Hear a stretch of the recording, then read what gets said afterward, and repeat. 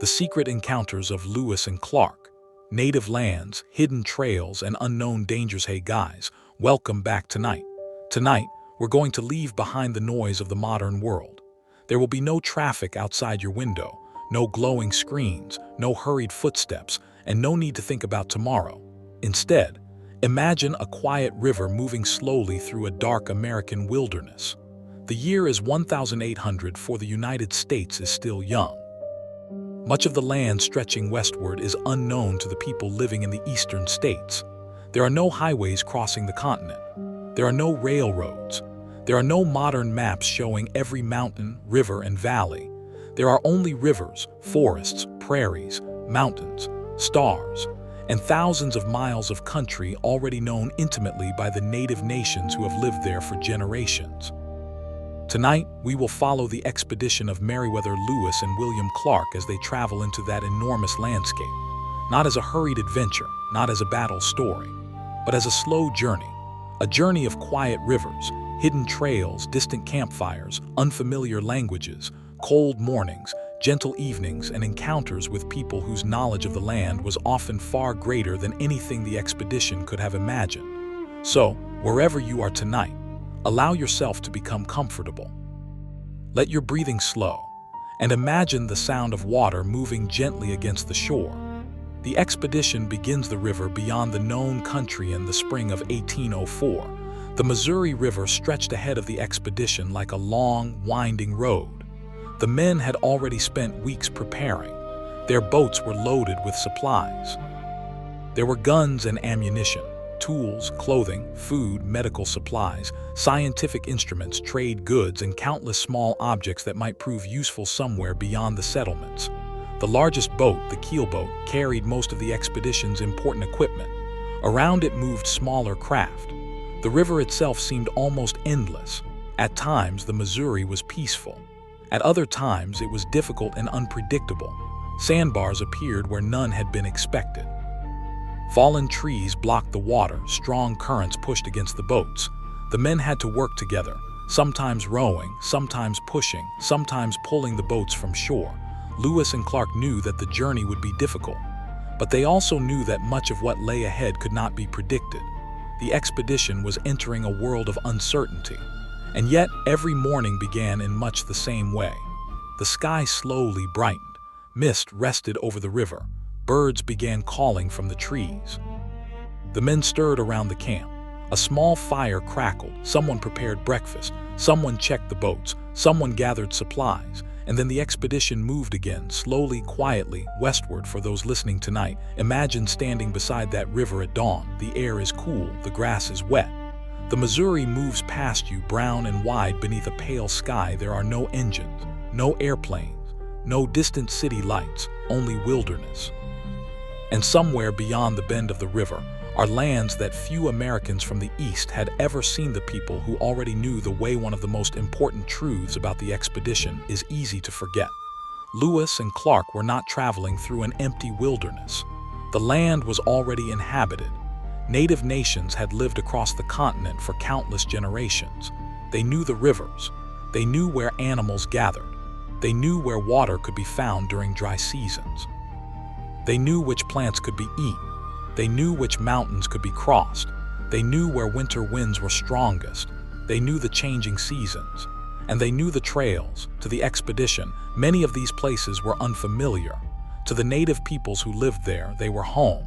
This difference would become increasingly important as the expedition moved west. Lewis and Clark carried maps and instruments, but maps could only show what had already been measured. The people of the plains and mountains carried another kind of knowledge. It lived in memory. It was passed from one generation to another. It could be found in stories, trails, landmarks, rivers, mountains, and seasonal movements.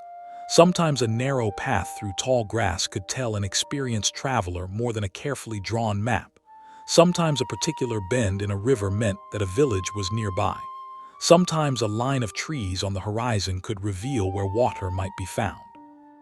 The expedition would gradually learn that traveling across the continent required more than courage. It required listening. A quiet meeting on the plains. As the expedition continued along the Missouri, encounters with native peoples became increasingly important. Every meeting could be different. Sometimes there was curiosity, sometimes caution, sometimes diplomacy, sometimes confusion, and sometimes simple friendliness. Lewis and Clark carried gifts specifically for these encounters. Small items that might seem ordinary today could be meaningful in the early 19th century. Cloth, beads, metal objects, paint, tools, decorative items. The expedition also carried medals intended for presentation to important native leaders. These meetings were not always simple. Language differences created difficulties. Different customs had to be understood. Neither side could be completely certain what the other expected. A gesture that seemed friendly to one person might be interpreted differently by another, so the men often approached these encounters carefully. Imagine one of these meetings. The expedition has stopped. The boats rest near the river. The men have gathered. Across the open land, another group approaches. For a moment, nobody moves quickly. The distance between the two groups slowly disappears. There are gestures. Faces are studied. Words are exchanged in languages that the expedition members do not understand. Someone smiles. Someone offers a hand. A gift is presented, and gradually the tension begins to fade. For a few moments, two worlds that had been separated by thousands of miles meet beside a river in the middle of North America. The Missouri continues flowing. The wind moves through the grass, and the afternoon passes the hidden trails. As the expedition traveled farther west, trails became increasingly important. The men often had to rely on people who understood the terrain. A trail might disappear beneath grass. It might cross a rocky slope. It might follow an animal path. It might run beside a stream before disappearing into a forest. To someone unfamiliar with the country, the landscape could appear almost featureless.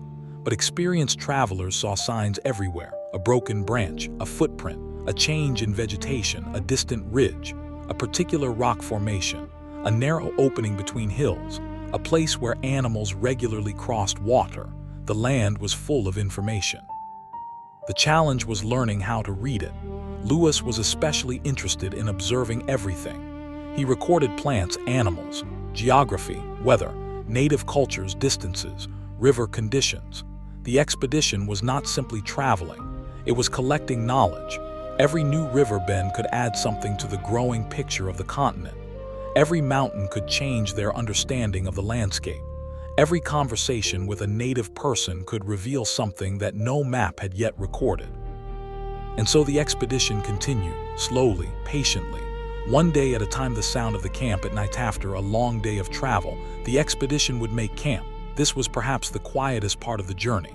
The boats were pulled toward shore, supplies were checked. The men prepared food, animals were cared for, weapons were kept nearby. And then gradually the activity slowed. A fire remained glowing in the darkness. Someone might sit near it quietly. Someone else might repair clothing. Another man might clean equipment. Conversation drifted through the camp. Then the voices became fewer. The wilderness grew louder. A night bird called from somewhere beyond the trees. The river moved steadily in the darkness. The firewood cracked. A breeze passed over the grass. Above them, the stars were almost overwhelming. There were no electric lights, no buildings illuminating the horizon, no aircraft crossing the sky. The stars appeared from one edge of the darkness to the other. Lewis and Clark were accustomed to many things by then, but the scale of the sky must have remained impressive. Imagine lying beside that camp tonight. The ground is cool beneath you. A blanket rests over your shoulders. The fire has become a low bed of glowing embers. The Missouri is somewhere nearby. You can hear the water, you can hear the wind. And above you are thousands of stars. You do not need to go anywhere. You do not need to accomplish anything. The expedition can wait until morning. For now, there is only the quiet night, the first signs of the Great Plains. As summer progressed, the landscape began changing. The thick forests became less dominant. The horizon opened, grass extended in every direction. The expedition members could see farther than before. The prairie was beautiful, but it was not empty. It moved with life. Herds of animals could appear in the distance. Birds crossed the sky. Small creatures disappeared into grass. The men encountered animals that many Eastern Americans had never seen alive. The prairie also created a new challenge. There were fewer places to hide. A person could see for miles. Weather could approach from a great distance.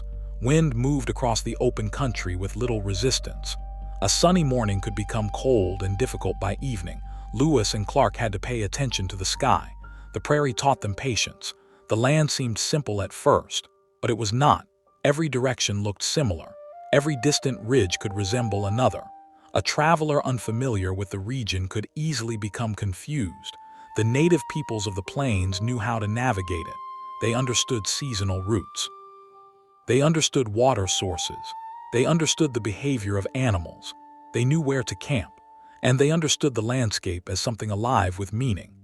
The expedition was slowly beginning to understand that the safest path was not always the most obvious one. The importance of trust. Every encounter required a certain amount of trust. Lewis and Clark needed information. The native peoples they met had their own reasons for being cautious. The expedition was a large armed group moving through unfamiliar territory. From the perspective of people living in the region, there was no reason to assume that these strangers were harmless. The expedition therefore had to communicate its intentions. Gifts were exchanged.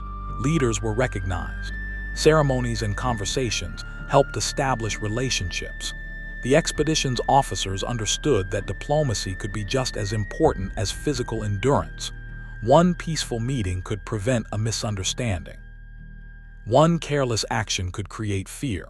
And so the expedition continued to move carefully. There were moments of uncertainty. There were moments when nobody knew exactly what would happen next. But there were also many ordinary moments. A meal, a conversation, a shared laugh, a gift, a hand extended in friendship. These moments rarely appear as dramatically in popular stories. But they were essential to the journey. A strange night near the river. One evening, the expedition made camp near a quiet section of the Missouri. The sun disappeared behind the horizon. The sky turned pale gold, then orange, then gray. Finally, darkness settled over the river. The men had finished their evening work. The fire burned quietly. The surrounding prairie was almost completely still. Lewis remained awake for a while, recording observations. He wrote by firelight. The page beneath his hand slowly filled with notes. Plants, animals, weather, the day's distance, the landscape. Perhaps from time to time he looked away from the page and toward the darkness. The unknown country seemed to continue forever. Somewhere beyond the horizon were mountains. Beyond those mountains lay the western rivers, and beyond them the Pacific Ocean. It was still far away, very far. For now, the expedition could only continue one day at a time. Lewis closed his journal. The fire had become smaller. The men settled into their blankets. The river moved quietly beside them, and the night passed. The great river ahead. The farther west they traveled, the more difficult the Missouri became. Its channel changed. Its current became complicated. The landscape grew unfamiliar. The men had to work harder. Sometimes they pulled the boats from shore. Sometimes they pushed through shallow water. Sometimes they waded. The expedition could not force the river to move faster. It had to follow the river's rhythm. This was one of the great lessons of the journey. Progress was not measured in miles alone. Some days they traveled a considerable distance. Other days they barely moved. A fallen tree could consume hours. A difficult current could slow everyone. A storm could stop the expedition entirely. And so patience became part of survival. The men learned to accept delays. They learned to wait for better weather. They learned to repair equipment rather than replace it. They learned to use what they had.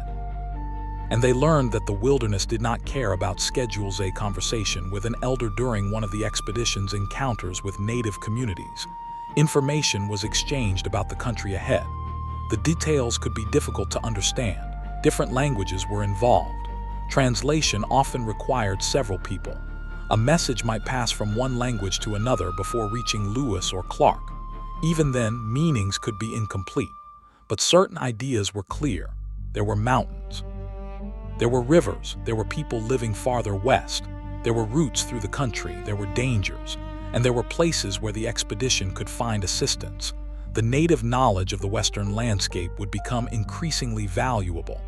The expedition was approaching territory where its own experience meant very little. The men knew how to navigate the Missouri, but they did not yet know the Rocky Mountains. They did not know the western trails. They did not know the rivers beyond the mountains. They did not know how difficult the coming winter would be. The people they met could offer knowledge that might make the difference between a successful journey and a disastrous one. The mountains on the horizon eventually, the landscape began to change again. The distant horizon no longer seemed endless. Mountains appeared. At first, they were faint, blue shapes far away, then darker, then larger. Each day they seemed closer. The men had imagined mountains. Now they were seeing them. For Lewis and Clark, the sight must have carried a strange mixture of excitement and uncertainty. They had traveled hundreds of miles.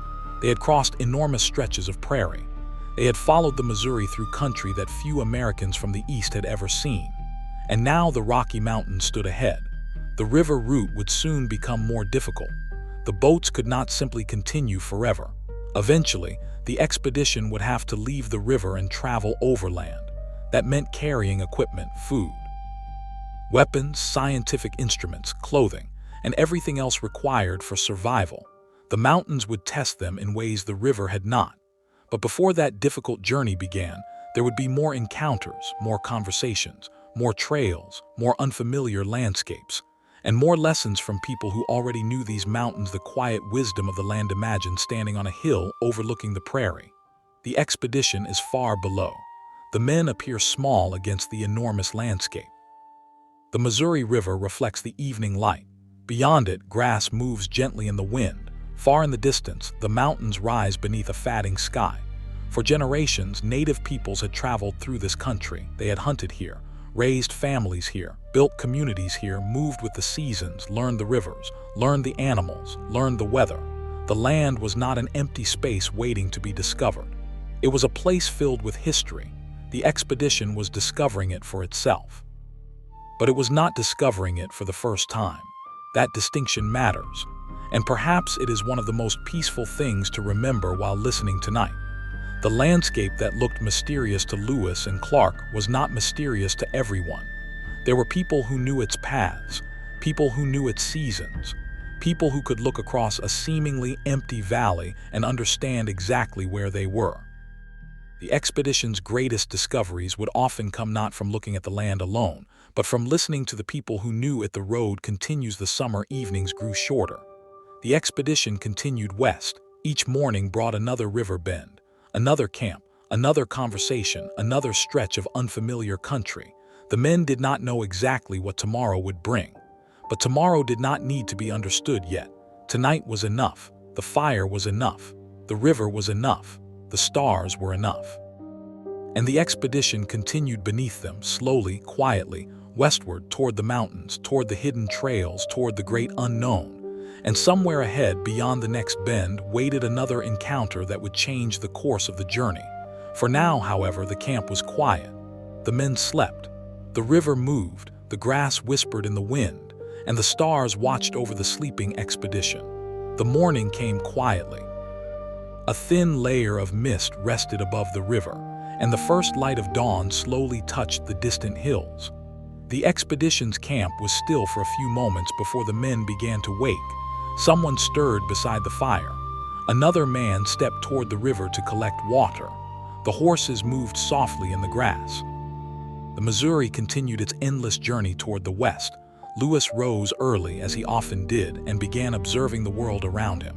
There was always something to record, a bird he had not seen before, a plant growing beside the water, the condition of the river, the shape of the surrounding hills, the direction of the wind. Even the smallest details could become important later. Clark was already thinking about the day's travel. The men prepared the boats, supplies were checked, weapons were inspected, food was prepared. And slowly the quiet camp became busy. Then the expedition moved again. The river carried them farther west. The landscape had begun to change. The forests were no longer as dense as they had been earlier in the journey. Long stretches of open prairie appeared on both sides of the Missouri. The grass moved like waves beneath the wind. From a distance, the prairie looked almost peaceful, but the men knew that the open country could be difficult. There was little shelter from storms. There were long distances between reliable sources of water, and the river itself could be unpredictable. Still, the beauty of the country was difficult to ignore. At sunrise, the grass became golden. At midday, the sky stretched endlessly overhead. At sunset, the entire horizon seemed to glow. And at night, the darkness became deeper than anything many of the men had experienced back east. There were no towns, no roads, no church bells, no distant lights. Only the wilderness. As the expedition continued, encounters with native communities became more frequent. Each meeting was different. Sometimes the people approached cautiously. Sometimes the expedition approached a village. Sometimes the meeting happened unexpectedly along the river. Communication was not always easy. The expedition members spoke English and French. The native nations they encountered spoke their own languages. Translators sometimes helped, gestures helped, gifts helped, and patience helped most of all. Lewis understood that an angry misunderstanding could become dangerous, so he tried to communicate peaceful intentions. The expedition carried gifts for this purpose: metals, cloth, small tools, decorative objects, other items that could be exchanged during meetings. These gifts were not simply souvenirs, they were part of diplomacy. They were a way of saying, "We have come peacefully. We wish to travel through your country. We wish to learn. And we hope you will allow us to continue." One afternoon, the expedition encountered a group of native people near the river. The meeting began cautiously. Both groups watched one another.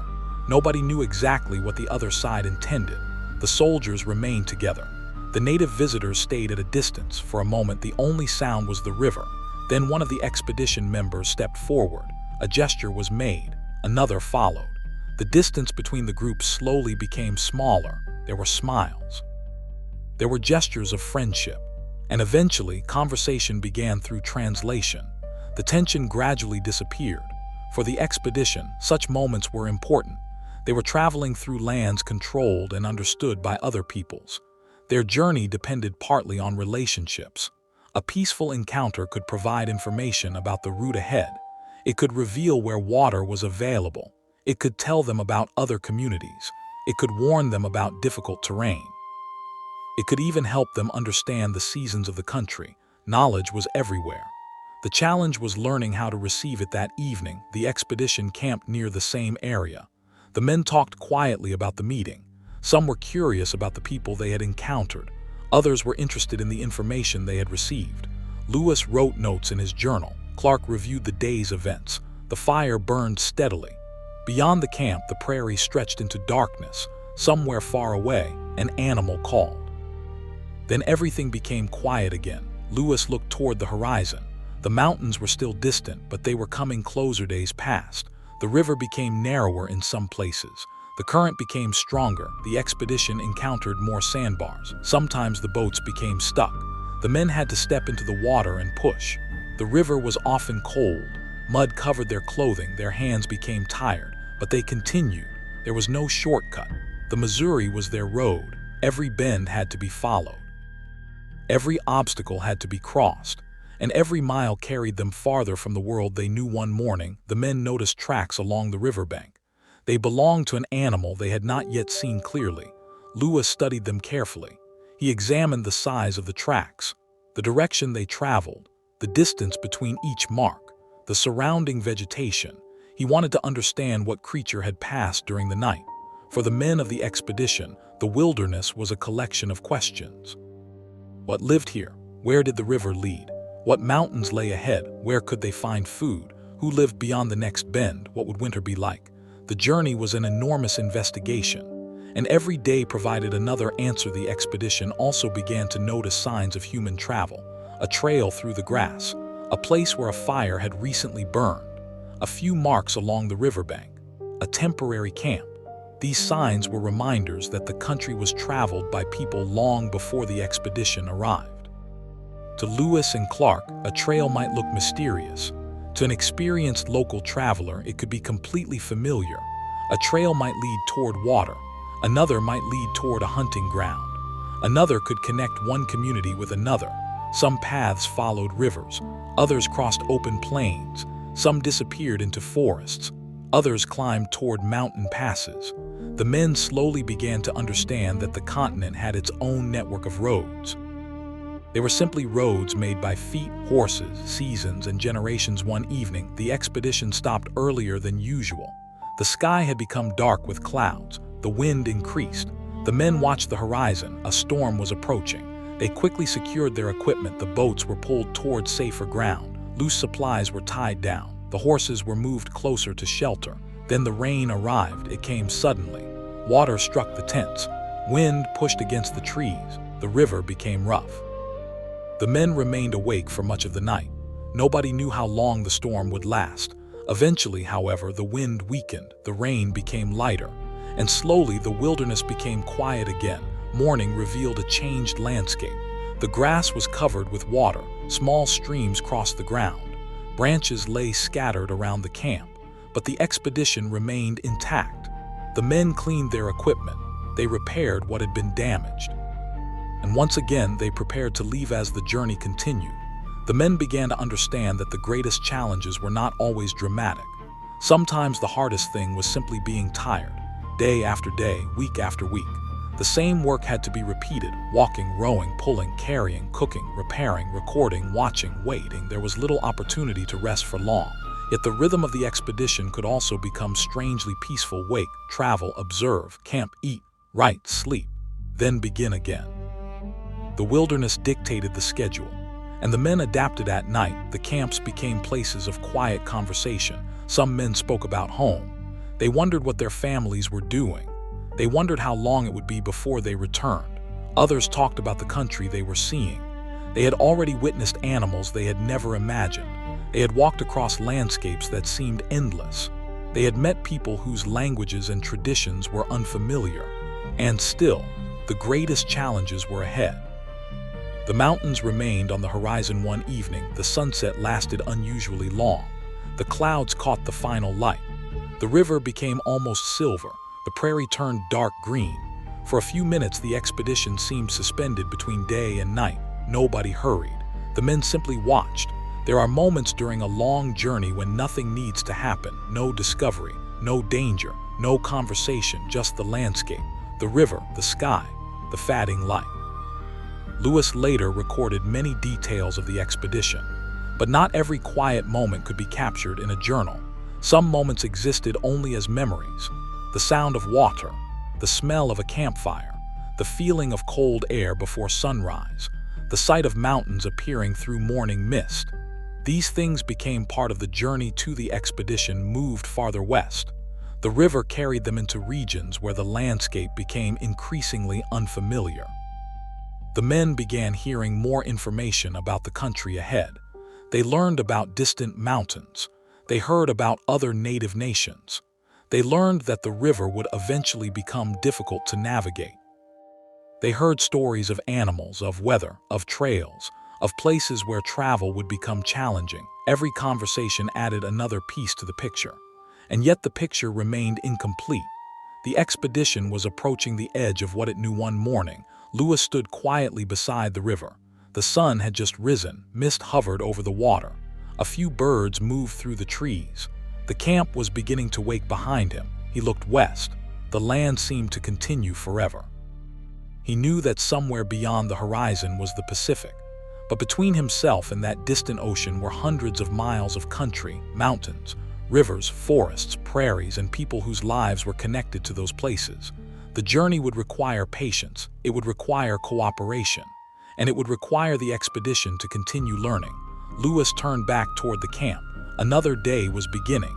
The men prepared the boats, the river waited, and once again they moved quietly westward. The morning sun rose higher. The water reflected the light. The grass moved gently in the breeze, and the long journey continued beneath the open American sky. The days grew warmer as the expedition moved deeper into the western country. Each morning began beside the river. The men woke to the sounds of birds, moving water, and the quiet activity of the camp. There was always work waiting. The boats needed attention. Food had to be prepared. Supplies had to be checked. The animals needed care. And the day's route had to be considered. The expedition had no modern road to follow. The river was their road. The landscape was their map. And the people they encountered were often their most valuable guides. As the Missouri carried them farther west, the expedition began entering country where native nations had established long-standing roots and seasonal movements. The men noticed that the landscape changed gradually. The trees became less dense. The prairie became wider.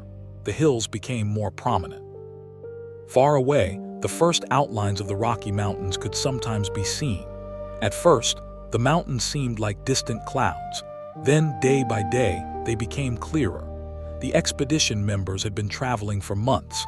Now they were approaching one of the greatest physical challenges of the entire journey. The men also began hearing more stories about the country ahead. Native travelers described the mountains. They spoke about rivers. They described places where horses could be found. They explained which routes were easier and which were difficult. Some information came through interpreters. Some came through gestures. Some came through maps drawn in the sand or described through landmarks. The expedition listened carefully. Every detail could matter. A single piece of information about a river crossing might save a day. A description of a mountain pass might prevent the expedition from following the wrong trail. A warning about a difficult section of country could help them prepare. The wilderness was becoming less mysterious, not because the land itself had changed, but because the expedition was learning how to listen. One afternoon, the expedition encountered a native camp. The people there watched the approaching boats carefully. The expedition slowed. The men did not want to create unnecessary fear. Lewis and Clark understood that they were strangers. They were carrying weapons. They were traveling in a large group, and they were moving through someone else's homeland. So the meeting was approached carefully. A greeting was offered, gifts were presented, there was conversation. The visitors asked about the country ahead. The people answered through translation and gestures. For a while, the river seemed almost secondary. The most important thing was communication. Two groups of people stood together beneath the open sky, each trying to understand the other. Later that evening, Lewis reflected on the encounter. The expedition had learned something important. The country ahead was not empty. Every river had a name. Every mountain had meaning. Every trail connected somewhere. Every valley was part of someone's world. The men had arrived carrying maps, but the people they met carried knowledge that could not easily be placed on paper. It was knowledge of seasons, knowledge of animals, knowledge of weather, knowledge of places, knowledge of people. And much of it had been passed down through generations. The next morning, the expedition continued. The river became more difficult. The men worked for hours. Sometimes they rowed. Sometimes they pushed the boats. Sometimes they walked along the shore and pulled the boats with ropes. The work was exhausting. But there was also something strangely calming about the repetition. Pull, step, breathe, pull again. The river moved beside them. The sun crossed the sky. The mountains remained ahead. One evening, the expedition camped beneath a wide open sky. There were no trees nearby. The men had to build their fire carefully. The prairie wind moved continuously. It carried the smell of grass and distant rain. As darkness arrived, the stars appeared, one by one. Then hundreds, then thousands. The sky seemed enormous.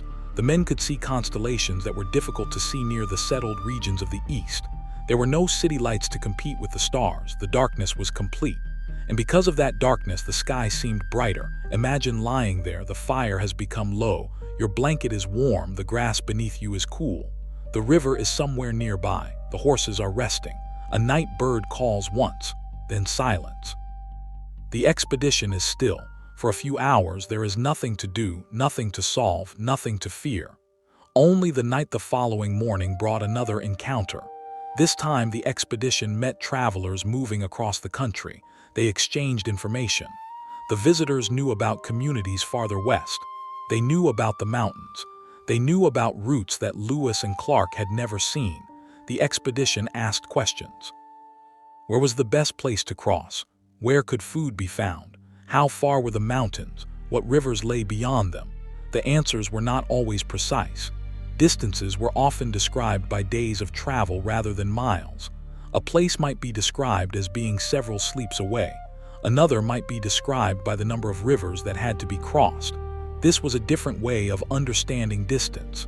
The expedition was accustomed to measurements. The people they met often understood distance through experience.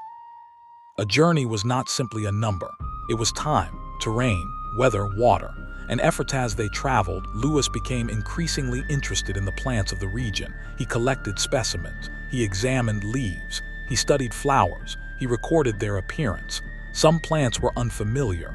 Others resembled species he already knew. The journals became filled with descriptions. The expedition was creating a record of the natural world. But the native peoples they encountered already possessed their own detailed knowledge of many plants. They knew which could be eaten, which could be used for medicine, which could be used for tools, which were dangerous, which appeared during particular seasons. Again, the expedition was discovering that knowledge existed everywhere. It simply took different forms. The same was true of animals.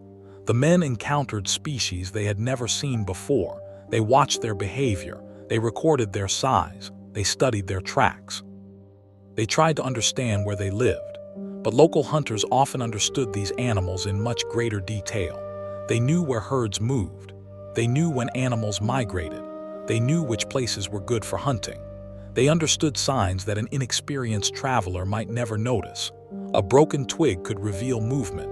Tracks could reveal how recently an animal had passed. A distant sound could tell an experienced hunter what creature was nearby. The wilderness was full of information. The challenge was knowing how to read it. As the expedition continued, the men became more aware of the approaching mountains. The horizon changed. The air became cooler in the evenings. The river moved through increasingly rugged country. The men began preparing for the difficult journey ahead. They checked their equipment, they examined their clothing, they counted food, they repaired tools, they made plans for transporting supplies. They knew that the boats would eventually become less useful. The mountains were approaching. And the mountains meant walking. One morning, Lewis climbed a small rise above the river. From there he could see far across the country. The Missouri wound through the landscape. The expedition's boats looked tiny below. Beyond them, the prairie stretched toward distant hills. Farther still were the mountains. Lewis stood quietly for a long time.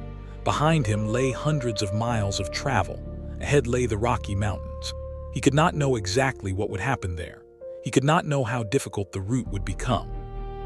He could not know how much help they would need. But he knew one thing: they had come too far to turn back. That evening, the camp was quieter than usual. The men were tired. The horses rested nearby. The fire burned slowly. Clark reviewed the supplies. Lewis wrote. The journals recorded another day. Outside the circle of firelight, the wilderness disappeared into darkness.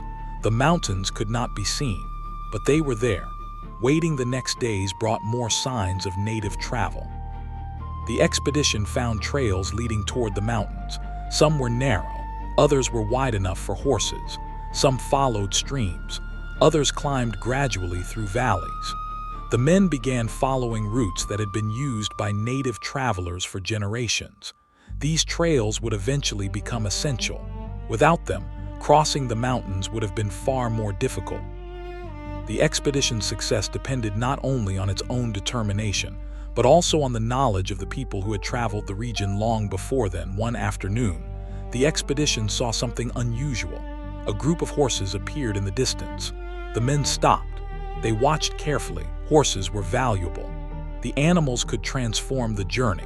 A horse could carry supplies that would otherwise have to be carried by a man. It could help transport food. It could make the mountain crossing possible. Expedition approached carefully. There was no guarantee that the animals could be obtained. Everything depended on diplomacy. Again, the expedition would need to communicate. Again, patience would matter. The meeting was eventually peaceful. The people they encountered understood that the expedition needed horses. The expedition offered goods in exchange. There were negotiations, gestures, explanations. Eventually, several horses were obtained. The men were relieved, but the horses were not simply tools. They needed care, water, food, rest. The expedition now had another responsibility. Still, the animals made the coming journey possible. That night, the men slept beside the horses. The animals shifted occasionally in the darkness. Their breathing could be heard near the edge of the camp. The fire had nearly disappeared. Above, the stars were bright. The mountains were somewhere ahead. For the men of the expedition, tomorrow would bring another difficult day. But tonight they could rest.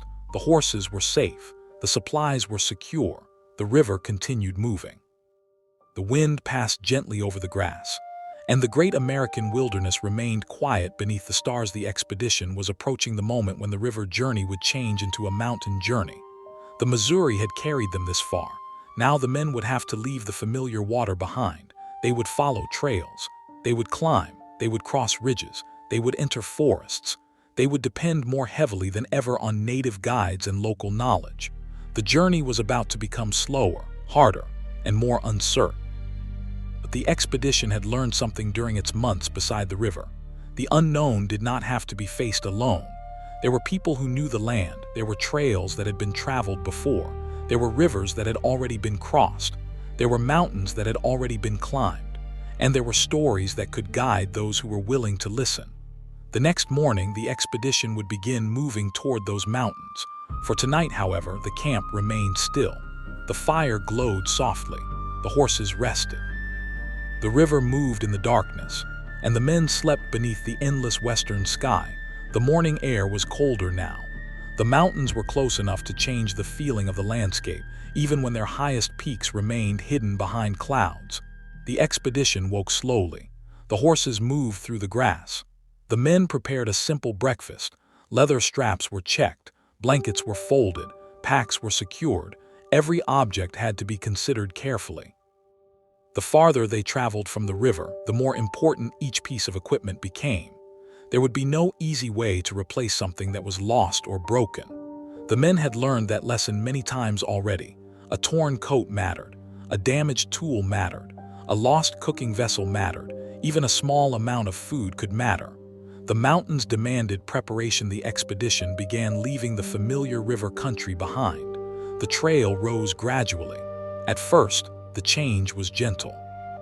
The men walked through open valleys. Streams moved between the hills. Trees appeared in larger groups. The air smelled different. Pine and damp earth replaced the warmer scent of the prairie. Birds called from the forest. Occasionally, the men stopped to look back. From higher ground, the landscape behind them seemed enormous. The river became a thin line. The plains stretched toward the eastern horizon. Somewhere far beyond those distant hills were the settlements of the United States, home. But home was now hundreds of miles away. The people traveling with the expedition had to adjust to the mountains. Walking became slower. Horses had to be led carefully. The trail sometimes narrowed until only a few people could move at once. A steep slope might require everyone to stop and rest. A fallen tree could force the group around it. A stream might need to be crossed. There were no bridges, no signs, no cleared roads, only the trail, and the trail itself could sometimes disappear. Then the expedition had to stop and search for it for experienced native travelers. These difficulties were familiar. They understood the terrain. They knew how to move through the mountains without wasting unnecessary energy. They understood where water could be found. They knew which valleys offered better shelter. They knew where horses could travel safely. Lewis and Clark were learning from this knowledge. The expedition had begun with the idea of exploring unknown country. But the deeper they traveled, the more obvious it became that the country was not unknown to everyone. It was only unknown to them. One afternoon, the expedition reached a narrow valley. A small stream passed through it. The water was clear and cold. The men stopped to rest. The horses drank. Some men sat beside the stream. Others removed their packs and stretched their shoulders. For several minutes, nobody spoke much. The mountains rose around them. Clouds moved slowly overhead. A breeze passed through the trees. The entire valley seemed peaceful. Lewis examined plants growing beside the water. Clark looked toward the trail ahead. There was still a long distance to travel, but the quiet valley offered a brief moment of rest. The men continued after a while. The trail climbed. The air became colder. The trees became taller. Then, suddenly, the forest opened. Ahead stood a mountain ridge. Beyond it were more ridges, and beyond those, even higher peaks. The expedition members stopped. The view was enormous. For men accustomed to the relatively open landscape of the Missouri plains, the mountains must have seemed almost overwhelming. The earth itself appeared to rise toward the sky. The trail ahead looked small. But they continued as evening approached. The expedition searched for a suitable camp. They needed water. They needed a place where the horses could rest. They needed protection from the wind. A small area near the trees was selected. The men unloaded their packs. The horses were secured. A fire was built. Food was prepared. Then the darkness arrived. The mountains disappeared into shadow. The forest became a wall of black shapes. The fire provided the only light. Beyond it, the wilderness seemed enormous. The men could hear the stream nearby. They could hear branches moving in the wind. Occasionally, something moved in the darkness. Nobody knew exactly what it was. But the men were becoming accustomed to uncertainty. The night was cold. Some men slept close to the fire. Others wrapped themselves tightly in blankets. The horses stood quietly nearby. The fire slowly became smaller. The stars appeared above the trees. There was something peaceful about the silence. Even in difficult circumstances, the wilderness could create moments of extraordinary calm. The men had nowhere else to be. They could not hurry through the night. They simply had to wait for morning. And morning would come at first light. The expedition began moving again. The trail climbed higher. The air became thinner and colder. Snow appeared in shaded places. The men understood that the mountains were becoming serious. Their clothing was not always sufficient. Their food supplies were limited. The horses were tired. And yet the route continued. They moved slowly. Step by step, the expedition eventually reached a high area where the surrounding mountains could be seen clearly.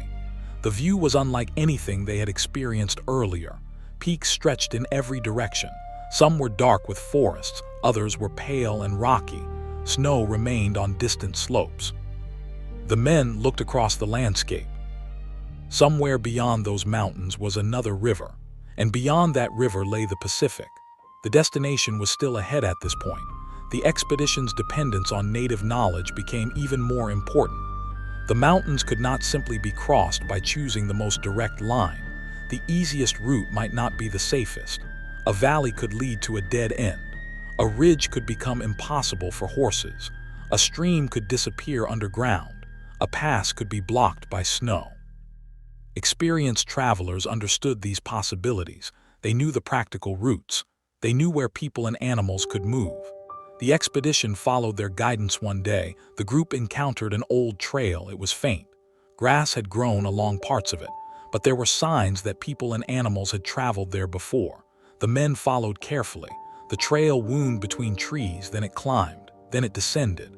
At several points, it nearly disappeared, but eventually it led them toward a larger valley.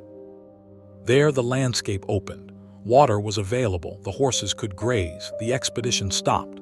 Another difficult section had been crossed. As the days passed, the men became increasingly tired. They had been traveling for many months. The excitement of the beginning of the expedition had faded. The work had become routine, but routine itself provided strength. Every morning they knew what needed to be done. Every evening they knew how to prepare camp. They had become experienced travelers. They knew how to secure their belongings. They knew how to build a fire. They knew how to recognize dangerous weather.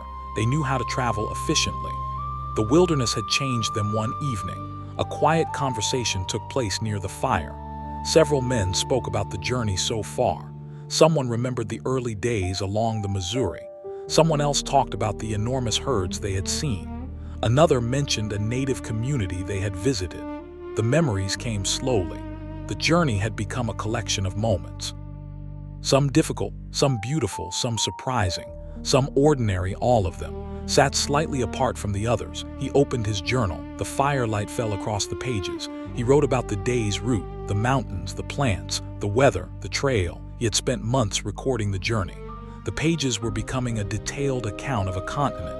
But even the most careful journal could not capture everything.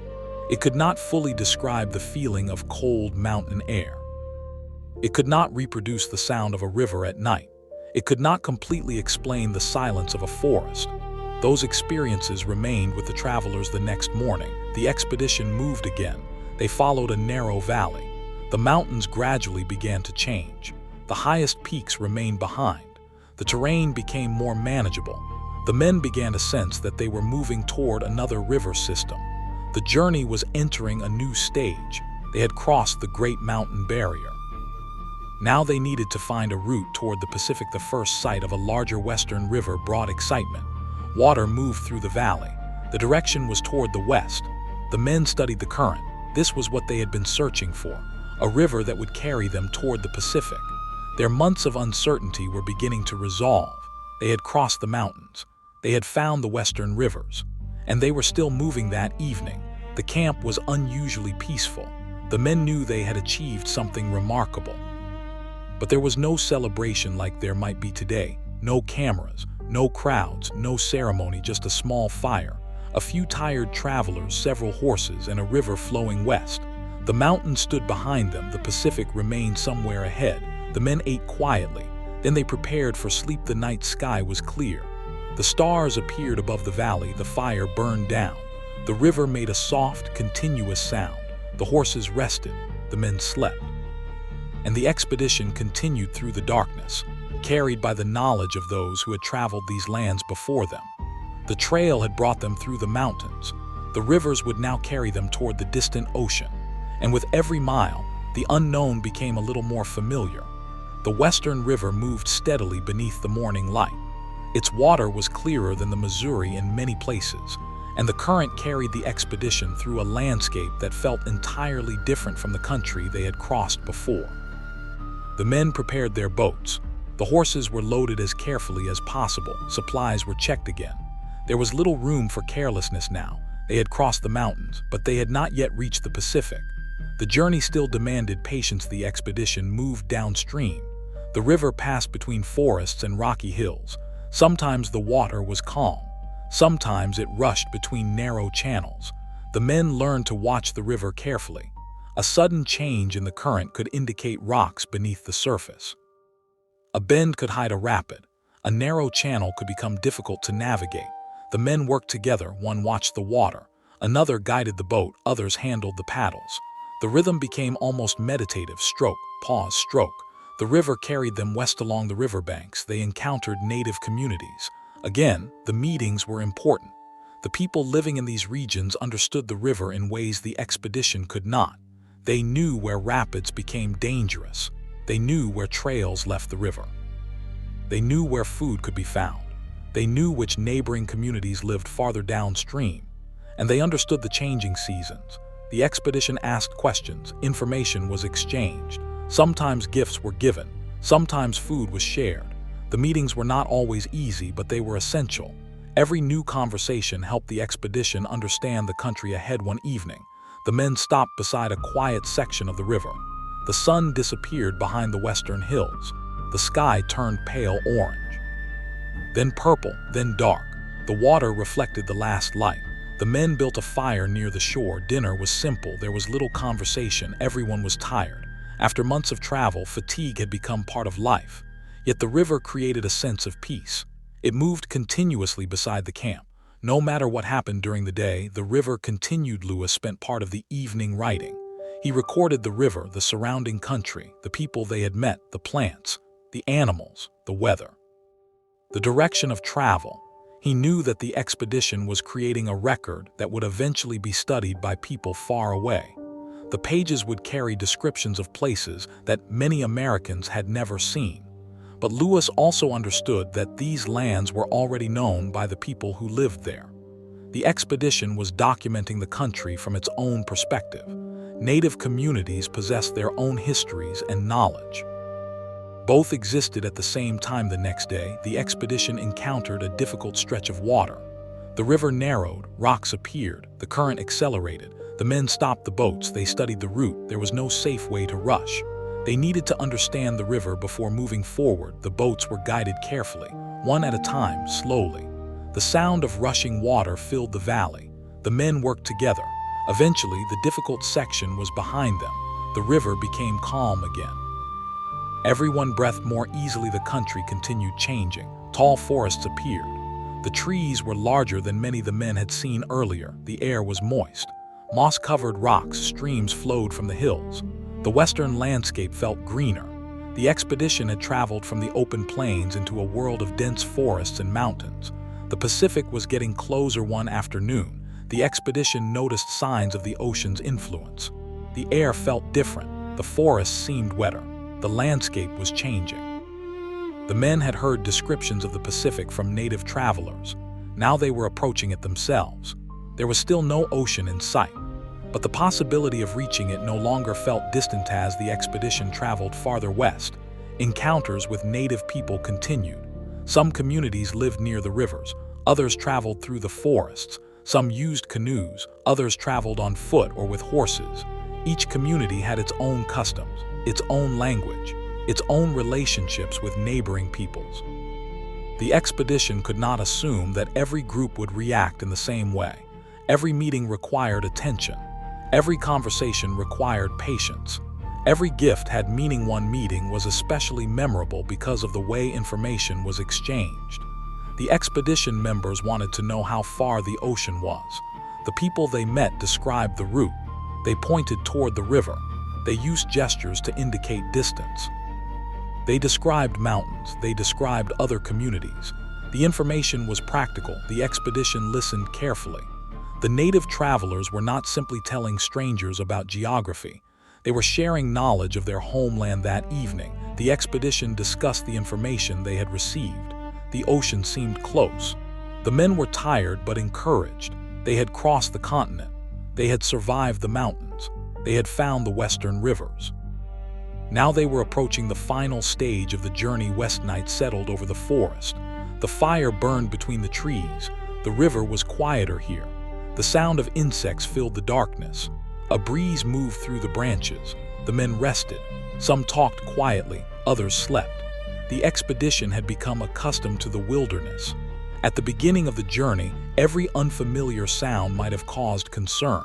Now the men could often identify sounds by experience. They had learned the language of the wilderness. Morning came with mist. The forest was wet. Water drops hung from leaves. The ground was soft beneath the men's boots. The boats were prepared, then they moved again. The river carried them toward the Pacific. As they approached the coast, the landscape became increasingly dramatic. The river widened. The surrounding forest opened in places. The air smelled of salt. The men noticed changes in the wildlife. Birds appeared that they had not seen farther inland. The water behaved differently. The tide began to influence their journey. For the first time, the expedition could feel the presence of the ocean. Then, one day, the horizon opened. The men saw water stretching far beyond the river, the Pacific Ocean.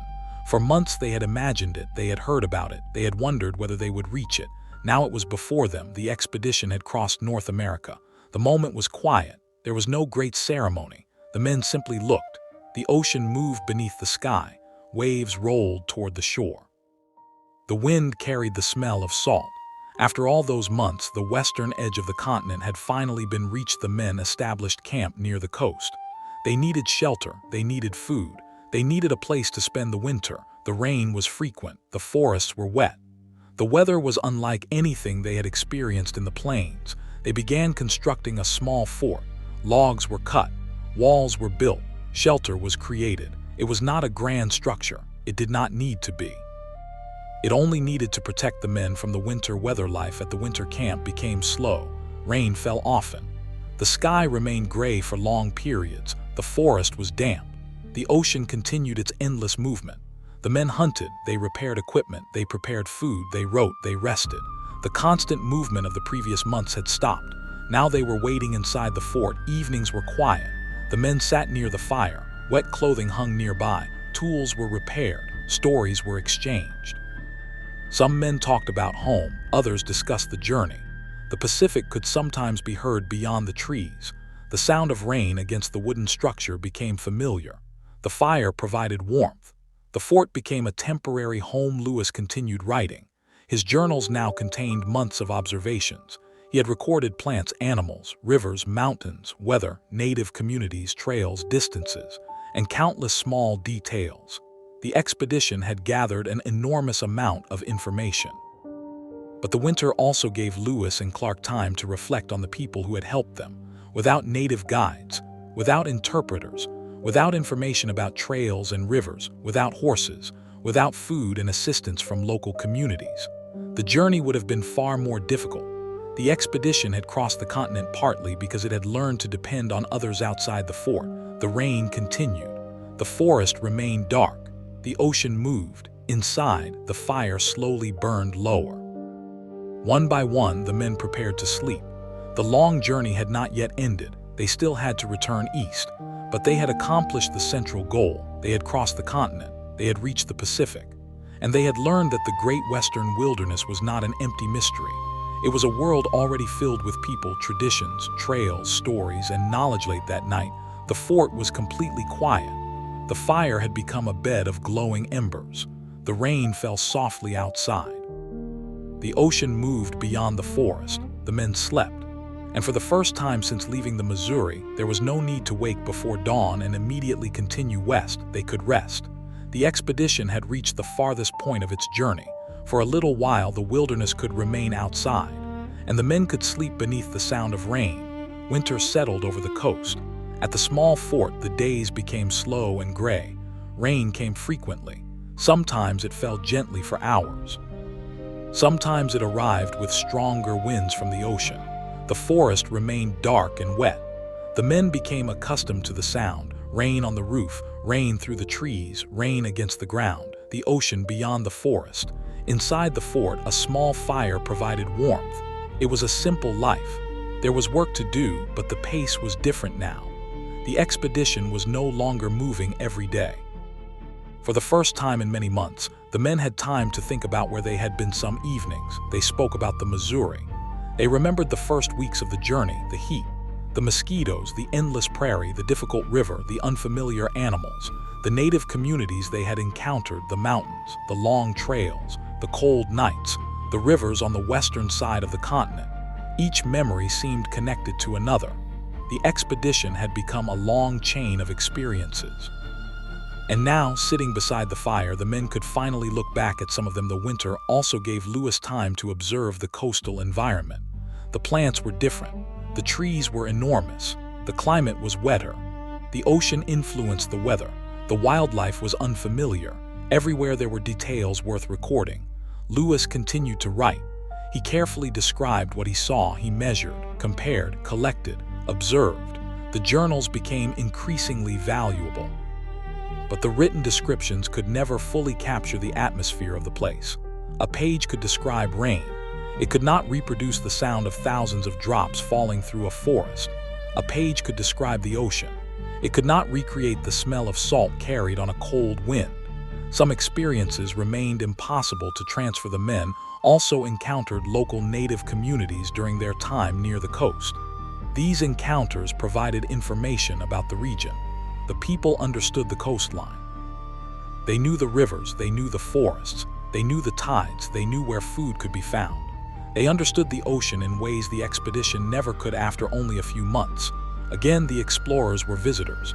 The people they met were residents of the land. That distinction remained important. One afternoon, a small group approached the fort. The men inside became alert. The visitors remained outside for a while. There was observation on both sides. Eventually, communication began. The encounter was peaceful. Goods were exchanged, information was shared. The visitors described places farther along the coast. They spoke about rivers, they described neighboring communities. They shared knowledge about the area. The expedition listened. Another small piece of the Western world entered there. The visitors left. The fort became quiet again. The men returned to their work. One repaired a piece of clothing. Another worked on a tool. Someone prepared food. Someone else cleaned equipment. Outside, rain began again. The ordinary rhythm of life continued. The winter was not entirely peaceful. Food had to be obtained.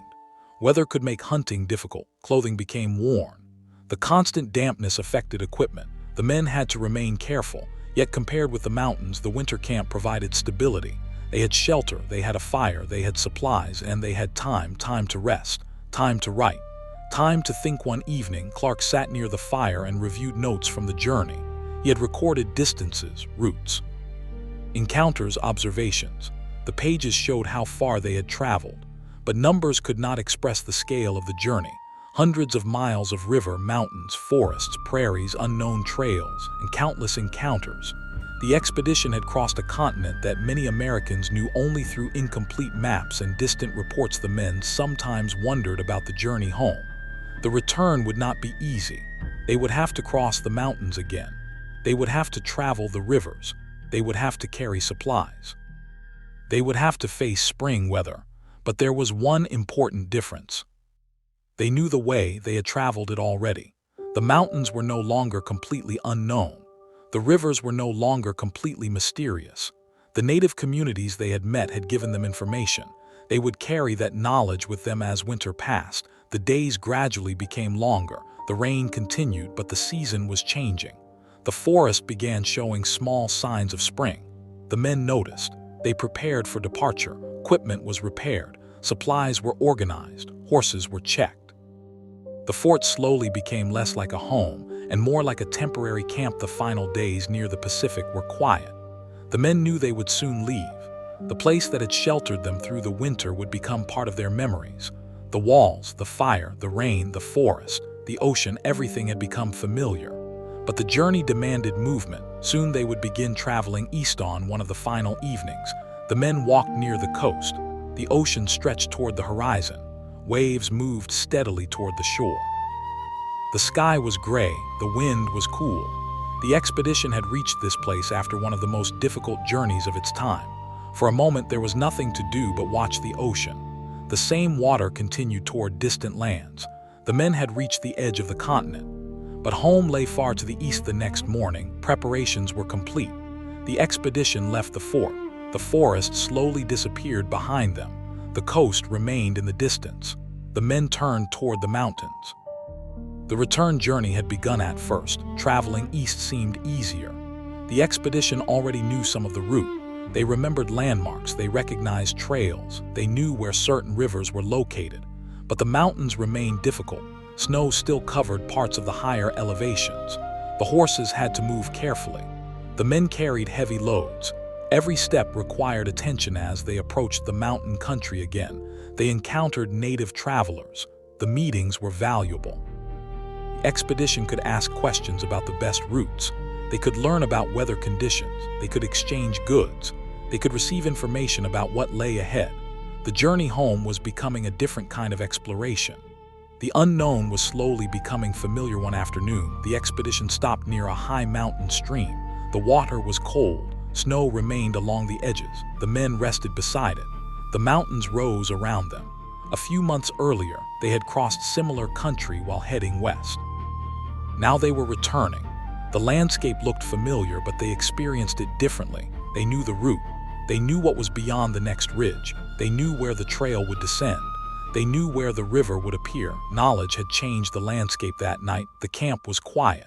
The men sat beside the fire. They talked about the Pacific. Someone remembered the winter rain. Someone remembered the first sight of the ocean. Another remembered the mountain crossing. The journey had changed them. They had become more experienced, more confident, more aware of the land, and perhaps more aware of how much they still did not know. The expedition continued east.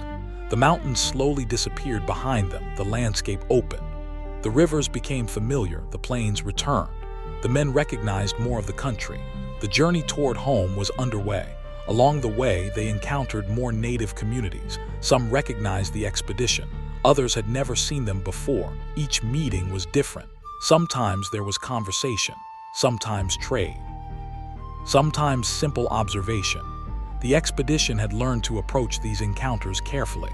They understood that every community had its own customs. They did not assume that one experience applied everywhere. That lesson had been learned through months of travel. The men also carried stories. Stories of people they had met. Stories of difficult trails. Stories of mountains. Stories of rivers. Stories of the Pacific. These stories would eventually travel east with them. But the expedition's most important discoveries were not only geographic. They had learned that the continent was connected by networks of people, trade routes, travel routes, communication, knowledge, relationships. The landscape itself was only one part of the story. One evening, the expedition camped beside a wide river. The water moved slowly. The prairie stretched beyond it. The sky was clear. For the first time in many months, the men could look toward the horizon without seeing mountains. The open landscape felt familiar. The expedition was returning to the country it had crossed before. The journey was beginning to close its circle. The fire burned quietly that night. The men were tired, but there was a feeling of relief. They had survived. They had crossed the continent. They had reached the Pacific. They had returned through the mountains. And now the remaining journey seemed manageable. Still, they knew there was much farther to travel. The Missouri remained ahead. And beyond it lay the settlements. Lewis opened his journal one more time. He wrote by firelight. The page slowly filled. Outside, the river moved. The prairie wind passed over the grass. The horses rested. The men settled into their blankets. Above them, the stars appeared. The same stars that had watched the expedition travel west now watched it return east. The journey was not yet over, but the hardest unknowns had already been faced. The night grew deeper. The fire became smaller. The voices around the camp faded. One by one, the men fell asleep. The river continued moving. The wind continued blowing. And the great American landscape remained peaceful beneath the stars. By morning, the expedition would continue, step by step, river by river, trail by trail toward home. Morning returned to the prairie with a pale golden light. The river was calm. A thin layer of mist hovered above the water, and the first rays of sunlight slowly reached across the grass. The expedition began preparing for another day. The men had become familiar with this routine: wake, gather wood, prepare food, check the animals, secure the supplies, then move. After so many months, even a long journey could develop a rhythm. The men no longer needed to discuss every small task. Everyone knew what needed to be done. The return journey continued along the river. The country felt familiar now. The expedition recognized landmarks. They remembered bends in the river. They remembered certain hills. They remembered places where they had camped during the journey west. But there was also something different. They were seeing the same places from another direction. A landscape that had once been mysterious now carried memories. A tree beside the river could remind someone of a difficult day. A particular hill could remind another man of a native community they had met. A stretch of water could bring back the memory of a storm. The journey had transformed the land into a collection of memories. The expedition encountered native travelers again. The meetings were generally calm. Information was exchanged. The men described their journey. They spoke about the Pacific. They explained that they had crossed the mountains and returned. The people they met were interested in what the expedition had seen. The explorers had become messengers between distant regions. They carried knowledge from one side of the continent to another, but they were also carrying stories that belonged to the people they had met. The journey had taught them that knowledge traveled with people. It was not confined to books or maps. One afternoon, the expedition stopped near a small stream. The water was clear. The grass beside it was soft. The men decided to rest for a while. Some sat beneath trees, others checked their equipment. The horses grazed nearby. The sun was warm, there was little wind. For a few moments, nobody seemed interested in moving. The journey had been long. Rest was valuable. Lewis walked a short distance away from the camp. He looked across the prairie. It seemed almost endless. He remembered seeing similar country during the journey west, but now he understood it differently. He knew where the river would lead. He knew that settlements were gradually getting closer. He knew that the expedition was returning to a world where roads, farms, and towns would eventually appear. The wilderness was slowly becoming less dominant. The men continued downstream. The Missouri was now carrying them toward familiar territory. The river had once seemed enormous and mysterious. Now it felt almost like an old companion. They knew its bends. They understood its currents. They knew the places where travel could become difficult. Experience had changed their relationship with the river. One evening, the expedition camped beneath a clear sky.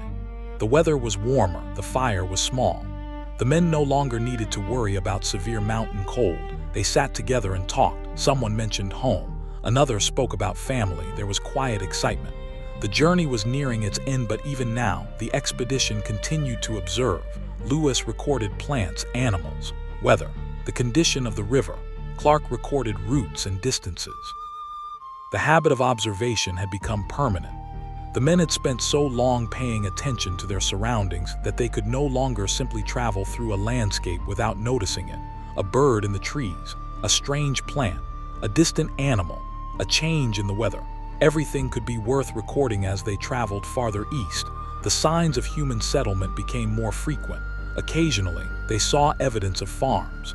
Smoke appeared in the distance. Trails became more obvious. The wilderness was gradually giving way to a more familiar landscape. For the expedition members, this must have felt strange. They had spent so long surrounded by open country that signs of civilization might have seemed almost unfamiliar. The sound of distant human activity replaced some of the sounds of the wilderness. One morning, the men saw something they had not seen for a long time. A larger group of people appeared near the river. There was movement, voices, boats, activity. The expedition was approaching the settled world again. The men knew that their journey was almost finished. But perhaps they also felt something unexpected. A part of them had become accustomed to the wilderness, to the river, to the mountains, to the quiet evenings, to waking beneath an open sky. The journey had become their life. Soon it would become a memory. The expedition continued. The river moved steadily. The men watched the banks. Familiar landmarks appeared. They recognized the country. They were getting closer. One evening, Lewis and Clark spoke privately. They discussed the journey, the distance traveled, the people they had met, the difficulties, the discoveries. They understood that they had accomplished something remarkable, but they also understood how much of their success had depended on others: native guides, interpreters, hunters, communities that offered food, people who provided horses, people who explained trails, people who shared information. Without those relationships, the expedition might have failed. The story of the journey could never be understood completely without remembering the people who helped them along the way. The next day, the expedition passed through a familiar section of the river. The men remembered it from the journey west. Someone pointed toward a place where they had once camped. Another recognized a hill. Memories returned. The journey was closing its circle that evening. The camp was unusually cheerful. There was still work to do, but everyone knew they were close to home. The fire burned brightly. Food was prepared, the men talked, the horses rested, the river flowed, the sky darkened, and once again the stars appeared. Lewis looked upward. The same sky had followed the expedition across the continent. The same stars had appeared above the Missouri, above the mountains, above the western rivers, above the Pacific. And now they were appearing again above the returning expedition. The landscape had changed. The travelers had changed. But the sky remained. The men settled down for the night. The fire slowly faded. The river continued moving. A light wind crossed the grass. Somewhere nearby, an animal moved through the darkness. Then silence returned. Tomorrow would bring another day closer to home. Morning came. The expedition continued. The river carried them farther east. The signs of settlement became more frequent. The country felt increasingly familiar. They passed places where people lived. They saw cultivated fields. They encountered more travelers. The world of the United States was returning around them. Eventually, the expedition reached the settlements along the Missouri. People were surprised to see them. For many months, those at home had not known exactly what had happened to the expedition. News had been scarce. The men had traveled beyond the reach of ordinary communication. Their return was therefore more than the end of a journey. It was the arrival of news. The country beyond the Missouri was real. The rivers continued west. The mountains could be crossed. The Pacific had been reached, and the expedition had returned. The men brought journals, maps, specimens, descriptions, stories, memories. Their records would become important to the United States. But the journey itself had been shaped by countless encounters, people who had offered directions, people who had shared food, people who had explained trails, people who had provided horses, people who had translated unfamiliar languages, people who had simply allowed the expedition to pass through their homeland. Those encounters were woven into every mile of the journey. Years later, people would remember Lewis and Clark as explorers. Their names would become connected with maps and rivers and mountains. But the deeper story was more complicated. They had not traveled through an empty wilderness. They had traveled through a continent already filled with nations, communities, trade routes, traditions, and knowledge. Their journey revealed much to Americans who lived far away. But it also depended on knowledge that already existed. That knowledge belonged to the people who had lived across those lands for generations, and perhaps that is the quietest way to remember the expedition. Not simply as two explorers traveling west, but as a long journey through a living continent. A journey shaped by rivers, mountains, prairies, forests, storms, stars, and people. Many people. Each encounter added something: a direction, a warning, a meal, a horse, a translation, a story, a piece of knowledge, a moment of trust. Together, those moments helped carry the expedition across the continent. Evening settled over the returning expedition. The Missouri flowed beneath the fading light. The men had traveled thousands of miles. They had crossed places that once seemed impossibly distant. They had seen the Pacific. They had crossed the mountains. They had returned. Now the river carried them toward familiar homes. The wilderness remained behind them, but it would never truly leave their memories. The sound of the river, the mountain trails, the rain at the western coast, the vast prairie, the people they had met. The quiet camps beneath the stars, all of it would remain. Night came gently. The men rested. The river moved. The prairie became dark. And above the land, the stars appeared once again. The expedition had ended its great journey across the continent, but the landscape they had traveled through continued exactly as it always had. Rivers continued flowing. Forests continued growing. Mountains remained beneath the sky. Native communities continued living on their ancestral lands. And the quiet trails continued across the continent. Long before the expedition arrived, long after it returned, the land remained. The rivers remained. The mountains remained. And beneath the endless American sky, the memories of that extraordinary journey continued.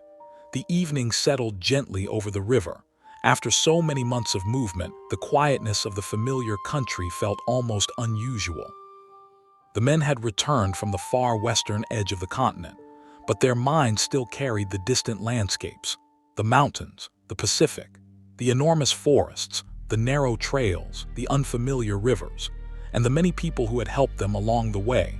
The journey had ended physically, but it would continue in their memories for the rest of their lives. In the days following their return, the expedition members began sharing what they had seen. People wanted to hear about the Western country. They wanted to know about the rivers, the mountains, the animals, the native nations, the Pacific. The stories seemed almost unbelievable to people who had never traveled beyond the settled regions. The men described enormous distances. They described unfamiliar landscapes. They described communities whose languages and customs were different from their own. They described trails crossing mountains. They described rivers flowing toward the Western Ocean. Every story added another piece to the picture of the continent, but the expedition members knew that their descriptions could only tell part of the story. A person could describe a mountain, but description could not create the feeling of standing beneath it. A person could describe the Pacific, but words could not reproduce the sound of the waves. A person could describe a native village, but a description could not fully explain the experience of sitting among people whose lives were connected to a landscape for generations. The journey had been experienced rather than simply observed. An experience was difficult to put into words. Lewis continued working with his journals. Page after page contained observations. The records described plants, animals, rivers, weather, geography, native communities. The journals became a lasting record of the expedition. But perhaps the most valuable lessons were not always written in the most obvious places. The expedition had learned the importance of listening. They had learned that local knowledge could be more valuable than assumptions. They had learned that unfamiliar landscapes were not necessarily empty or unknown. They had learned that a trail could carry generations of history. And they had learned that successful exploration often depended on cooperation. The men had entered the Western country believing that they would be exploring a vast unknown. Instead, they discovered a continent already connected by people. There were trading routes, travel routes, seasonal migrations, communication networks, stories passed between communities. Goods moved from one region to another. Knowledge traveled with travelers. The land was connected. The expedition simply had not understood those connections before. The native nations they encountered had different languages and cultures. They did not form one single society. Each community had its own history, its own leaders, its own traditions, its own relationships with neighboring nations. Some groups welcomed the expedition. Others approached cautiously. Some were interested in trade. Others were more concerned about the presence of armed strangers. These differences were important. The expedition could never assume that one encounter would predict the next. Every meeting required attention. Every relationship had to be built separately. The memory of Sacagawea remained especially significant. Her presence had been important in ways the expedition could not have predicted at the beginning. She traveled with her infant son. She crossed rivers. She moved through difficult terrain. And when the expedition reached the Shoshone, her family connection helped create a bridge between the travelers and people who possessed knowledge the expedition urgently needed. Her reunion with her brother had been one of the most remarkable human moments of the entire journey. It was a reminder that history is often shaped by personal connections. A single person, a single relationship, a single moment can change the direction of an entire journey. The expedition also remembered the mountain guides and the communities that had helped them. Without horses, the mountains would have been far more difficult. Without knowledge of the trails, the journey could have taken much longer. Without food and assistance, the men could have suffered severely. The Western journey had depended on many people. Some were named in the journals, others were barely mentioned. Some names were forgotten over time. But their contributions remain part of the journey. There is something peaceful about remembering those forgotten moments. Not every important event in history is dramatic. Sometimes history is a quiet conversation beside a river. Sometimes it is a traveler pointing toward a distant mountain. Sometimes it is someone sharing food with a stranger. Sometimes it is a person explaining which trail to follow. Sometimes it is a horse being traded. Sometimes it is a fire burning between two groups of people who do not share the same language. These small moments can change the course of much larger events. Imagine returning once more to the Western Mountains. The expedition has already passed. The trail is quiet. The trees move in the wind. A stream flows through the valley. There are no boats, no campfires, no voices. Only the land. The trail remains. Perhaps another traveler follows it. Perhaps hunters move through the forest. Perhaps the mountains remain exactly as they were. The expedition came and went. But the landscape continued farther west. The Pacific continues to move against the shore. The waves rise, then fall again and again. The ocean does not remember the date when the expedition arrived. It does not remember their names. It simply moves. The same wind travels across the water. The same forests stand near the coast. The same rivers carry fresh water toward the sea.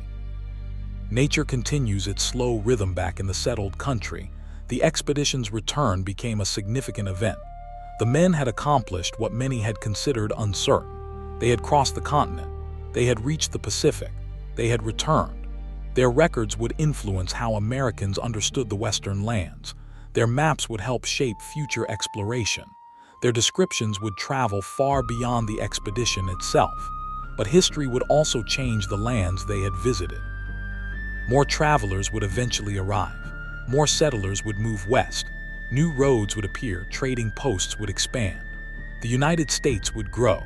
And the world that Lewis and Clark had encountered would face enormous changes. For a moment, though, imagine the continent before those changes. A quiet river, a vast prairie, a mountain trail, a forest, a village, a campfire, a canoe, a horse, a family moving with the seasons, a hunter following an old trail, a river carrying people and stories from one region to another. This was the world through which the expedition traveled. It was already alive, already connected, already filled with history. The expedition's journey reminds us that exploration is rarely as simple as a line on a map. A map shows direction. It does not show relationships. It does not show conversations. It does not show hospitality. It does not show fear. It does not show trust. It does not show the moment when two strangers realize that they can communicate. It does not show the quiet evening when someone shares information that makes tomorrow's journey possible. Those moments are harder to measure, but they are often the heart of the story. Years after the expedition, the journals remained, pages filled with handwriting, descriptions of landscapes, lists of plants, observations about animals, notes about rivers, names of native nations, descriptions of encounters. The pages preserved pieces of a journey that had lasted more than 2 years, but even those pages could not preserve everything.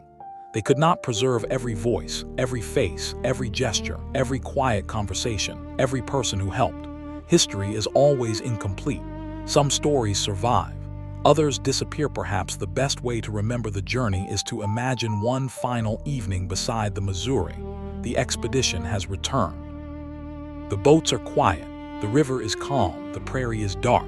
The fire burns slowly. Lewis sits with his journal. Clark rests nearby. The men speak softly. No mountains are visible. No ocean can be heard. The journey is over. For a moment, they can simply sit. They can listen to the river. They can look at the stars. They can remember the stars above the Missouri are the same stars that watched them in the mountains. the same stars that watched them beside the Pacific, the same stars that watched them cross the prairie.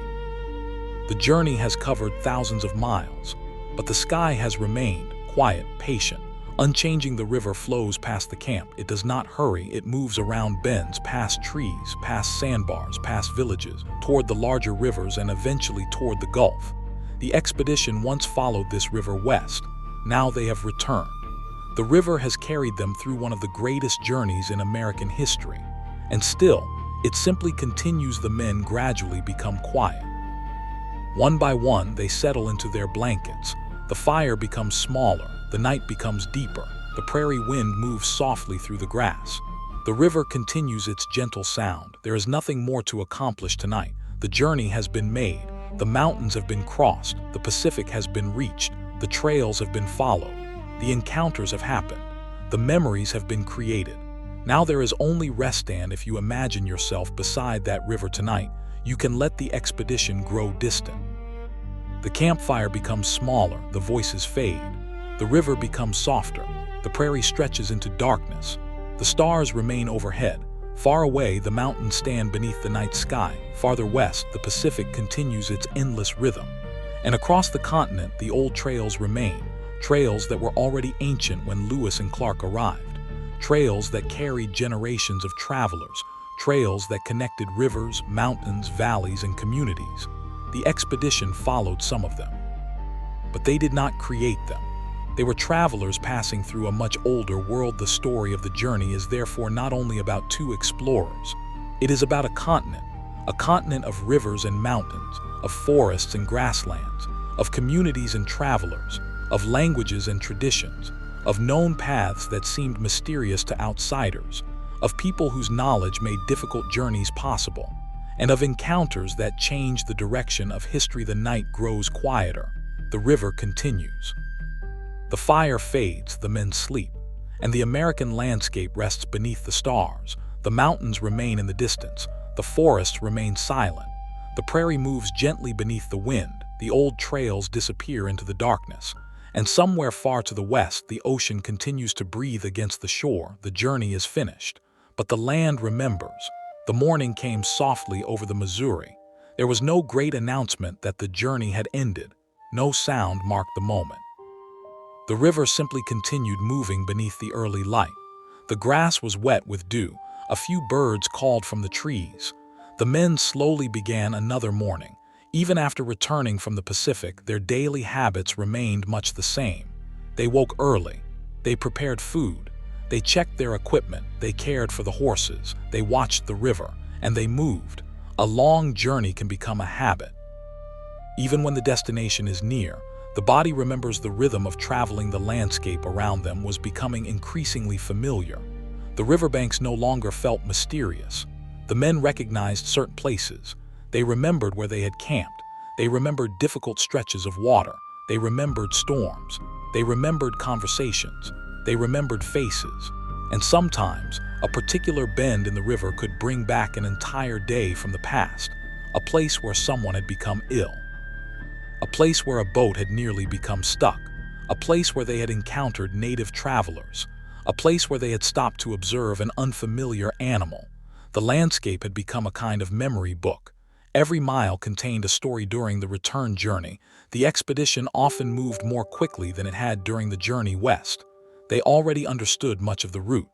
They knew which rivers were difficult. They knew where trails could be found. They knew where they might encounter people. They knew where food was available. They had learned the country through experience. But the journey was still demanding. The men were tired, equipment was worn, clothing had been repaired many times, some supplies were running low. And the desire to return home was growing stronger. One afternoon, the expedition stopped near a broad meadow. The grass was tall. The sun was warm. The horses were allowed to graze. The men sat in the shade. For a while, there was very little conversation. Everyone seemed content to rest. The quietness of the afternoon allowed memories to return. Someone remembered the mountains. Someone remembered the first time they saw the Pacific. Another man remembered the winter rain. Someone else remembered the first native village they had encountered. The expedition had experienced so much that even a simple conversation could last for hours. The men had changed during the journey. At the beginning, they had been a group preparing for an uncertain expedition. They had trained. They had gathered supplies. They had received instructions. But experience had taught them things that preparation could not. They had learned patience. They had learned endurance. They had learned to observe. They had learned to communicate. They had learned to adapt. And perhaps most importantly, they had learned that survival often depended on people. The wilderness had never been conquered. It had been traveled. There is an important difference. The mountains had not surrendered. The rivers had not been controlled. The forests had not disappeared. The expedition had simply learned how to move through them.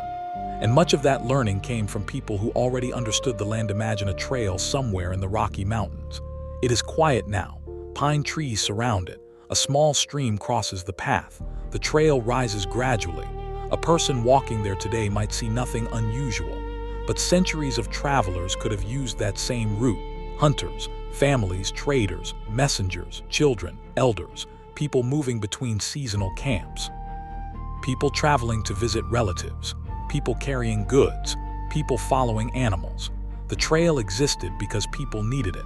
Lewis and Clark were simply among the many travelers who eventually used it. The expedition's journey was therefore part of a much older movement across North America. People had been crossing rivers and mountains long before European settlers arrived. They had developed ways of understanding weather. They had learned how to store food. They had developed trade relationships. They had created languages and traditions. They knew how to travel through difficult landscapes. The expedition entered this world with curiosity, but curiosity alone was not enough. They needed humility. They needed information. And they needed cooperation. One of the most peaceful images from the expedition can be imagined beside a small stream. A few travelers are sitting near the water. The horses are nearby. Someone is preparing food. Another person is repairing clothing. A native guide is explaining something about the trail ahead. There is no dramatic event, no battle, no great discovery, just people talking. But that conversation might determine tomorrow's route. That is how history often works. A quiet conversation can influence a major journey. The expedition continued east. The river became wider. The country became more familiar. The signs of settlement increased. The men began encountering more people. Some were curious. Some had heard rumors of the expedition. Others were simply surprised to see travelers returning from such a distant place. The expedition members told stories. They described what they had seen. Some listeners were amazed. Others found it difficult to believe.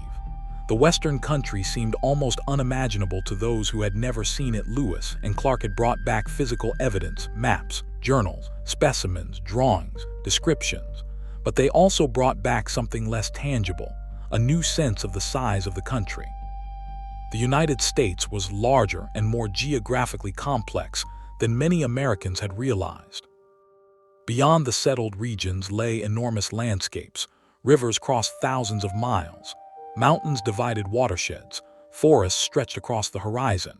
And hundreds of native communities lived throughout these regions. The expedition had seen only a portion of this vast world. As the return journey continued, the men sometimes became quiet when discussing what would happen next. Their lives would change again. The expedition would become history. The men would return to ordinary life. They would no longer wake each morning beside an unknown river. They would no longer wonder what lay beyond the next mountain. They would no longer spend every evening around a wilderness campfire. For some, the return might feel strange. After years of movement, stillness could be difficult. There is a special feeling that comes after a long journey. At first, returning home feels wonderful. Familiar faces, familiar food, familiar places. But slowly, memories of the road begin to return. A traveler may miss the open sky, the quiet, the river, the mountains, the sense that every morning contains something new. The expedition members may have carried some of those feelings with them. Imagine one of them waking during a quiet night after returning home. The room is warm, the walls surround him. There is no wind outside, no river beside the bed, no horses nearby, no wilderness. Everything is safe, everything is familiar. And yet, somewhere in his memory, the Missouri is still moving. The mountains are still visible. The Pacific is still beyond the forest. The old trail is still there, Memory can carry a person farther than any boat. Years later, the expedition would become part of American history. People would read about the journey. Maps would be studied. Names would be remembered. The story would be told again and again. But every retelling would simplify some things. A long journey becomes a short paragraph. A complicated encounter becomes a single sentence. A community becomes a name on a map. A mountain crossing becomes a line describing distance. The real experience was much richer. It was made of thousands of ordinary moments. Consider the mornings. The cold mornings, the warm mornings, the rainy mornings, the mornings when the men were tired, the mornings when the sky was clear, the mornings when they did not know what waited ahead. Each one began with the same simple act, getting up. That may be one of the quiet lessons of the expedition. Great journeys are completed through ordinary days, one day, then another, then another. A person does not cross a continent in one step. The distance disappears gradually. The same was true of the relationships they formed. Trust was not created instantly. It developed through repeated encounters, a greeting, a gift, a conversation, a shared meal, another meeting, another exchange. Slowly, strangers could become allies. The expedition depended on these small acts. The journey also demonstrated the importance of translation. Words are powerful. But when two groups do not share a language, communication becomes something more delicate. A gesture can carry meaning. A smile can reduce tension. A gift can express goodwill. A repeated action can establish trust. An interpreter can connect worlds. The expedition relied on people who could move between languages. Without them, many encounters would have been far more difficult. The role of women in these encounters also deserves quiet attention. Sacagawea's presence was particularly important. She traveled with the expedition while caring for her infant son. Her presence itself communicated something to some native communities. A group traveling with a woman and child could appear less threatening than a group composed entirely of armed men. Her knowledge of languages and cultural connections also mattered. Her story reminds us that the expedition was not simply about the men whose names became most famous. Many people contributed. Some were never given equal recognition. Some were recorded only briefly. Yet their presence mattered. The expedition's journals preserved some of these stories. But history can be uneven. Some people are remembered by name. Others become anonymous. Some encounters receive pages of description. Others are mentioned in only a few lines. Still, every person encountered was part of the journey. Every community shaped the expedition in some way. Every conversation added information. Every act of hospitality made another mile possible. The Missouri flowed steadily beside the returning expedition. The men had learned to read the river. They understood its moods.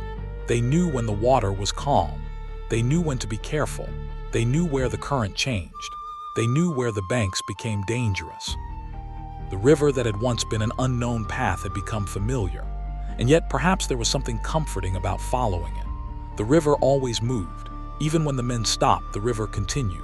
Even when storms came, it continued. Even when the expedition changed direction, the river remained itself. As evening approached, the men made camp. The sun dropped toward the horizon. The prairie became golden, then amber, then gray. The fire was built, food was prepared. The horses settled. The men sat quietly.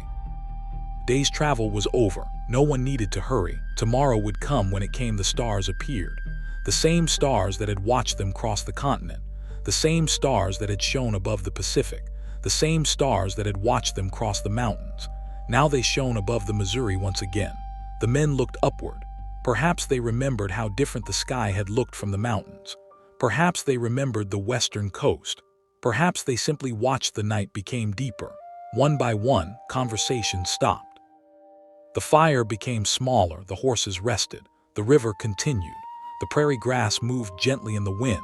There was no need for fear, no need for excitement, no need for movement.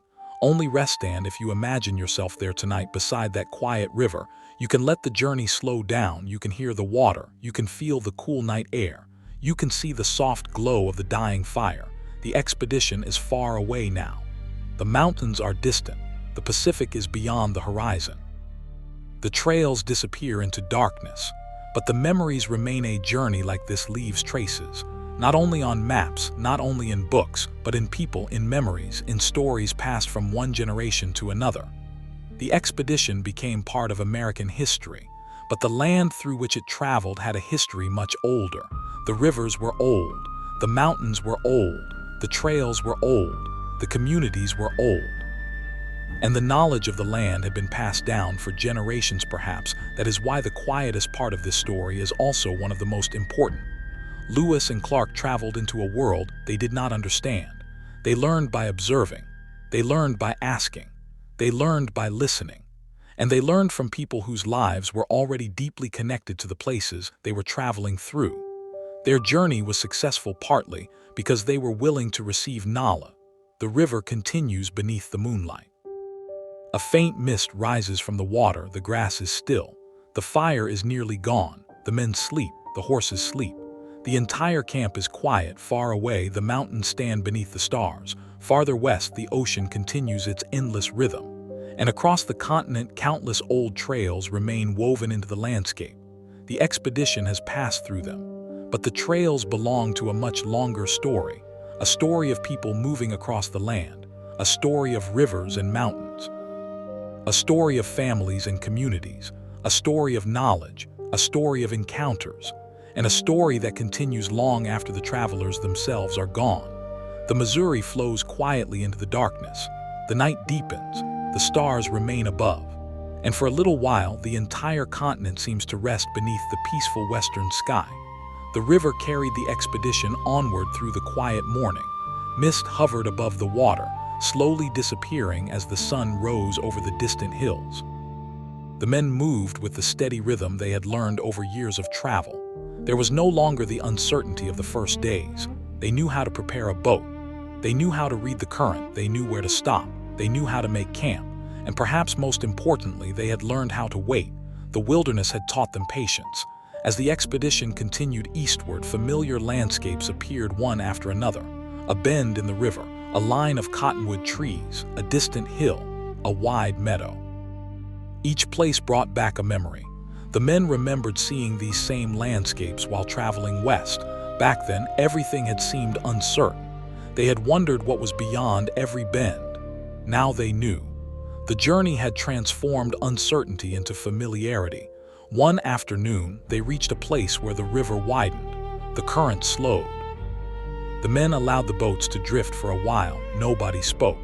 The water moved gently beneath them. Birds crossed the open sky. The wind moved through the trees along the shore. It was one of those rare moments when a long journey seems to pause by itself. The men simply watched the country pass. There were still encounters along the way. Native travelers continued moving through the region. Some approached the expedition cautiously. Others were curious. The explorers exchanged information whenever possible. By now, Lewis and Clark had become more experienced at these meetings. They understood that a peaceful encounter began with respect. They did not rush toward strangers. They watched their movements. They offered greetings. They allowed time for communication. They listened. That patience had served them well. The people they encountered often knew much more about the surrounding country than the expedition did. They knew where animals moved. They knew where water could be found. They knew which routes were difficult. They knew the location of neighboring communities. They understood the seasons. The expedition had learned that even a small conversation could be valuable. A few words about a river might prevent a serious mistake. A description of a trail might save days of travel. A warning about weather might protect the entire group. Knowledge could be as valuable as food. That evening, the expedition camped beside a quiet meadow. The men gathered around the fire. The day had been warm. The night was comfortable. The horses grazed nearby. There was enough food. There was clean water. For once, nothing demanded immediate attention. The men relaxed. Someone told a story. Another laughed. Then the conversation slowly faded. The fire became the loudest thing in the camp. Lewis looked toward the dark horizon. He had spent so long moving west that sometimes he could still imagine the mountains. He could picture the trails. He could remember the cold. He could hear the rain at the Pacific coast. He could remember the enormous trees. He could remember the people they had met. The journey had left images in his mind that would never completely disappear. Clark also carried memories. He remembered the rivers, the difficult rapids, the mountain crossings, the camps, the horses, the long days of walking. He remembered how often the expedition had depended on the kindness or knowledge of others. A journey of this size was never made by one person. It required everyone, every hand pulling a rope, every person carrying supplies, every hunter finding food, every guide explaining a trail, every interpreter helping people understand one another. The expedition continued. The country gradually became more familiar. The men began seeing signs of larger settlements. The world they had left behind was returning. But the Western country remained close in their thoughts. Sometimes they looked at a distant hill and remembered another hill hundreds of miles away. Sometimes a budcul reminded them of the Pacific coast. Sometimes the smell of wet earth brought back memories of the western forests. Travel changes the way a person sees ordinary things. A familiar sound can become a doorway to another place. One evening, rain began falling. The men moved beneath temporary shelter. The fire struggled to stay alive. The sound of rain filled the night. For a moment, the men were reminded of the winter on the western coast, the endless rain, the damp forest, the small fort, the ocean beyond the trees. The memory seemed almost like a dream. But it had happened. They had really been there. The rain continued through the night. The men slept as best they could. The river rose slightly. The horses remained close together. The expedition waited. By morning, the rain had stopped. The sky was clear. Water covered the grass like tiny pieces of glass. The sun rose. Everything looked fresh. The men began moving again. The return journey was becoming shorter. Each day brought them closer to the places they knew, but there was still distance ahead. The expedition did not rush unnecessarily. They had learned that haste could create problems. A tired horse could become injured. A damaged boat could delay everyone. A careless decision near a river could become dangerous. The safest journey was often the patient one. One afternoon, the men stopped near a high point overlooking the river. From there, they could see a long stretch of water. The river curved through the landscape. Trees lined the banks. The prairie extended beyond them. The men stood quietly. They had followed this river for thousands of miles. Now they were approaching the end. It is easy to imagine what they might have felt. Relief, pride, exhaustion, homesickness, perhaps even sadness.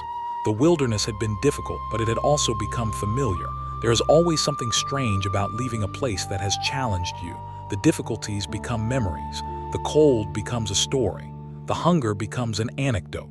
The fear becomes something you can talk about. And the beauty becomes what you remember most.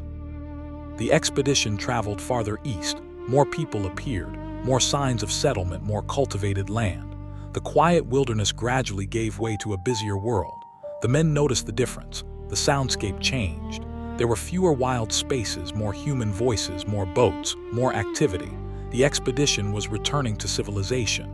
One evening, the men sat around the fire and talked about what they would do when they arrived home.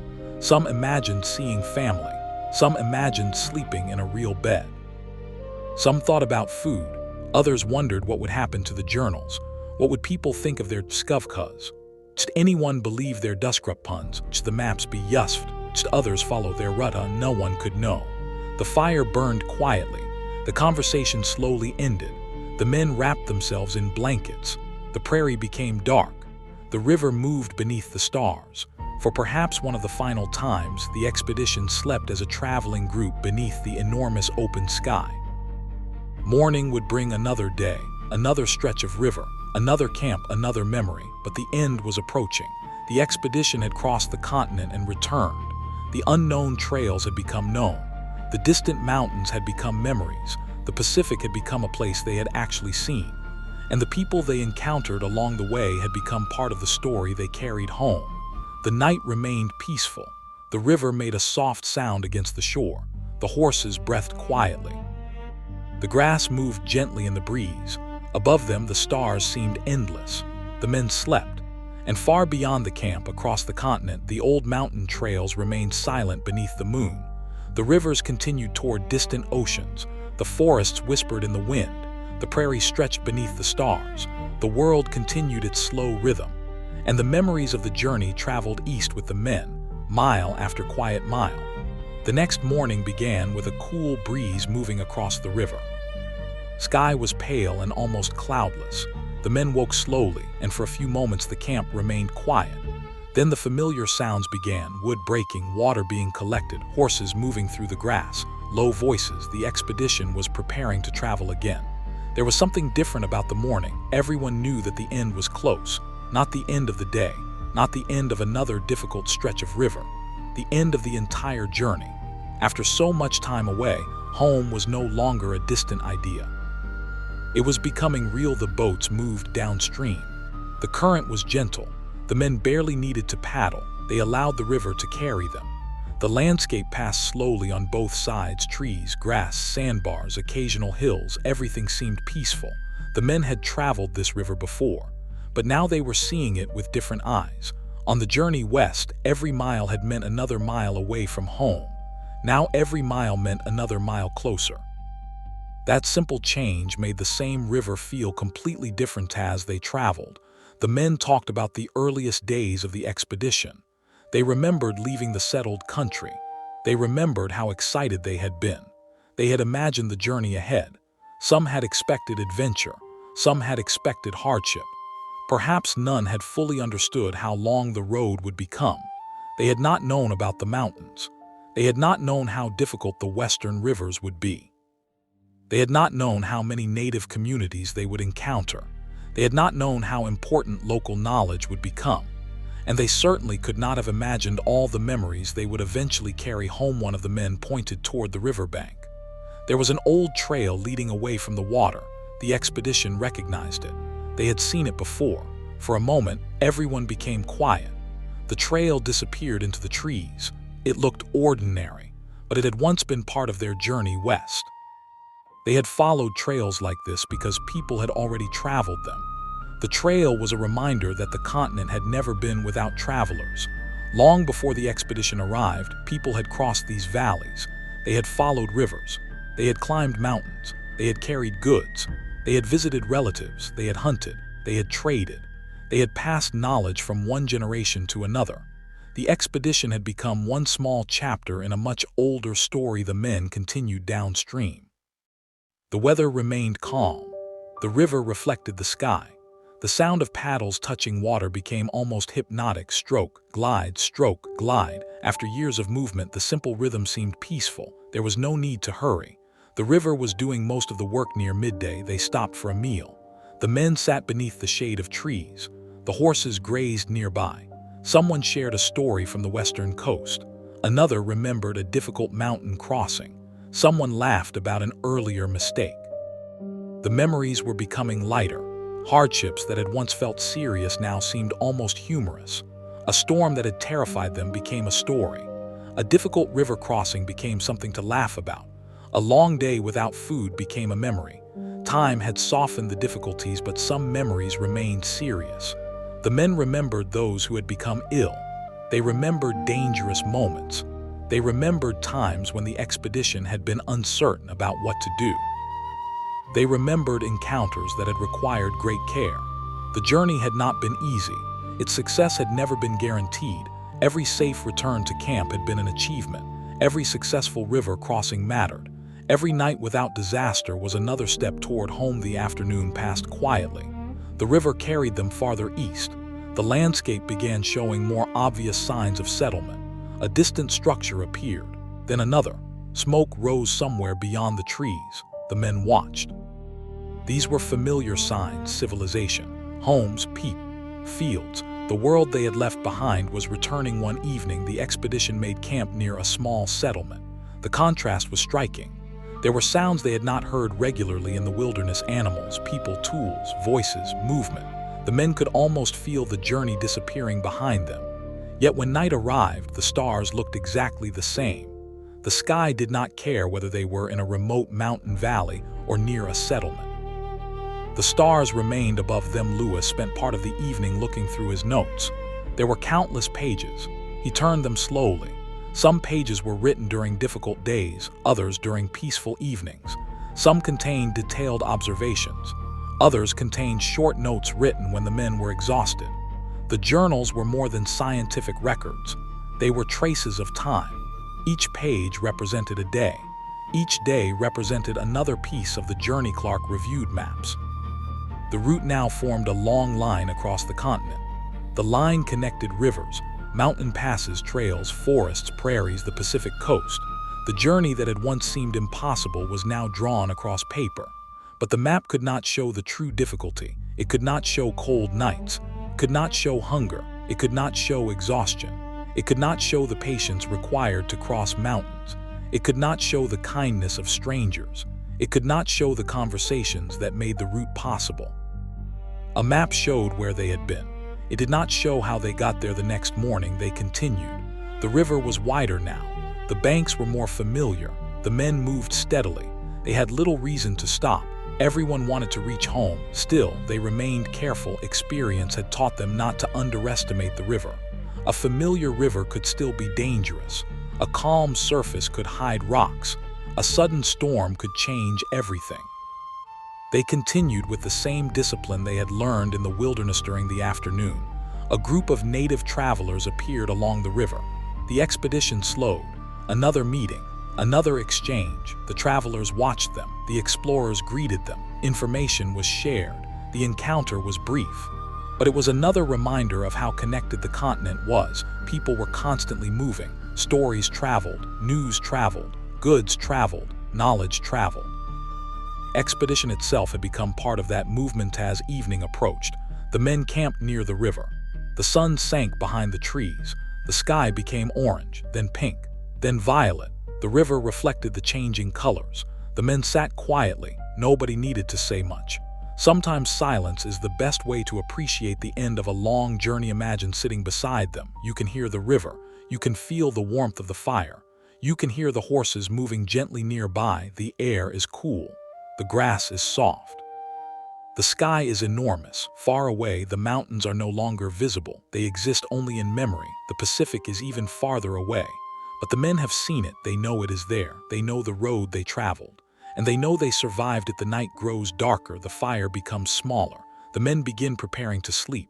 Tomorrow will bring another day. Then another. Soon they will reach home. But tonight, the river is enough. The stars are enough. The quiet is enough. There is no need to think about tomorrow. Morning arrives again. The expedition continues. The signs of settlement become more frequent.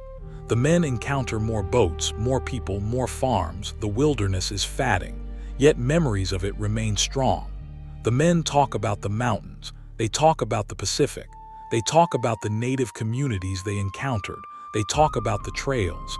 They talk about the strange animals they had seen. They talk about the immense forests. Each story makes the journey feel alive again. Eventually, the expedition reaches a place that feels unmistakably familiar. The men recognize the area. They know they are close. The river seems almost welcoming. The final miles pass slowly. Perhaps everyone becomes quieter. There is nothing left to prove, nothing left to discover. Only the final distance. The boats continue. The river moves beneath them. The men watch the banks. Someone notices a familiar landmark. Another confirms it. They are almost there. The feeling spreads through the group. Relief, excitement, uncertainty about what comes next. The journey that had defined their lives for so long was becoming a memory. When they finally reached the settlements, the reaction was immediate. People gathered. Questions came quickly. Where had they been? What had they seen? Had they reached the Pacific? What were the mountains like? What were the western rivers like? What people lived there? What animals had they seen? The men had answers. But there were too many stories to tell in one evening for those who had remained behind. The expedition seemed almost unbelievable. The travelers had gone into a region that many knew only from rumors. They had crossed mountains. They had reached an ocean. They had returned with journals and maps. They had survived. The story spread, but beneath the excitement was another reality. The expedition had changed. The men who left were not exactly the same men who returned. Years of travel had taught them endurance. They had experienced isolation. They had faced uncertainty. They had depended on strangers. They had learned to read landscapes. They had lived for long periods far from everything familiar. Home would feel different now. That evening, after the first excitement had faded, the men finally had time to rest. A real bed, a roof, walls, food, quiet, no river to cross tomorrow, no mountain waiting ahead, no unknown trail, no need to decide where to build the next camp.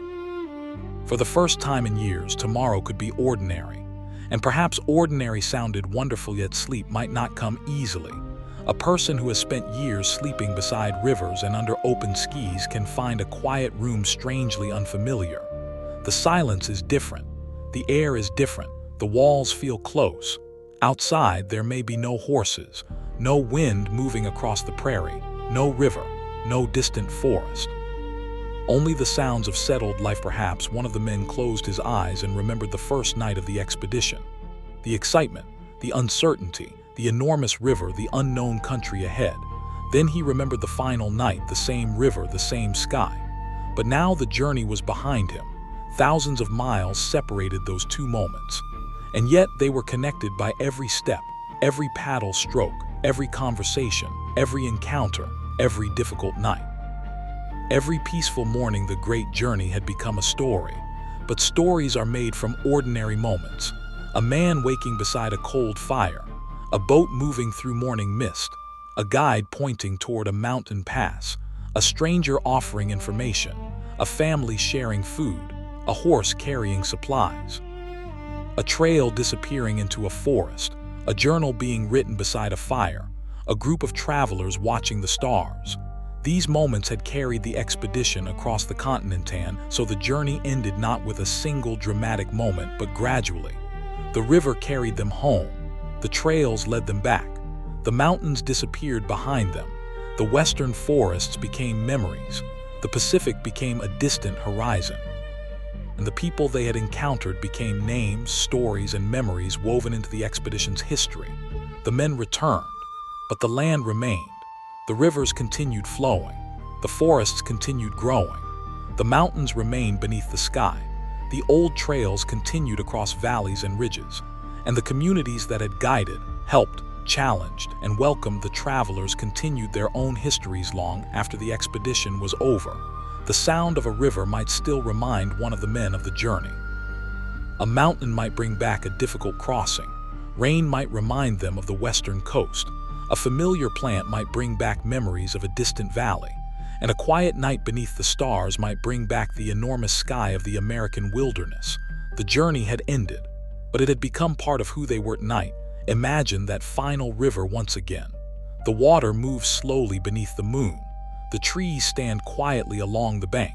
The prairie stretches into darkness. The old trails disappear beyond the horizon.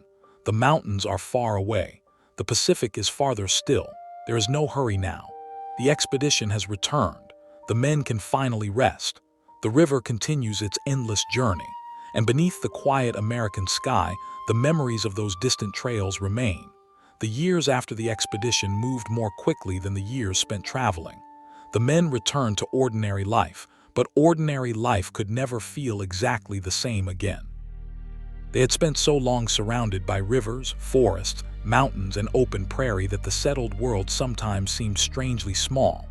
There were buildings now, roads, farms, towns, people moving about their daily lives. Yet somewhere beyond all of this was the immense country they had crossed, a country of old trails and distant rivers, a country where the horizon could continue for days. Lewis carried his journals with him. The pages contained thousands of observations. Some were detailed, some were brief. Some were written beside a campfire. Others were written during long days when the expedition had barely stopped moving. Together, they created a record of a journey that had stretched across an enormous portion of North America. But the journals also preserved something more personal. They captured moments of uncertainty, moments of wonder, moments of exhaustion, moments when the men did not know what would happen next, and moments when strangers helped them continue. Clark remembered the journey differently. He often thought about the routes, the rivers, the mountains, the people they had encountered. He remembered practical details, where the trail climbed, where water could be found, where the horses had struggled, where the boats had passed, where the expedition had camped. His memory was filled with places. For someone who had spent so long traveling, geography became almost personal. A river was not just a river. It was a series of memories. The men sometimes spoke about the people they had met. Some encounters were peaceful. Some were tense. Some lasted only a few minutes. Others continued for days, but each one had changed the expedition in some way. A native hunter could provide food. A guide could reveal a mountain route. An interpreter could make communication possible. A community could provide horses. A family could offer shelter. A single piece of information could save the expedition from serious difficulty. There was another important lesson. The expedition had discovered that the continent could not be understood simply by looking at it. The land had to be experienced. The rivers had to be followed. The mountains had to be crossed. The seasons had to be endured. And the people who lived there had to be listened to. A map could show a river. It could not explain how people depended on that river. A map could show a mountain pass. It could not explain which trails were safe. A map could show a village. It could not describe the history of the people living there. The expedition had learned that geography and human life were deeply connected. Imagine a quiet village somewhere in the Western country. Smoke rises from a fire. People move between shelters. Children play nearby. Someone prepares food. Another person repairs equipment. A traveler arrives along an old trail. News is exchanged. Stories are shared. Perhaps someone mentions strangers moving through the region. Perhaps someone describes the distant mountains. Perhaps someone has information about a river far away. This is how knowledge traveled, not through newspapers, not through radio, not through telephones, through people, through memory, through conversation, through experience. The expedition became one of many stories moving through that network. The explorers had entered the Western world as strangers. By the time they left, they carried stories from many communities. They knew names of rivers. They knew names of nations. They knew stories about trails. They knew where certain animals could be found. They had learned about the geography of regions that had previously been mysterious to Americans living farther east, but history would continue changing. The United States would expand. More travelers would move west. More maps would be created. More roads would appear. Trading routes would develop. Settlements would grow. The landscape would slowly become more familiar to outsiders. Yet the older networks of native communities would not simply disappear. They would continue their own histories through enormous changes. The expedition was only one moment in a much longer story. Sometimes the most interesting part of history is what happens after the famous journey. The explorers returned. The newspapers and officials became interested. Maps were examined, reports were discussed, but the people who had helped them continued living their lives. The rivers continued flowing. The trails remained. The mountains remained. Daily life continued. History did not stop when the expedition ended. Think again about the old trails. Some were barely visible, others were clearly marked, but they connected distant places.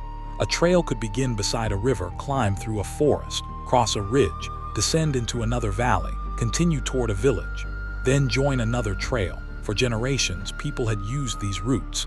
The expedition depended on them. Without these trails, crossing the mountains would have been far more difficult. The explorers also depended on horses. Horses changed the speed and possibilities of travel. They could carry food. They could carry equipment. They could transport people across difficult terrain. But horses themselves required knowledge. They needed water. They needed food. They needed rest. They had to be protected. Native communities had generations of experience managing horses in the Western country. The expedition learned from that experience. Again, knowledge traveled from one group to another. There were also the interpreters. Their role was easy to overlook, but without interpretation, many meetings would have been impossible. A word misunderstood could create tension. A gesture could be interpreted incorrectly. A question could fail to reach the intended person. Communication required patience. It required people who understood more than one language or culture. The expedition relied on these bridges between communities, and then there were the ordinary acts of kindness. A bowl of food, a place to rest. A warning about a dangerous river, directions toward a trail, a piece of information about an approaching storm, a helping hand. These moments rarely become famous, but they can determine whether a journey succeeds. Years later, the expedition's story became larger than the men themselves. Their names became symbols of exploration. Their route appeared on maps. Their journals became historical records. People began imagining the journey as one continuous adventure, but the real journey had been much slower. It had been made of thousands of ordinary days, days when nothing dramatic happened, days when the men simply walked, paddled, cooked, rested, observed, wrote, and slept. Those quiet days were just as important as the dramatic ones. A peaceful night beside a river might seem insignificant. But without that night, there would be no morning. Without the morning, there would be no next mile. Without the next mile, the expedition would not reach the mountains. Without crossing the mountains, the Pacific would remain distant. Great journeys are built from small moments. One quiet evening at a time. Imagine the expedition one last time in the wilderness. The sun has disappeared. The sky is dark. The fire burns softly. The men have finished eating. The horses are resting. Someone is writing. Someone is repairing clothing. Someone is simply looking at the stars. There is no dramatic danger, no urgent decision, just another night. A night that will eventually become a memory. The river moves beside them. Its sound is constant, soft, steady, almost like breathing. The men listen. They have heard this sound for months. It has followed them through the continent. Sometimes the river was dangerous. Sometimes it was calm. Sometimes it carried them. Sometimes it forced them to stop. But tonight it is peaceful above the camp. The stars seem endless. There are no city lights, no tall buildings, no modern sounds, only darkness, the stars, the river, the wind, the occasional movement of an animal. The men lie beneath their blankets. Their bodies are tired. Their minds slowly become quiet far away. The Rocky Mountains stand beneath the night sky. Beyond them are the western forests. Beyond those forests is the Pacific. The expedition has already crossed all of them, but tonight they are only memories. The men do not need to travel there again. They can simply remember. Perhaps one man remembers the first mountain pass. Another remembers the first time he saw the ocean. Someone remembers a native village. Someone remembers a difficult river crossing. Someone remembers a quiet meadow. Someone remembers a conversation with a stranger. The expedition lives inside these memories, not as one great event, but as thousands of small moments. The fire becomes smaller. The voices disappear. The horses settle. The river continues. The night becomes deeper. And the wilderness remains exactly as it was. The land does not celebrate the explorers. It does not mourn their departure. It simply continues. The grass grows. The river flows. The forest moves with the wind. The mountains remain. The old trails continue across the land. That is perhaps the quietest truth of the entire journey. The explorers were temporary. Landscape was not. They passed through. The rivers remained. They slept beneath the stars. The stars remained. They crossed the mountains. The mountains remained. They followed old trails. The trails remained. They met people. Those communities continued their own histories. The journey was important. But the land and the people were always greater than the journey itself. Tonight, if you imagine yourself standing beside one of those old rivers, there is no need to hurry. Listen to the water. Listen to the wind. Imagine the distant mountains. Imagine the quiet trail disappearing into the trees. Imagine a small campfire glowing in the darkness. The expedition has already passed. The travelers have gone home. But the river still moves. The forest still breathes. The stars still shine. And somewhere along those ancient trails, the memory of a long journey remains woven into the landscape. The night grows quieter. The river continues. The fire fades. And the vast American wilderness settles once again into silence. The night over the western country remained quiet. Long after the expedition had disappeared from the trails, the rivers continued their slow journeys toward distant oceans. The mountains stood where they had always stood. The forests moved beneath the wind, and the old paths remained hidden beneath grass, leaves, and time. Yet the memory of the expedition continued to travel. It moved from journals to maps, from maps to books, from books to stories, and from stories to generations of people who would never see the wilderness as Lewis and Clark had seen it. The expedition had returned with a great deal of information, but information alone could never capture the entire experience. There were things that belonged only to memory: the smell of a campfire after rain, the sound of horses moving through grass, the feeling of cold mountain air, the first sight of a distant snowy peak, the sound of waves along the Pacific shore, the quietness of a forest at night. These details were not easily measured. They lived inside the people who had experienced them. Perhaps this is why old expedition journals can feel so intimate. The handwriting is small. The pages are sometimes crowded. The words are practical. But behind each sentence is a person sitting somewhere far from home, a person who may have been tired, hungry, cold, curious, afraid, or simply amazed. The journal becomes a window into that. Lewis sitting beside a small fire. The night is cold. The men around him are quiet. He opens his journal. The paper moves slightly in the breeze. He writes about the day. Perhaps he describes a plant, perhaps a river, perhaps a native community, perhaps a mountain. The words are written carefully. Then he closes the journal. The fire continues burning. Nothing dramatic happens. But that ordinary evening becomes part of history. Clark's notes tell another side of the journey: routes, distances, terrain, practical observations. The information could help future travelers. But even practical notes contain traces of the journey. They reveal how the expedition moved, where it stopped, what it needed, what it feared, what it discovered. Together, the journals form a kind of trail made from words. The expedition's route can still be imagined today. The Missouri River, the Great Plains, the Rocky Mountains, the Western Rivers, the Pacific Coast. Each region is different. Each has its own character. The expedition crossed all of them.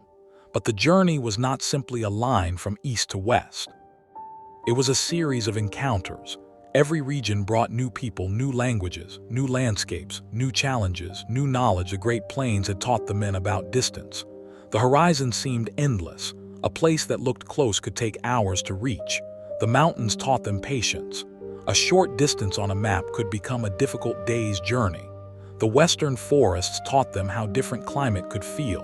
The Pacific taught them what it meant to reach the edge of a continent. And the people they encountered taught them that the land already possessed a history and knowledge far deeper than the expedition understood. The expedition had begun with questions. Where did the rivers lead? What lay beyond the mountains? What was the western landscape like? What communities lived there? How could the country be crossed? By the end, they had answers to some of these questions. But they also had many new questions. Exploration rarely ends with complete knowledge. One discovery reveals another mystery. One river leads to another. One mountain range hides another valley. One conversation reveals another story for the native communities they encountered. However, many of these places were not mysteries. The mountains had names. The rivers had names. The valleys had names. The trails had histories. The animals had patterns. The seasons were understood. The land was connected to memory, to family, to survival, to tradition. The expedition's maps could not fully represent that kind of knowledge. This difference is important. A traveler can look at a mountain and see a geographical feature. Another person can look at the same mountain and see a place connected to ancestors. A river can be a line on a map, or it can be a source of food. A trail can look like a simple path, or it can be a route used for generations. The physical landscape may be the same, but the meaning can be completely different. During the expedition, the explorers slowly began to understand this. They realized that asking questions was often more useful than assuming answers. They learned to observe how people traveled. They learned to notice signs that might otherwise be invisible: a trail through grass, a distant smoke column, tracks near water, a recently used campsite. These signs could reveal human movement. The landscape was full of clues. The men also became better at reading natural signs: weather, clouds, wind, animal tracks, river levels, plant growth. All of these could tell them something. The wilderness was not silent. It was constantly communicating. The challenge was learning how to understand it. One quiet morning, imagine the expedition moving through a forest. The sun has not fully reached the ground. Mist hangs between the trees. The horses walk slowly. Leaves move gently above them. Nobody speaks much. The trail is narrow. The forest smells of damp earth and pine. Somewhere nearby, water is running. The men continue, step after step. The journey feels endless. Yet every step carries them forward. By evening, they find a suitable place to camp. The horses are unloaded. A fire is built. Water is collected. Food is prepared. The men sit. The forest becomes dark. Stars appear through the branches. The same routine begins again. This repetition may seem boring, but repetition is what makes long journeys possible. The expedition did not cross the continent through constant excitement. Most of the journey was simply work, travel, rest. Work again. That is perhaps what makes the story so peaceful. The wilderness did not demand constant drama. It offered long stretches of quiet. The river moved, the wind blew, The sun rose, the sun disappeared, the men walked. The horses rested, the fire burned, the stars appeared. And then the cycle began again. Imagine hearing those sounds now. A distant river, soft wind through trees, the quiet movement of horses, the occasional crack of a branch, the low sound of a campfire, nothing else. The men are asleep. Tomorrow's route has already been considered. There is no need to think about it tonight. The wilderness can wait until morning. Far away, the Pacific continues to move. Waves reach the shore, then retreat, then return, again and again. The expedition once stood there after crossing the continent. They had traveled farther west than they had ever imagined. But the ocean did not mark the end of history. It was simply another landscape, another place already known by people who lived along the coast. Another part of a much larger world. The same can be said of the mountains. They were difficult, they were impressive, they were important to the expedition. But they had existed long before the explorers arrived. People had already crossed them, animals had already traveled through them, rivers had already carved their valleys, snow had already covered their peaks. The expedition was a visitor. The mountains did not belong to the expedition. Years later, people would look at maps and trace the expedition's route. They might imagine the journey as a simple adventure, but the reality was slower, more uncertain, more human. There were arguments, fatigue, mistakes, illness, fear, confusion, long periods of boredom, and long periods of extraordinary beauty. That combination made the journey real. The explorers did not always know what they were doing. Sometimes they were uncertain. Sometimes they chose the wrong route. Sometimes they depended entirely on information from others. That is part of exploration. Not knowing, then learning, then changing direction, then continuing. The most valuable discoveries were often made through encounters. A person explaining a trail, a community describing a river, a hunter showing where animals could be found, a guide explaining how to cross a mountain, a family sharing food, a translator making conversation possible. These moments connected the expedition to the continent.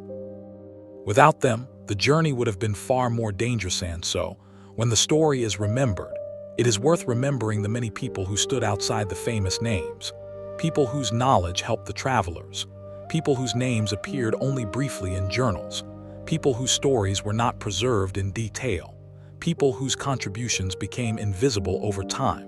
The expedition was a collective achievement, not simply the work of two men. The night becomes deeper. The imaginary campfire is now almost gone. The last pieces of wood glow softly. The men are asleep. The horses stand quietly. The river moves, the forest breathes, the stars shine. There is no need for anything more. The journey across the continent has become part of the past, but the places remain. The Missouri still carries water. The mountain streams still descend toward valleys. The forests still grow. The Pacific still moves against the western shore, and old trails can still be found in many places.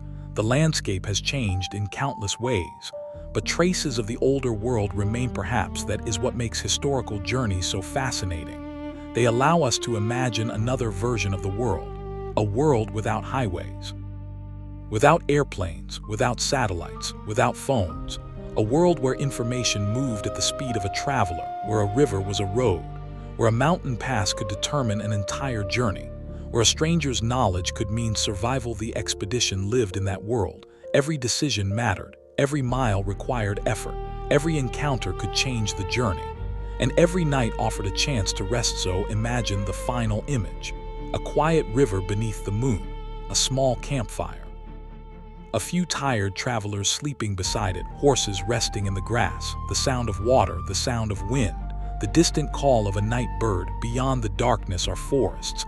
Beyond the forests are mountains. Beyond the mountains are rivers. And farther still, the Pacific Ocean. The expedition has traveled through all of it. Now the travelers are home. But the memory remains. The old trails remain. The rivers remain. The mountains remain. And beneath the endless American sky, the quiet story of the journey continues to drift through time. The morning light slowly spread across the eastern horizon. For the men who had traveled so far, mornings had once been filled with questions. Where would they camp that night? Would the river remain passable? Would they find food? Would the trail continue? Would the weather change? Now many of those questions belonged to the past. The journey had given them answers. but it had also given them something more difficult to describe. A different understanding of distance, a different understanding of wilderness, and a deeper understanding of how much knowledge could exist beyond the places they had known before. When the expedition first began, the men carried supplies carefully. Every item had a purpose: food, weapons, clothing, tools, medicine, navigation equipment, writing materials. They had tried to prepare for everything. But the farther west they traveled, the more they discovered that preparation could never replace experience. The land itself became their teacher. The people they encountered became their teachers. The weather became their teacher. The rivers became their teacher. Even their mistakes became teachers. A trail might look easy in the morning. By afternoon, it could become steep and difficult. A river might appear calm. Then the current could suddenly become powerful. A mountain pass might look close, but reaching it could take an entire day. The men gradually learned not to judge distance only with their eyes. The wilderness had its own measurements: time, energy, water, food, weather, and endurance. There were moments when the expedition moved slowly, very slowly. The men carried equipment over difficult ground. Horses struggled. The weather changed. The landscape seemed endless. During such days, conversation became less frequent. Everyone concentrated on the next step, then the next, then another. This was how the great distance disappeared, not all at once, but gradually. Perhaps the quietest moments were the evenings. After a difficult day, the men would sit around a fire. There might be little conversation. Someone would prepare food, someone would check the horses, someone would repair a piece of clothing, someone would write. The rest would simply watch the fire. The darkness around them could be enormous, but the small circle of firelight created a feeling of safety. Inside that circle, they could rest. Outside, it was the unknown. The unknown was not always dangerous. Sometimes it was simply beautiful, a valley appearing through morning mist, a herd of animals moving across a distant plain, a mountain glowing beneath the sunset, a river reflecting the stars, a forest filled with birdsong. The expedition discovered that wilderness could be frightening and peaceful at the same time. The native communities they met had their own relationships with these landscapes. To the expedition, a mountain might be something to cross. To people who lived nearby, it might be part of a familiar homeland. To the explorers, a river might be a route. To others, it might be a source of food, transportation, communication, and tradition. The expedition slowly learned that geography was never just geography.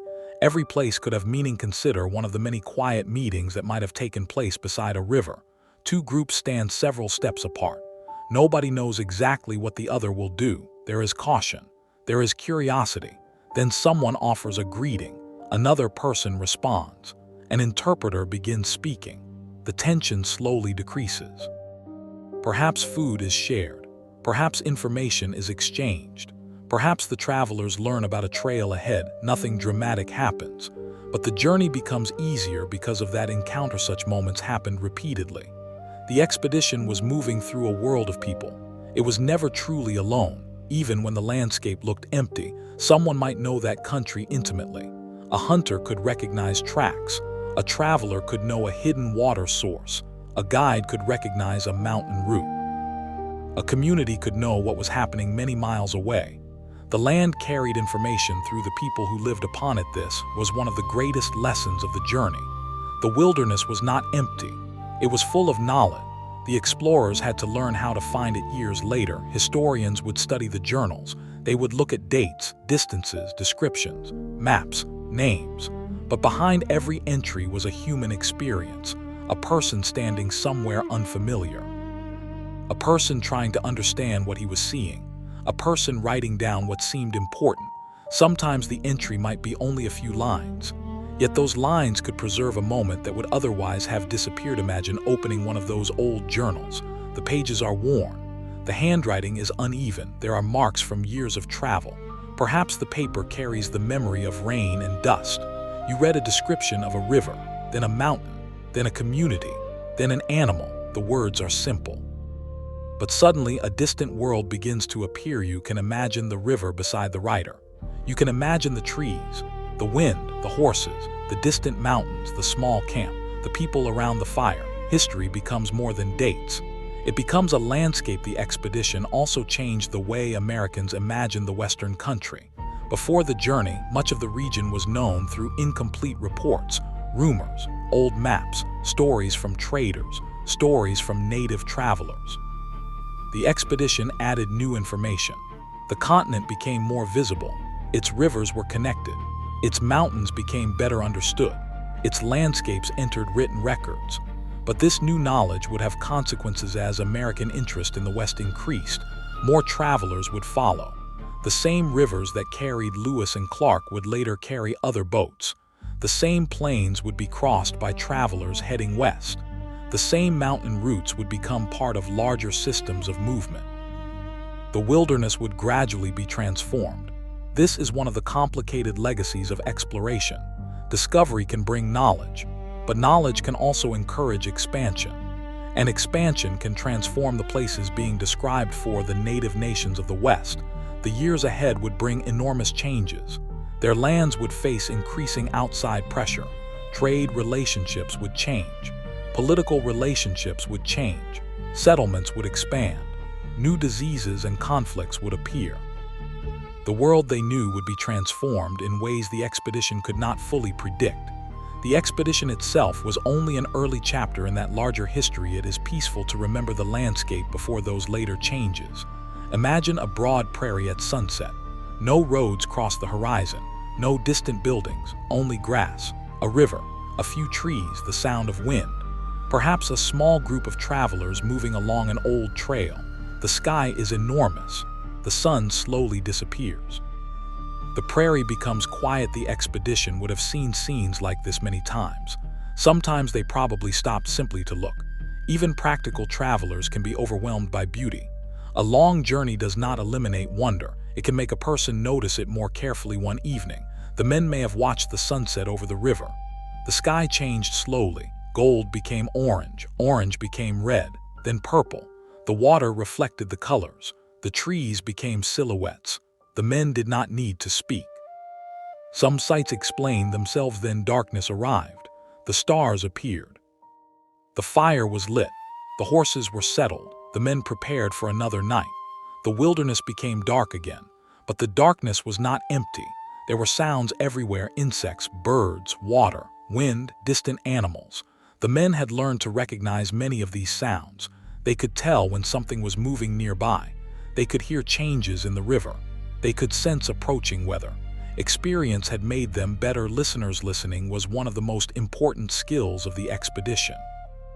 Not simply listening to sounds, listening to people, listening to guides, listening to warnings, listening to the landscape, listening to their own bodies when they were exhausted. The journey punished those who ignored information, and it rewarded those who paid attention. The men learned that courage did not mean refusing to be afraid.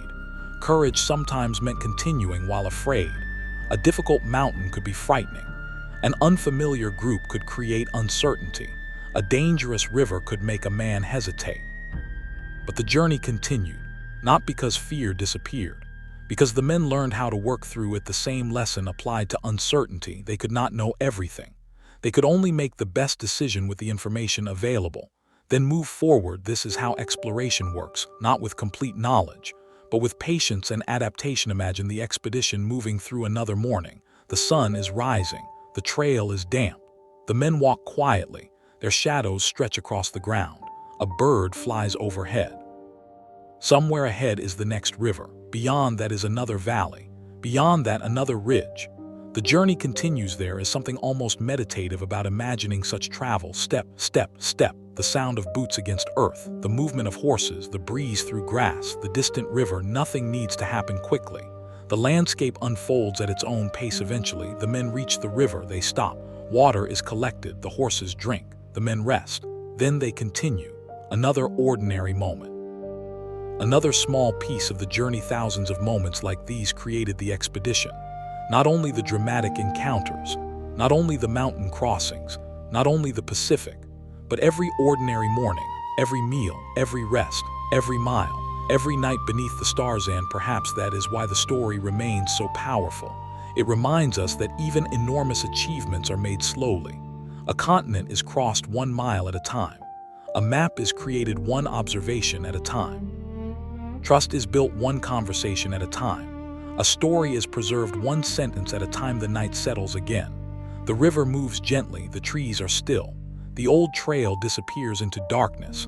There is no need to follow it tonight, it can wait. The mountains can wait. The distant ocean can wait, the men can rest. And as the fire becomes smaller, the sounds of the wilderness become softer. The river continues. The wind moves through the grass. The stars remain above. And the memory of those distant journeys slowly fades into the quiet of the night. The morning arrived quietly over the wide American landscape. A thin layer of mist rested above the river, and the first light of day slowly touched the tops of the trees. For a few moments, everything was still. Then the birds began calling, the horses moved through the grass. The river continued its steady journey, and another day began. The men had become accustomed to this rhythm: wake, prepare, travel, observe, rest, sleep. Then begin again. For months, this simple pattern had carried them across an entire continent. There was something comforting about repetition. Even when the landscape changed, the basic routine remained. Someone gathered water, someone prepared food, someone checked the equipment, someone looked after the horses, someone studied the route ahead. The expedition depended on these small responsibilities. No single task seemed extraordinary. But together they kept everyone moving. As the men traveled, they began noticing small details that they might once have ignored. The direction of the wind, the shape of clouds, the behavior of birds, the condition of the trail, the color of the river, the movement of animals, the smell of smoke in the distance. Each detail could contain information. The wilderness rewarded attention. One afternoon, the expedition came across signs that someone had recently passed through the area. There were tracks near the river. The grass had been disturbed. A small fire had burned nearby. The men examined the signs carefully. They knew that the presence of travelers could mean many things: a hunting party, a family, traders, messengers, a nearby community. The land itself was offering clues. They continued carefully. Before long, they encountered travelers. The meeting was peaceful. There was curiosity on both sides. The expedition exchanged greetings and information. The travelers knew the surrounding region. They knew where the river continued. They knew where trails crossed. They knew about nearby communities.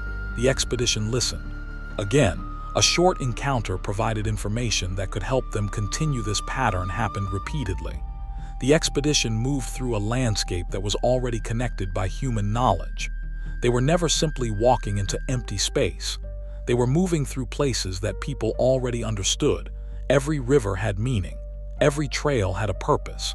Every mountain had a history. Every community had relationships with neighboring communities. The explorers were learning to see this that evening. The men camped near a quiet stream. The stream was narrow. Its water moved quickly over smooth stones. The men filled their containers, the horses drank. Then everyone settled down. The day had been long, but it had been peaceful. The fire burned softly. Someone roasted food. Someone repaired a strap. Someone wrote notes. The others talked quietly. The darkness around them seemed enormous. Above the trees, stars appeared one by one. The men looked upward. After so many nights beneath the same sky, the stars had become familiar companions. A traveler can become attached to the sky. There are no buildings to block it, no bright lights, no walls, only an enormous darkness filled with stars. The sky looks different in every place, but it also feels strangely familiar. The men had seen it above the plains, above the mountains, above the western forests, above the Pacific. Now they were seeing it again. The following morning brought rain. The clouds arrived quickly. The men covered their supplies. The horses were moved closer. The rain became heavier. For several hours, travel was difficult. Mud covered the trail, water collected in low places. The men moved slowly. Nobody complained much. They had experienced worse weather. They simply waited for the storm to pass. By afternoon, the rain began to weaken. The clouds opened. Sunlight returned. Steam rose from the wet ground. Everything smelled fresh. The men continued. The wet landscape reflected the sky. Water droplets hung from leaves. The river was slightly higher. The horses moved carefully.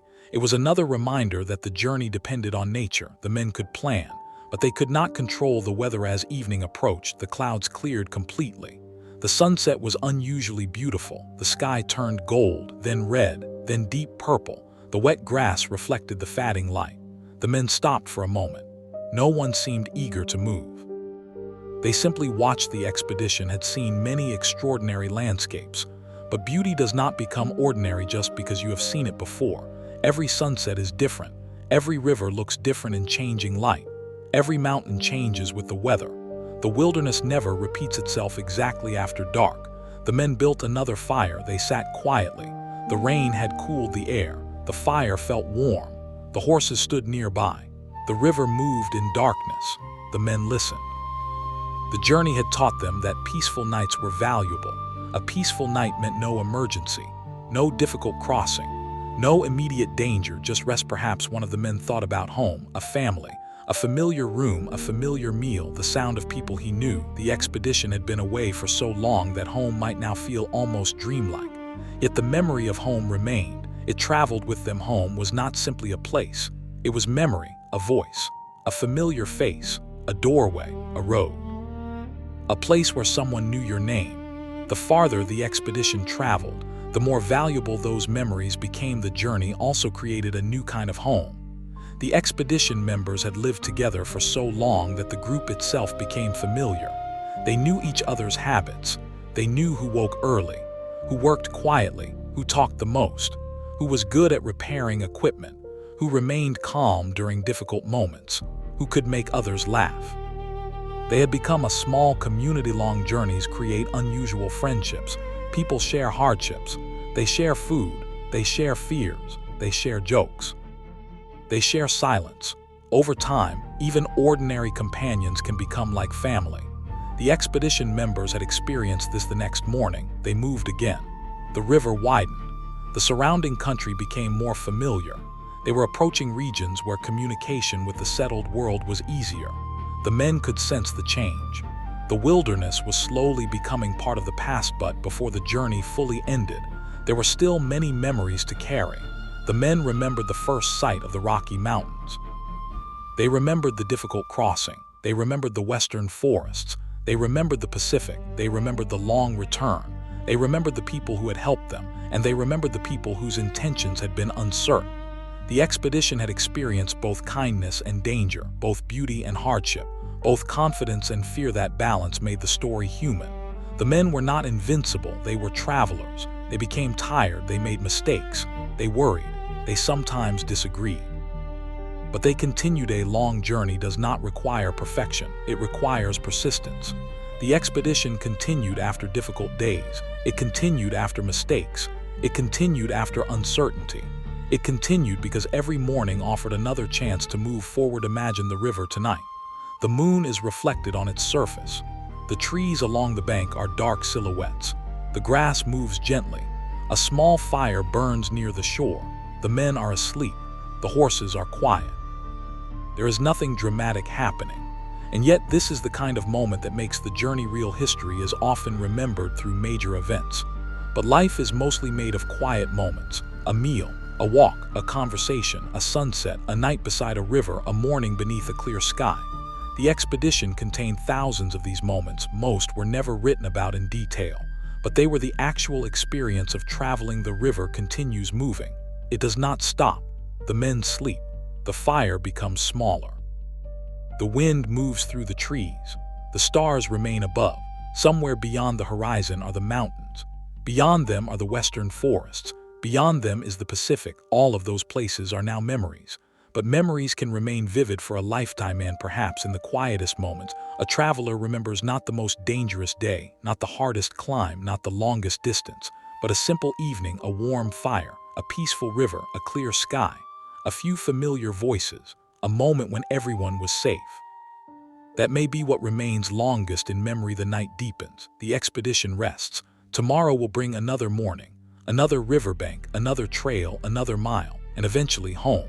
For now, there is only the quiet sound of water moving through the darkness, the soft movement of grass, the distant call of a night bird, the warmth of the dying fire, and the enormous sky stretching above the sleeping travelers. The next morning arrived beneath a pale blue sky. The air was cool, but the wind was gentle. The river carried a thin layer of mist along its surface, and the first sunlight slowly reached the eastern bank. The men woke one by one. There was no urgency. The camp had been quiet through the night. The horses were calm. The equipment was ready. Another day of travel waited ahead. For the expedition, mornings had become almost ritualistic. The same small tasks, the same careful preparations, the same understanding that the distance could only be crossed one day at a time. As they moved downstream, the landscape seemed to open before them. The trees became less dense. The prairie stretched farther toward the horizon. Occasionally, they saw distant smoke. Sometimes they noticed a trail leading away from the river. Sometimes they saw signs that other travelers had recently passed. The men had become skilled at noticing such things. At the beginning of the journey, a faint trail might have meant very little. Now it could tell them a story. Someone had traveled here. Someone had needed this route. Someone knew this country. Someone had left a trace. The continent was full of such traces. Some were obvious. Others were almost invisible. A broken branch, a footprint near water, a few stones arranged around an old fire, a path worn through grass, a place where horses had stopped. These signs were small, but they reminded the expedition that the country was not empty. People were always moving. They had been moving for generations. The men sometimes wondered about the lives of those travelers. Where were they going? Who were they traveling with? What did they carry? What stories did they know? What did they think about the land? What did the mountains mean to them? The expedition could only guess. There was always more to learn. By midday, the sun was high. The men stopped near a stand of trees. The shade was welcome. They ate a simple meal and rested. The horses grazed nearby. For a while, nobody spoke. The only sounds were insects and wind. A peaceful pause in a long journey. One of the men looked toward the horizon. The distance seemed enormous. Even after everything they had experienced, the open country could still create a feeling of wonder. There was no obvious boundary between land and sky. The horizon seemed endless. The expedition had traveled so far, yet the continent still appeared larger than any map could explain. Maps were useful. They gave direction. They gave names to places. They showed rivers and mountains. But a map could never show how long a day felt when walking across a plain. It could not show the heat of the sun. It could not show the cold of the morning. It could not show the weight of equipment. It could not show the sound of wind across grass. And it could not show the feeling of seeing a mountain after days of walking toward it. The real country was always larger than the paper version. The expedition continued. Late in the afternoon, clouds gathered. The wind changed. The men noticed immediately. They had learned to watch the sky. The clouds became darker. The air grew cooler. A storm might be approaching. They searched for a suitable place to camp. Finding shelter was not simply a matter of comfort. A strong storm could damage supplies. Rain could make trails difficult. High water could make rivers dangerous. The men had learned to prepare before the weather arrived. They chose a sheltered place near the trees. The horses were brought closer. The equipment was covered. A fire was prepared. Then the rain began. At first it was light, then heavier. The men remained beneath their shelter. The sound of rain filled the evening. Drops struck leaves. Water ran through the grass. The river became darker beneath the clouds. There was something strangely peaceful about listening to a storm from a safe camp. The men had experienced dangerous weather. They knew the difference between a storm that could simply be waited out and one that required immediate action. Tonight, they could remain where they were. They had food. They had shelter. They had dry enough supplies. They could wait. The rain continued for hours. The men spoke quietly. Some remembered other storms. One remembered heavy rain in the mountains.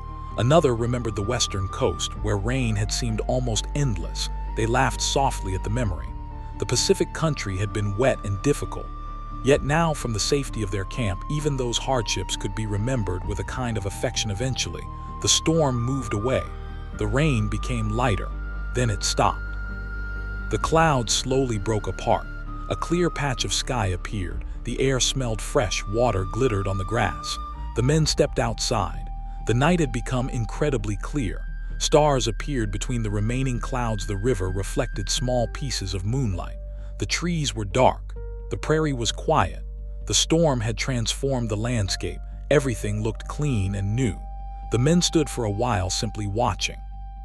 After so many difficult days, these peaceful moments had become precious. The next morning, the expedition continued. The ground was wet. The horses left footprints in the soft earth.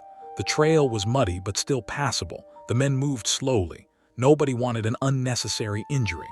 The journey was already long enough. As the hours passed, they noticed more signs of human activity: fences, fields, smoke from distant homes, paths used by local travelers. The wilderness was gradually becoming less remote. The men recognized the change. They were coming closer to the settled world. There was excitement in the group, but there was also something else, a quiet sadness. The wilderness had been difficult, but it had become familiar.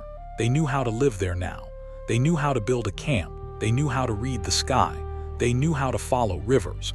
They knew how to recognize useful plants. They knew how to communicate with people they had never expected to meet. They had become travelers of the Western country. Soon, they would no longer be that evening. The men talked about the first days of the expedition. They remembered how little they knew. The country ahead had seemed enormous. Every new landscape had created questions. Every encounter had been uncertain. They had been inexperienced travelers entering an immense world.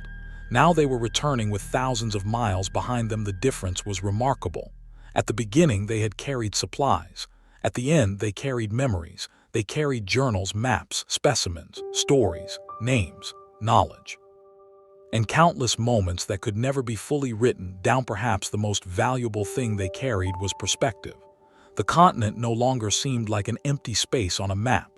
It was a collection of living landscapes. A river was connected to communities. A mountain was connected to trails. A trail was connected to families. A forest was connected to animals. A valley was connected to history. Everything was connected. The expedition had entered the Western country looking for information. They found information, but they also found relationships. They learned that travel depended on cooperation. They learned that knowledge was shared through people. They learned that survival depended on understanding the environment. And they learned that the country could not be understood from a distance. It had to be experienced. The men slept that night beneath a clear sky. The stars were bright. The fire was small. The horses rested. The river flowed quietly nearby. The journey was approaching its final days. But the men did not need to think about the ending tonight. They could simply rest. Morning came again. The expedition moved forward. The country became more familiar. The river continued east. Every mile brought them closer to home. Yet the men began to realize something. They would never again see the continent exactly as they had before. Their eyes had changed. A mountain would always remind them of the Western journey. A river would always bring back memories. A forest might remind them of the Pacific. A native traveler might remind them of people they had met hundreds of miles away. The journey had changed the way they saw everything. Travel can do that. It changes the meaning of ordinary things. A river becomes a memory. A mountain becomes a story. A trail becomes a reminder. A sunset becomes something worth stopping to watch. The world becomes larger. And at the same time, certain places become deeply personal. One afternoon, the expedition stopped beside a wide stretch of water. The men looked across the river. The opposite bank was quiet. Trees stood along the shoreline. A bird moved across the sky. For a moment, nobody moved. The journey seemed to exist behind them and ahead of them at the same time. The past was everywhere. The future was waiting. Lewis may have thought about the journals. Clark may have thought about the maps. The others may have thought about their homes. Different men, different memories. One journey. The sun began to fall. The sky turned warm and golden. The river reflected the changing light. The men prepared camp. Food was cooked. The horses were settled. The day's work was finished. As darkness arrived, the conversation became softer. Someone remembered a dangerous crossing. Someone else remembered a friendly native community. Another remembered the first time the expedition saw the Pacific.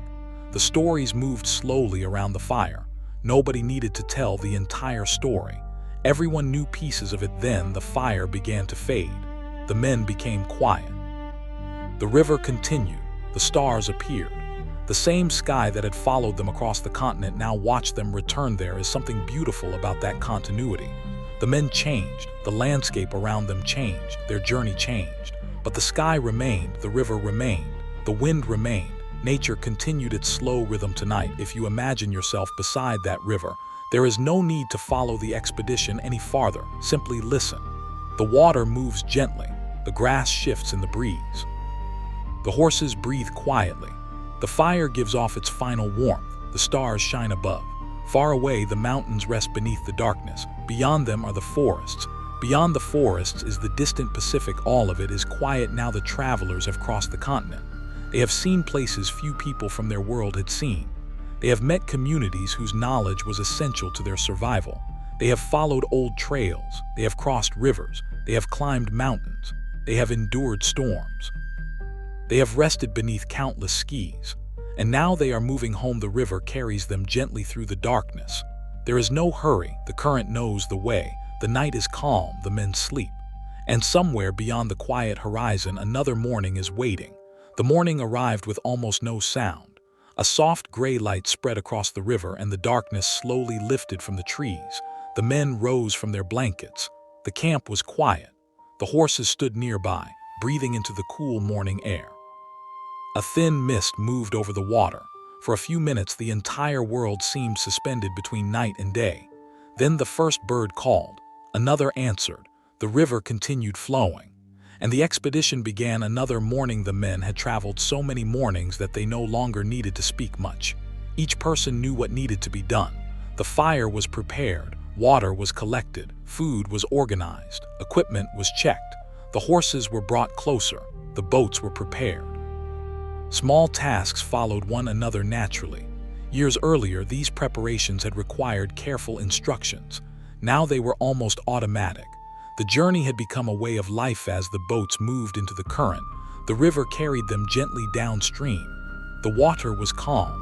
The morning sun slowly climbed above the trees. Golden light appeared on the surface. For a while, nobody paddled. They simply allowed the current to carry them. The river knew its direction. The men only needed to follow along the shore. The grass moved in the wind. Occasionally, birds rose from the reeds. A deer appeared briefly between the trees, then it disappeared again. The men watched without speaking. After everything they had seen, they had become accustomed to the sudden appearance of wildlife. Still, every encounter remained beautiful. One of the men remembered the western mountains. He remembered how different the mornings had been there. The air had been colder, the trails narrower, the mountains enormous. Sometimes snow had covered the ground. Sometimes clouds hid the peaks completely. Traveling through the mountains had required constant attention. A wrong turn could waste an entire day. A tired horse could become a serious problem. A sudden storm could make the trail dangerous. Yet those difficult mornings were now distant memories. The river continued east. The men passed a quiet stretch of forest. For a moment, it reminded them of the Pacific coast. The trees there had seemed impossibly large. The air had been wet. Rain had fallen repeatedly. The ocean had been nearby. They had spent a long winter there, waiting for the season to change. Now that winter seemed like something from another lifetime. Changes difficult memories. What feels endless while it is happening can later become a single image. A wet forest, a cold night, a small wooden shelter, a fire burning inside, the sound of rain outside, the smell of damp earth, a few tired men waiting for spring. That entire season could now be remembered in a moment. The expedition had learned patience during that winter.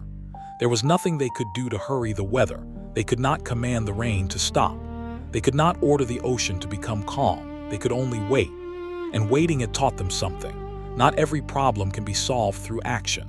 Sometimes the wisest thing a traveler can do is remain still. That lesson stayed with them. During the return journey, there were moments when stopping was necessary. A storm, a damaged boat, a tired horse, a difficult river, an uncertain trail. The men no longer felt that stopping meant failure. They understood that rest was part of movement. The afternoon became warm. The expedition stopped near a shaded riverbank. The men ate and rested. One of the horses rolled in the grass. Another stood quietly beneath a tree. The river made a gentle sound against the shore. There was no reason to hurry. The distance could wait. A long journey teaches a person that time feels different on the road. At home, an afternoon can disappear quickly.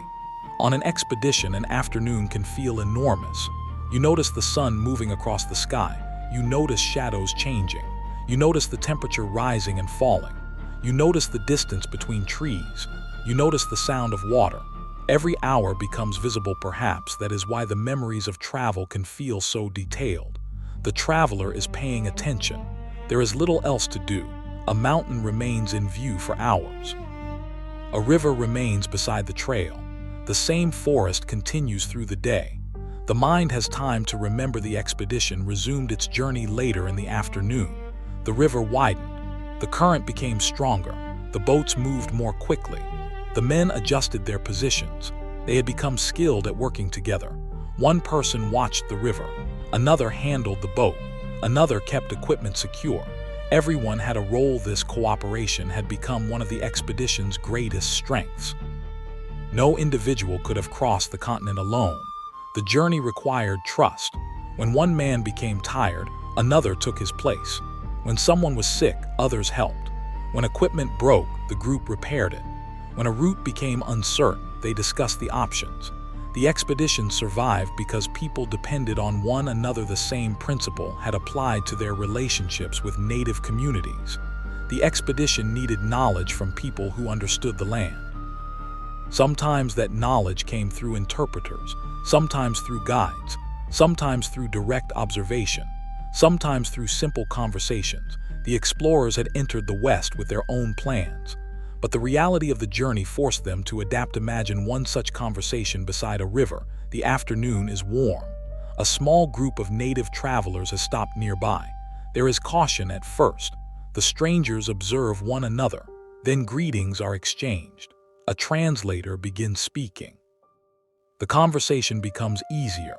The visitors describe the country ahead. The expedition listens carefully.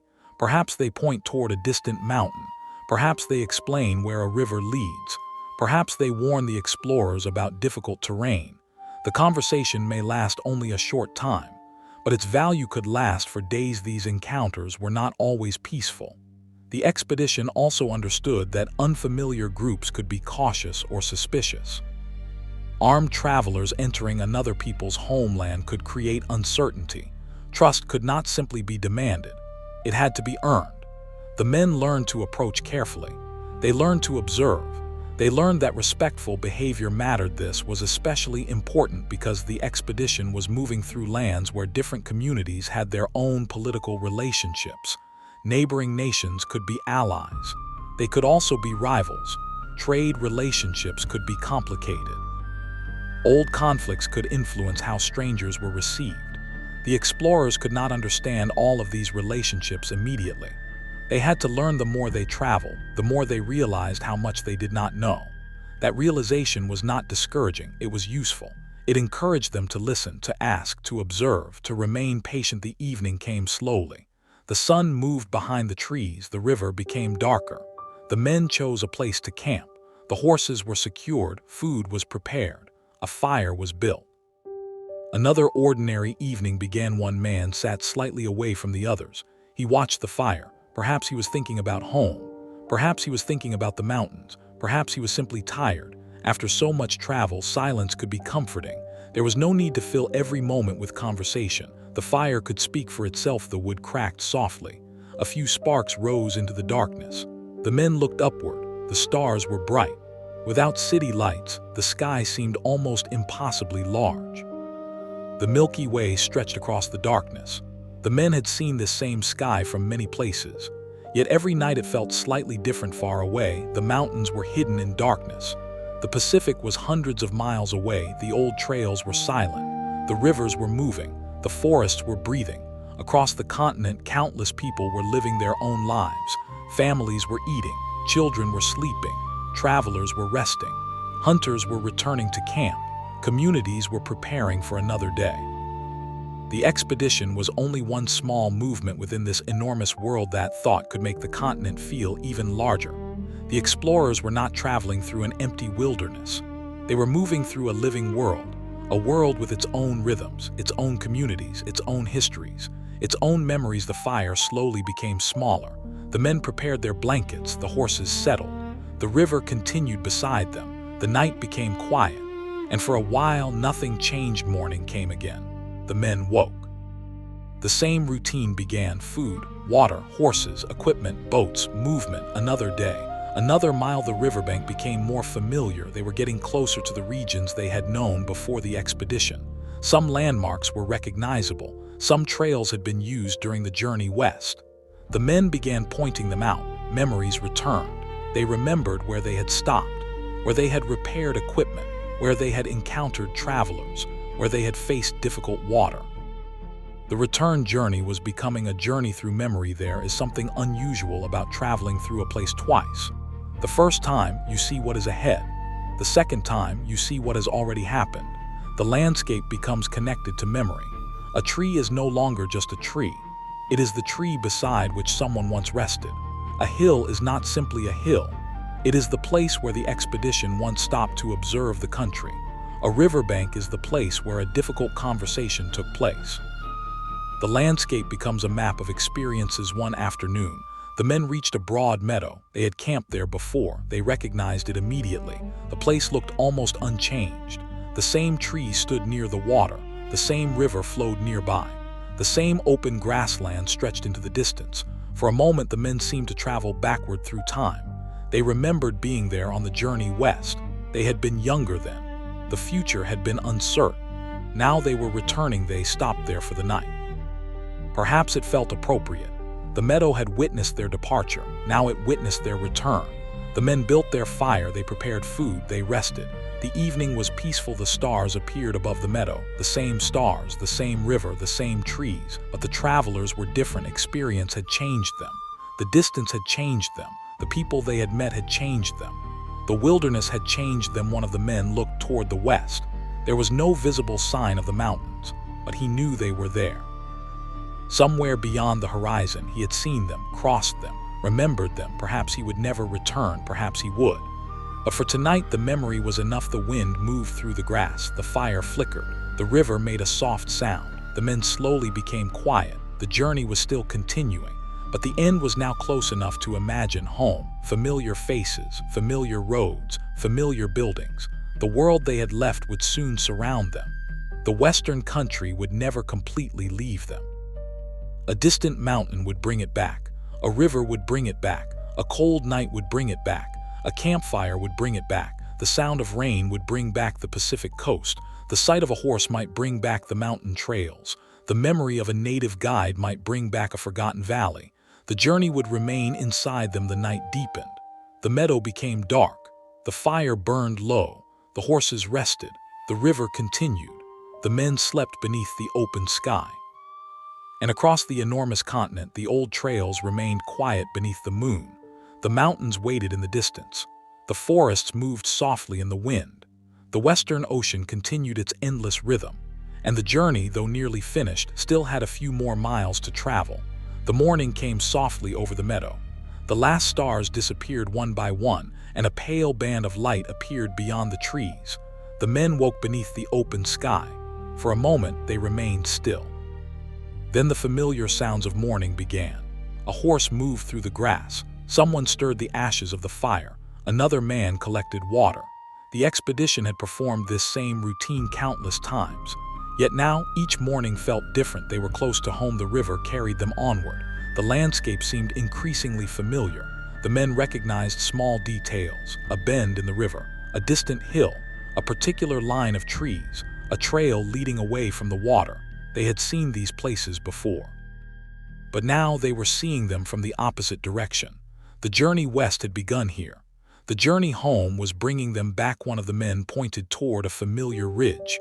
He remembered crossing it years earlier. At the time, the ridge had marked another step into the unknown.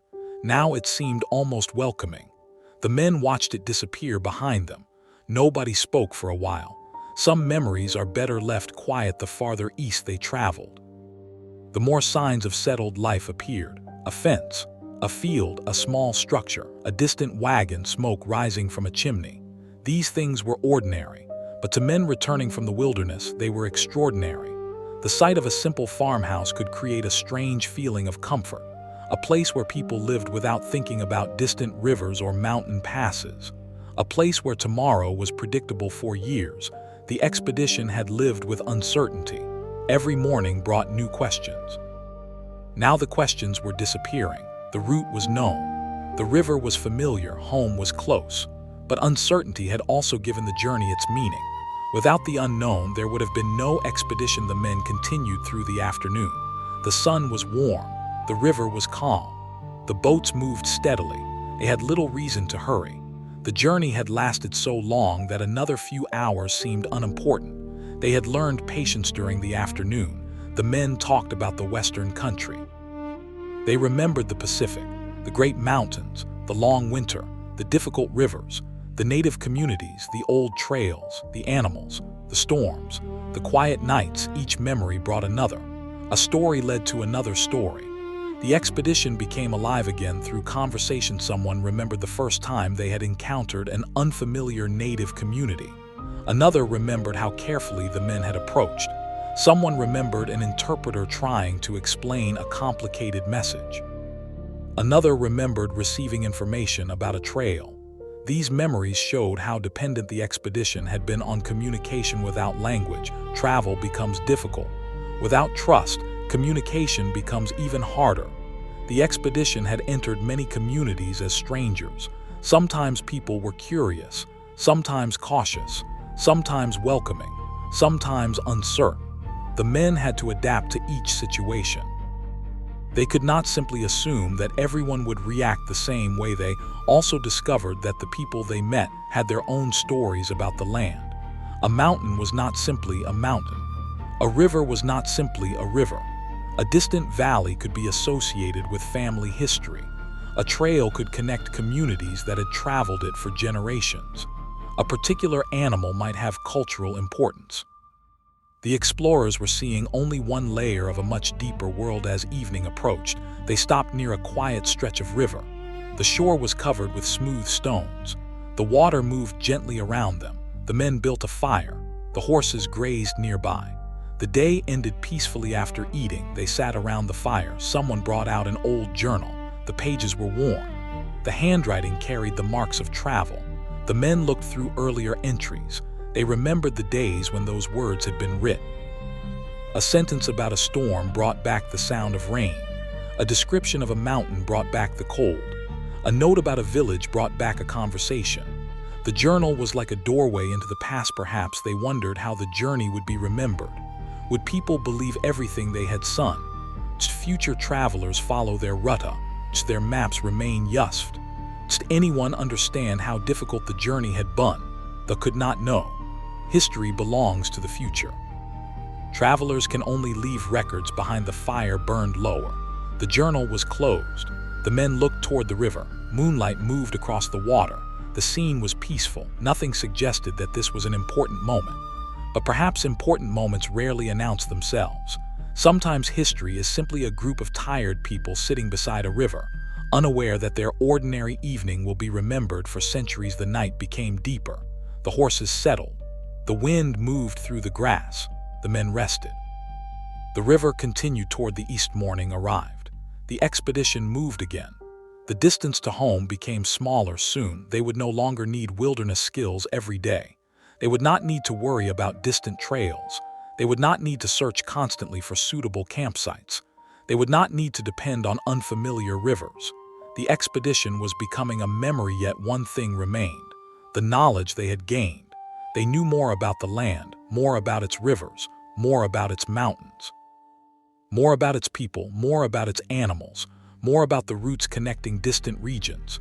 They had brought a new understanding of the country back with them, but the expedition also revealed how much remained unknown. There were still places they had not seen, communities they had not met, rivers they had not followed, mountains they had not crossed. The continent was still enormous. Exploration would continue. Other travelers would come. Other journeys would begin. For the men, however, their great journey was nearly complete. The future would bring different responsibilities, different homes, different routines. But none of those things could erase what had happened. Imagine the last evening before reaching home. The men camp beside the river. The fire is warm. The sky is clear. The air is peaceful. Someone cooks the final wilderness meal. Someone checks the horses. Someone writes a final note. There is laughter. There is silence. There is relief. And perhaps a little sadness. The wilderness had been difficult, but it had also been beautiful. It had tested them. It had taught them. It had frightened them. It had surprised them. It had introduced them to people and places they would never forget. Leaving it behind was not entirely simple. The men look west. The horizon is dark. Somewhere beyond it are the mountains. Beyond the mountains are the forests. Beyond the forests is the Pacific. They have traveled all the way there. And now they are turning toward home. The river continues beneath the moon. Its surface moves gently. The trees stand quietly. The grass bends in the wind. The stars shine above. The expedition members slowly fall asleep. Tomorrow will be different. Tomorrow will bring the final miles. But tonight they can rest. The night passes. Morning arrives. The men wake. They prepare the boats. They gather the horses. They secure their equipment. Then they begin moving again. The river carries them east. The sun rises behind them. Their shadows stretch across the water as the day progresses. Familiar sounds become more frequent. Voices, animals, wagons, tools. People moving between homes. The wilderness is behind them now. The settled world is returning. Someone sees a familiar road. Another recognizes a building. The men look at one another. They know they are almost home. The excitement grows quietly. Nobody needs to say much. The final miles pass. The river seems to move faster. The landscape feels familiar. The journey that began so long ago is reaching its end. The men have crossed an entire continent. They have followed rivers into unknown country. They have crossed mountains. They have reached an ocean. They have returned, and yet the most important part of the story may not be the final arrival. It may be everything that happened between departure and return, the countless nights, the difficult mornings, the conversations, the encounters, the trails, the rivers, the mountains, the quiet moments, the moments of fear, the moments of wonder, the people who helped them, the people whose stories became part of the journey. All of these pieces formed the expedition, not one adventure, but thousands of small experiences. The sun begins to set again. The men prepare another camp. Perhaps this is one of the final times they will sleep beside the wilderness. The fire burns softly. The river moves nearby. The horses rest. The sky becomes dark for the last time. Imagine the immense American night surrounding them. No city lights, no traffic, no modern sounds, only the river, the wind, the grass, the horses, the fire, and the stars. The men lie down. Their bodies are tired. Their minds are full of memories. Tomorrow is almost home, but tonight the wilderness still surrounds them. The old trails are silent. The mountains are distant. The western forests are far behind. The Pacific is only a memory. The river continues its endless journey, and beneath the quiet stars, the travelers finally sleep. The morning came quietly once again. A soft golden light appeared above the river, and the darkness slowly lifted from the trees. The men woke without the urgency that had once been common during the expedition. There was no unknown mountain ahead, no unfamiliar river to cross, no distant trail that had to be discovered. They were almost home. The feeling was difficult to describe. After so many months of uncertainty, certainty itself felt strained. The camp was packed carefully. The men checked their equipment. The horses were prepared. The boats were pushed into the water. Then they began the final stretch. The river carried them steadily east. The men watched the familiar landscape passing by. Every bend seemed to bring them closer. For some time, nobody spoke. Perhaps there was too much to remember. The journey had begun with excitement. Then came uncertainty, then hardship, then discovery, then the long return. Now everything was coming together. The expedition had become a complete circle. They had left one world behind. They had entered another. And now they were returning to where they had started. One man looked down at the water. The river seemed ordinary. Yet it had once been the road into the unknown. It had carried them west. It had carried them east. It had been their companion through countless days, sometimes calm, sometimes dangerous, sometimes beautiful, sometimes exhausting. But always moving. The river seemed almost like a symbol of the journey itself. It never stopped. It moved around obstacles. It changed direction. It became narrow, then wide. It passed through forests, prairies, settlements, wilderness. It continued whether the travelers were ready or not. And now it was carrying them home. As the afternoon approached, signs of settlement became more obvious. There were more people along the river, more boats, more roads, more fields, more buildings. The men began recognizing familiar places. They had returned to a world they understood, yet they were not the same men who had left. The journey had changed their habits, their knowledge, their confidence, their understanding of the country, even their understanding of themselves. A person who has crossed mountains and survived long periods of uncertainty does not return exactly as he left. Perhaps one of the men thought about the first night of the expedition. He remembered the excitement, the preparation, the unknown route ahead, the belief that the journey might be difficult, but nobody could have known exactly how difficult. Nobody could have known how many nights would pass before they saw familiar homes again. Nobody could have known how many people they would meet. Nobody could have known how much the journey would become part of their lives now the ending was visible. The boats continued. The men talked more. There was laughter. Someone remembered an old joke from the beginning of the expedition. Another corrected the details. The others laughed. Even after everything they had experienced, they could still remember the small moments that had made the journey enjoyable. That is another part of long journeys. Hardship does not erase humor. People laugh in difficult places. They tell stories when they are tired. They tease one another. They find small reasons to smile. Sometimes laughter is what keeps a group together. The men had spent so long together that they understood one another without many words. A glance could communicate a question. A gesture could indicate danger. A movement could show that someone needed help. The expedition had developed its own quiet language. They had also learned how important patience could be. There had been moments when plans failed, routes changed, weather interfered, supplies became difficult to manage. But the group adapted, they continued. That flexibility was one of the reasons they survived. As evening approached, they stopped near a familiar place. The men recognized it from the journey west. For a moment, they were silent. The place looked almost exactly as they remembered. The river flowed beside it. The trees stood where they had stood before. The grass moved in the evening breeze. The men could almost imagine themselves there months earlier, but memory is strange. The place was the same. They were not. The first time they had stood there, they had been heading toward the unknown. Now they were heading toward home. They built a small fire. There was no need for a large camp. They would not be sleeping in the wilderness for much longer. Still, the familiar routine felt comforting: water, food, fire, rest. The same simple actions that had accompanied them across the continent. The sky darkened. Stars appeared. The men sat quietly. Someone looked west.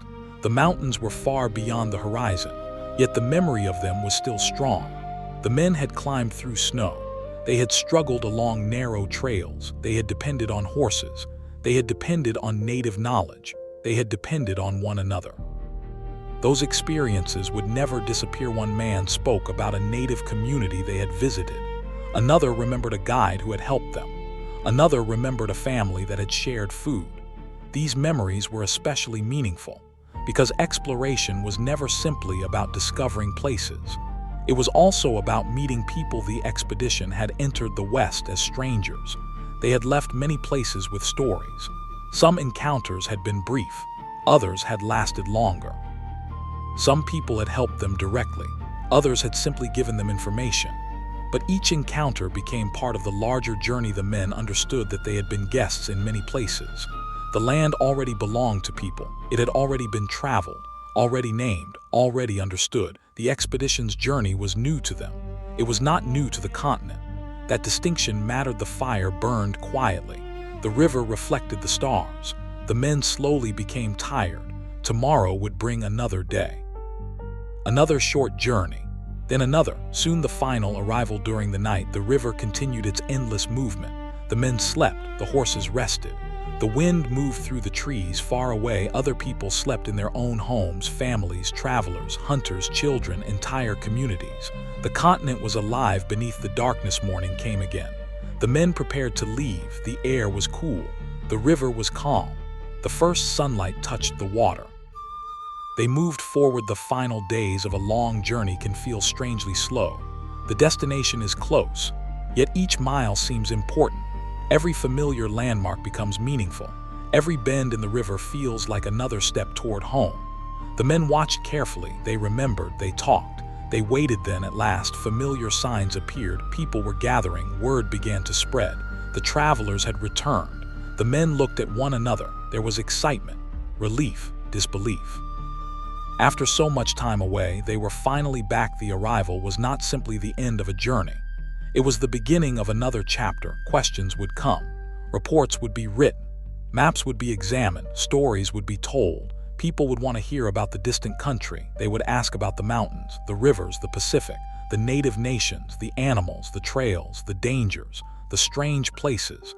The the beautiful places the explorers would have many answers, but no answer could fully recreate the experience. A person can describe a mountain, but description is not the same as standing beneath it. A person can describe the Pacific, but words cannot reproduce the feeling of seeing the ocean after crossing an entire continent. A person can describe a quiet wilderness night, but only the traveler knows what it feels like to sleep beneath that sky after a difficult day. The expedition was over, but its memories had only begun.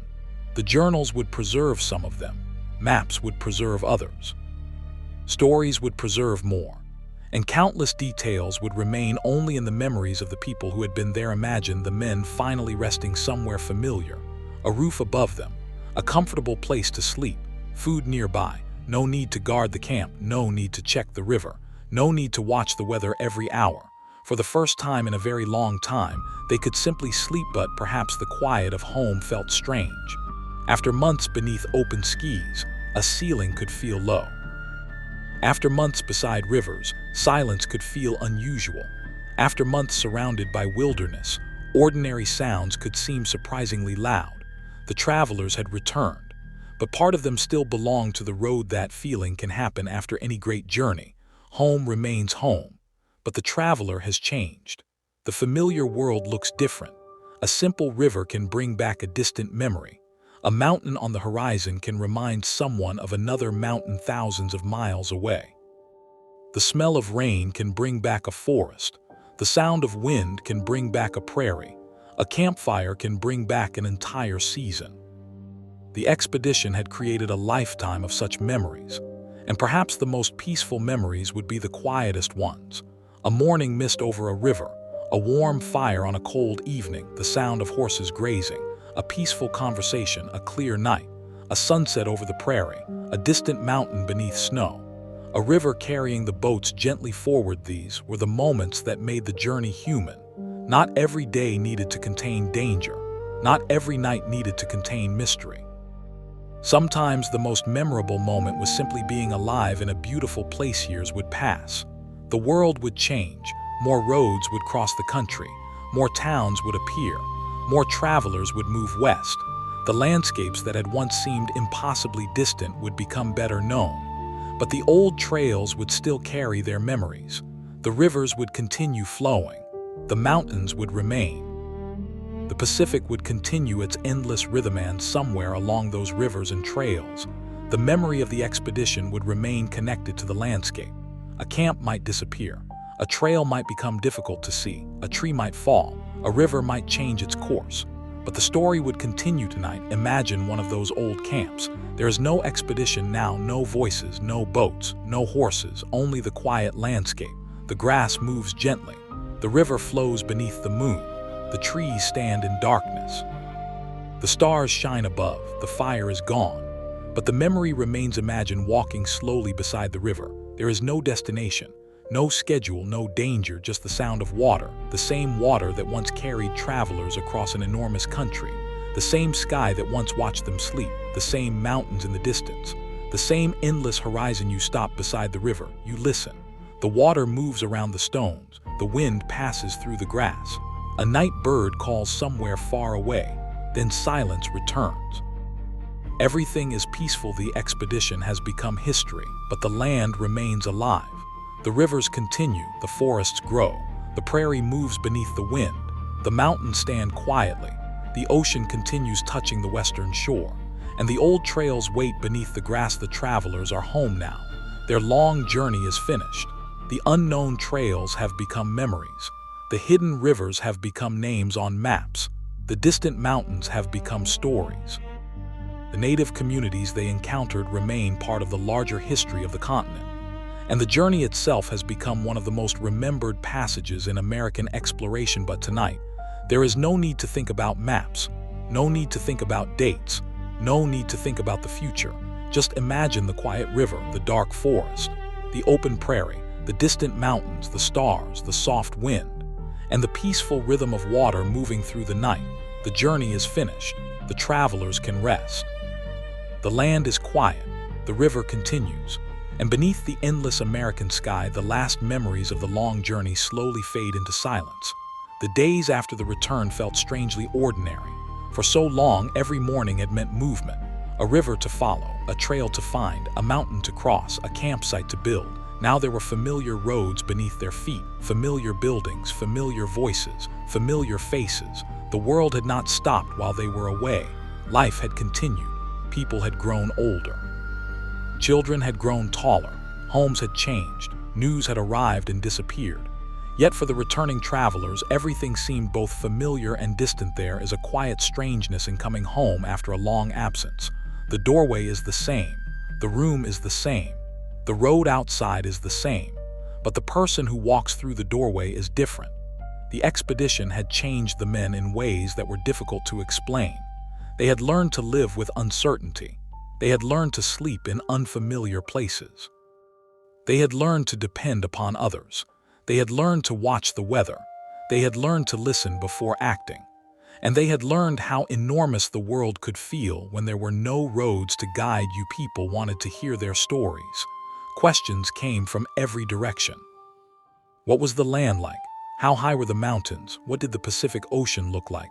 What animals had they seen? What native nations had they met? How long did it take? What was the most difficult part? What was the most beautiful place? The travelers answered as best they could. But sometimes the questions were difficult. How do you describe an entire continent? How do you describe months of uncertainty?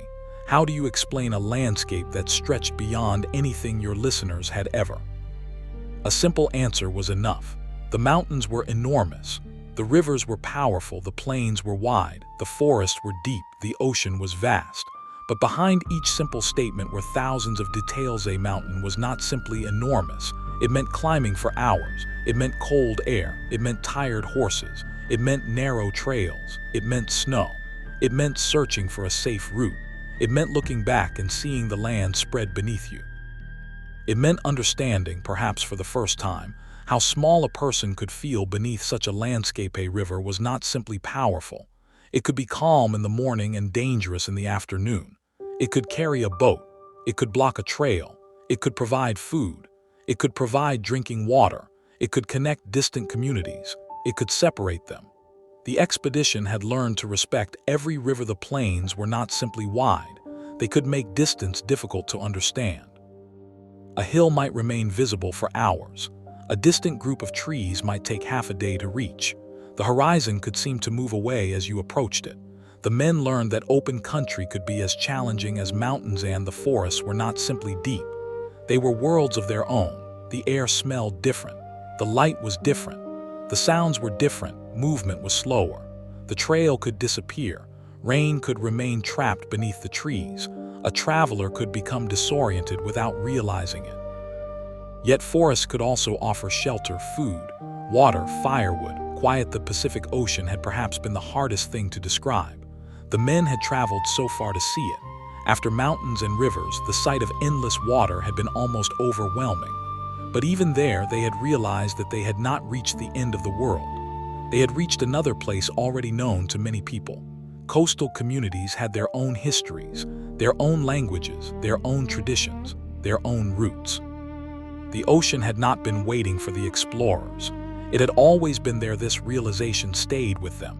Exploration was often described as discovering unknown places, but the men increasingly understood that many places were only unknown to them. The people living there already knew them. They knew the rivers. They knew the animals. They knew the seasons.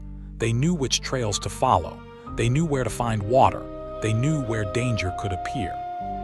The expedition had entered a world that was unfamiliar to them, not a world without knowledge. This distinction mattered. The maps they carried were incomplete. The land itself was not. It was already full of pathways. The pathways were held in memory, passed through families, shared between communities, marked by generations of travel. Think of an old trail crossing a quiet valley. Perhaps it begins near a river. It passes through tall grass, then climbs gently toward a ridge. From the ridge, another valley becomes visible. The trail continues. There may be no sign, no marker, no written direction. Yet someone who knows the country can follow it easily. That knowledge can be more valuable than any map. The expedition depended upon such knowledge many times. It learned from people. It listened to guides. It followed established routes. It observed how experienced travelers moved through the country. Without this accumulated knowledge, the journey would have been far more difficult. The men also learned that the most important encounters were often the quietest. A short conversation, a warning, a direction, a shared meal, a trade, a gesture of peace, a moment of understanding. These moments rarely became dramatic stories, but they shaped the journey. Perhaps one evening, long after returning home, a member of the expedition sat quietly beside a small fire. The flames reminded him of the western camps. He could almost hear the river again. He could almost smell the smoke. He could imagine the horses grazing in the darkness. He might remember a conversation from thousands of miles away, a person whose name he had not heard in years, a face briefly seen beside a river, a guide pointing toward a trail, a family offering food. Memory can preserve moments that time cannot completely erase. The expedition's journals would preserve some memories too. Pages would be studied.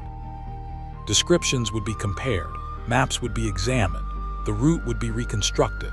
But written history could never contain everything. There were countless moments that no one wrote down. A joke, a smile, a moment of fear, a beautiful sunrise, a peaceful evening, a private thought. These disappeared with the people who experienced them. That is why imagination becomes important when we think about history. The written record gives us the outline. The quiet details help us understand what life might have felt like. The cold morning, the heavy pack, the wet clothing, the warm fire, the sound of water, the tired body finally resting. Imagine one of those nights again. The expedition is far from home. The men have finished eating. Their clothing is damp from the day's travel. The fire is small. The horses are quiet. The river moves nearby. Nobody is speaking. The men are simply listening. A night like that may have seemed ordinary at the time, but ordinary moments become precious in memory. Years later, the danger may be forgotten. The exact route may be forgotten, but the feeling of sitting beside the fire may remain. Warmth, quiet, safety. The knowledge that for this one night nothing needed to be solved. The same could be true of mornings. A pale sky, cold air, a river covered in mist, the first sound of birds, the first warmth of sunlight, the simple act of standing up and beginning again. The expedition experienced hundreds of such mornings. Each one carried them farther. Long journeys are built from mornings, not from grand moments, not from dramatic speeches, just mornings. Wake, pack, walk, paddle, rest, continue, sleep, and repeat. The men had crossed the continent because they continued through ordinary days. A difficult day did not end the journey. A boring day did not end the journey. A rainy day did not end the journey. A confusing day did not end the journey. They simply continued. Perhaps that is one of the quiet lessons hidden inside the story. A great distance can become manageable when it is divided into small pieces. One river bend, one trail, one hill, one evening, one morning, one more mile. Years later, people would look at maps and see the entire route at once. The line might appear simple, east to west, west to east, but the men had never seen the whole journey at once. They could only see the next part. That is how every traveler experiences distance.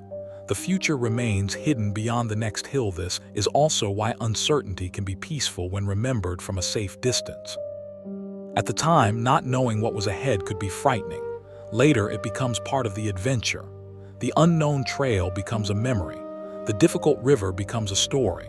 The dark forest becomes an image.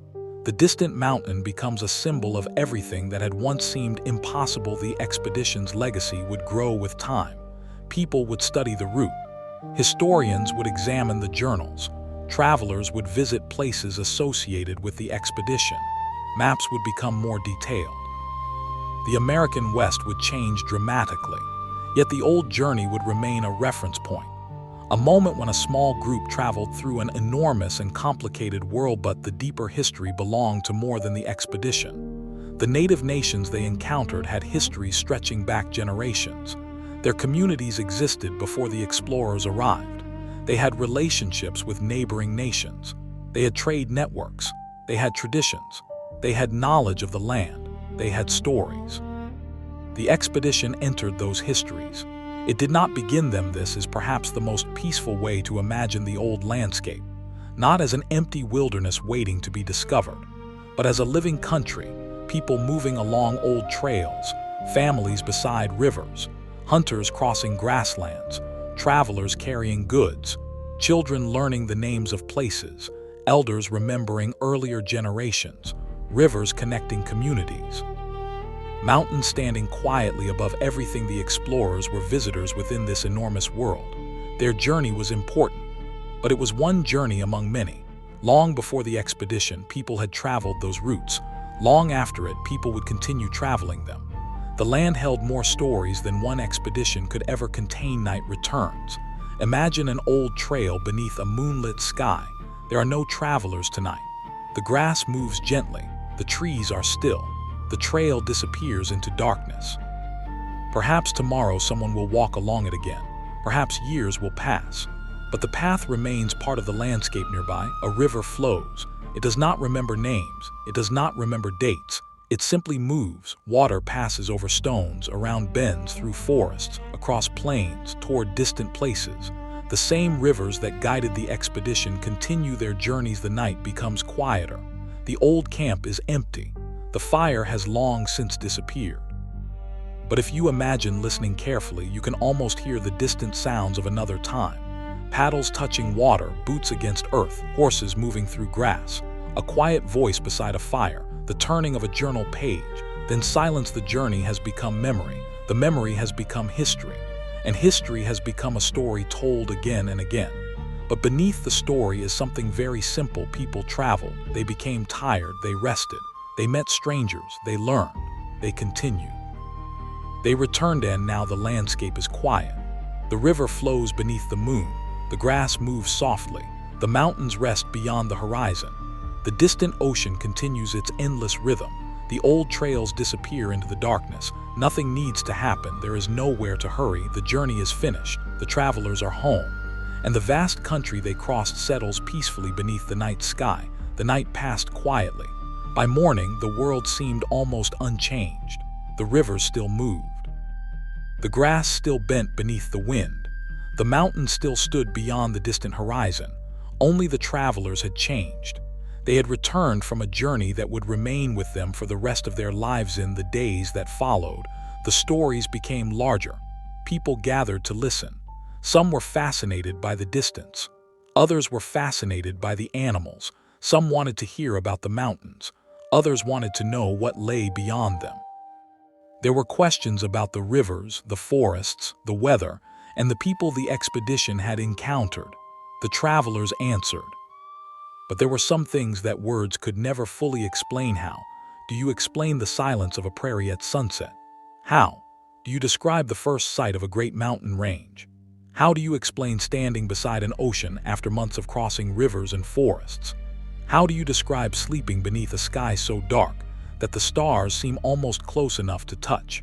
Some experiences belong partly to language and partly to memory. The expedition members had learned that distance changes perception. At home, a few miles can seem far. On the trail, a few miles can feel like nothing. A mountain can appear close and remain hours away. A river can look narrow from a distance and become enormous when you stand beside it.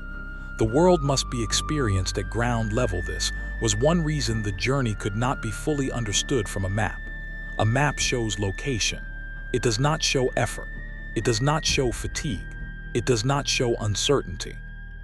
It does not show the quiet satisfaction of reaching a place after a difficult day. The travelers knew the difference. Perhaps one evening, one of them unfolded the map again. The lines looked simple. The rivers crossed the paper. The mountains were marked. The route stretched across the continent.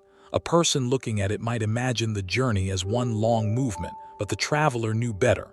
Behind every line were thousands of decisions: where to camp, where to cross, when to wait, when to move, whom to trust, trail to follow, when to turn back in. Behind every decision were people. The expedition members themselves, the guides, the interpreters, the native communities, the families who provided information, the travelers encountered along the way.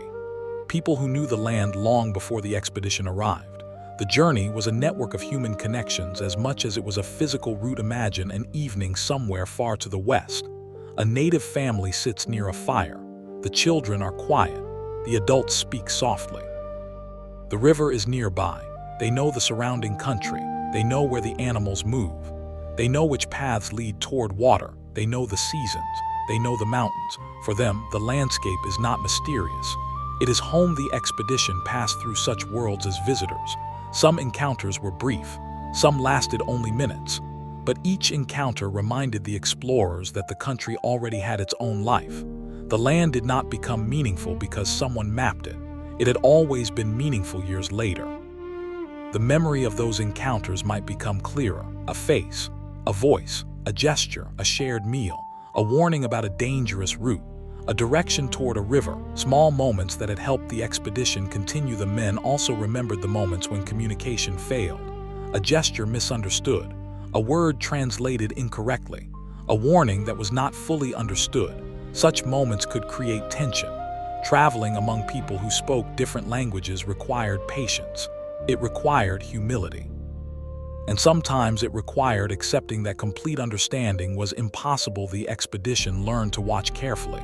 A person's expression, a movement, the direction of a hand, the way people reacted to a gift, the way they approached strangers, the way they protected their families. Communication was more than words. This became especially important in unfamiliar places. The explorers had weapons. They had authority from their government, but neither could guarantee safety. A respectful approach could accomplish more than force. A patient conversation could accomplish more than a threat. The journey repeatedly demonstrated the value of cooperation. There were also moments when the wilderness itself seemed to communicate. Dark clouds gathering above the mountains, animals suddenly disappearing, a river becoming faster, birds changing their behavior, the smell of rain, the sound of distant thunder. Experienced travelers learned to notice these things. Nature rarely gave a written warning. Its signals had to be observed. The men became better observers as the journey continued. At the beginning, they had been explorers. By the end, they were students of the landscape. They noticed details. They recorded them. They compared them. They remembered them. Their journals became records of a changing world, and perhaps that is why the journals remain so valuable. They preserve not only destinations but observations. A plant, an animal, a river, a mountain, a community, a weather pattern, a trail. Each entry adds another piece to the larger picture, but between the written lines were long stretches of silence. Imagine one of those stretches. The men are walking. Nobody is speaking. The trail is narrow. Trees rise on both sides. Sunlight passes through the branches. The ground is soft beneath their feet. A bird calls somewhere ahead. The expedition continues. Nothing dramatic happens. Yet this may have been most of the journey. History often remembers the extraordinary, but life is mostly ordinary. The expedition crossed the continent through thousands of ordinary moments. A man tying his boots, another filling a water container, someone repairing a strap, someone checking a horse, someone watching the sky, someone writing in a journal. These simple actions kept the expedition alive. A great journey is made from small actions repeated patiently. That may be why the story feels almost peaceful when viewed from a distance. The danger is known. The ending is known. The travelers survive. So the listener can focus on the quieter details. The river, the fire, the wind, the footsteps, the changing sky. Imagine another evening. The sun has disappeared. The men are gathered around a fire. One person prepares food, another writes. A third checks the horses. The others talk softly. The air is cool. The stars are beginning to appear. There is no immediate danger. For this moment, everything is enough. The fire casts soft light across tired faces. The surrounding darkness seems enormous. Beyond the firelight, the prairie disappears. But inside the small circle of warmth, the men are together. That small circle may have felt like the safest place in the world. Eventually, the conversation becomes quieter. Someone yawns. Another rolls a blanket into a more comfortable position. The fire is reduced. The horses settle. The river continues. One by one, the travelers fall asleep. Morning will come. It always does. The fire will be rebuilt. Water will be collected. Food will be prepared. The horses will be saddled. The trail will continue. But tonight, there is no need to think about tomorrow. The same feeling can be found in the memory of the expedition today. You can imagine the old rivers without needing to cross them. You can imagine the mountains without climbing them. You can imagine the prairie without walking through it. The journey belongs to another time. The landscape remains. The mountains are still there. Their slopes still catch snow. Their valleys still collect rain. Their rivers still begin high among the rocks. The prairie still moves beneath the wind. The forests still grow. The Pacific still reaches the western shore. Nature continues its own slow journey. Human lives are short compared with landscapes. The expedition lasted years.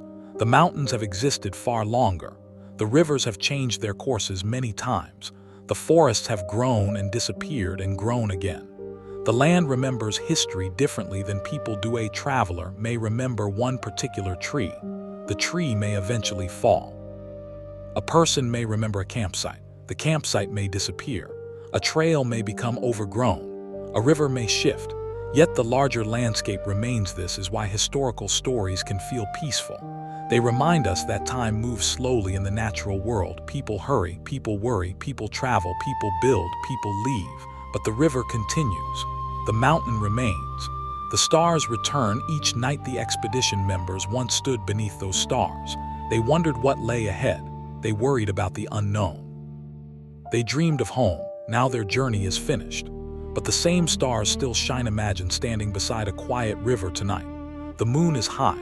The water moves gently.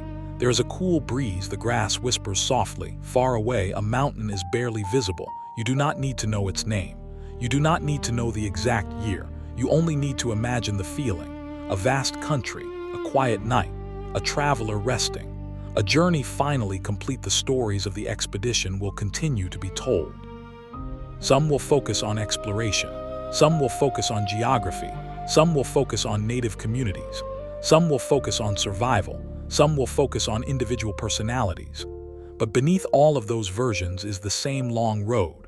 A road made of rivers, trails, mountains, forests, plains, and countless night sand. Perhaps the greatest mystery was never what lay beyond the next mountain. It was how much a journey could change the people who traveled it. They left with expectations. They returned with experience. They left knowing one part of the country. They returned knowing how little any single person could know about such an enormous land. They left looking for answers. They returned carrying new questions that may be the quietest form of exploration. Not simply finding new places, but realizing that the world is larger than you imagined.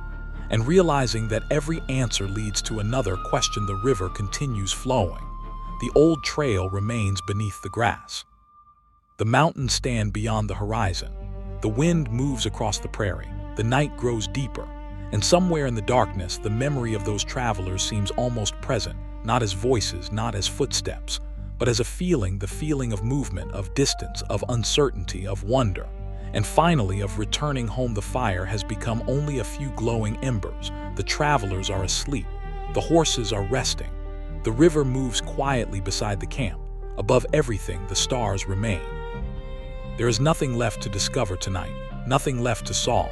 The journey can rest, and the vast American landscape settles once more into silence. The morning light returned slowly across the quiet landscape. The river was calm. A thin mist hovered above the water, and the distant trees appeared soft and almost unreal beneath the early light.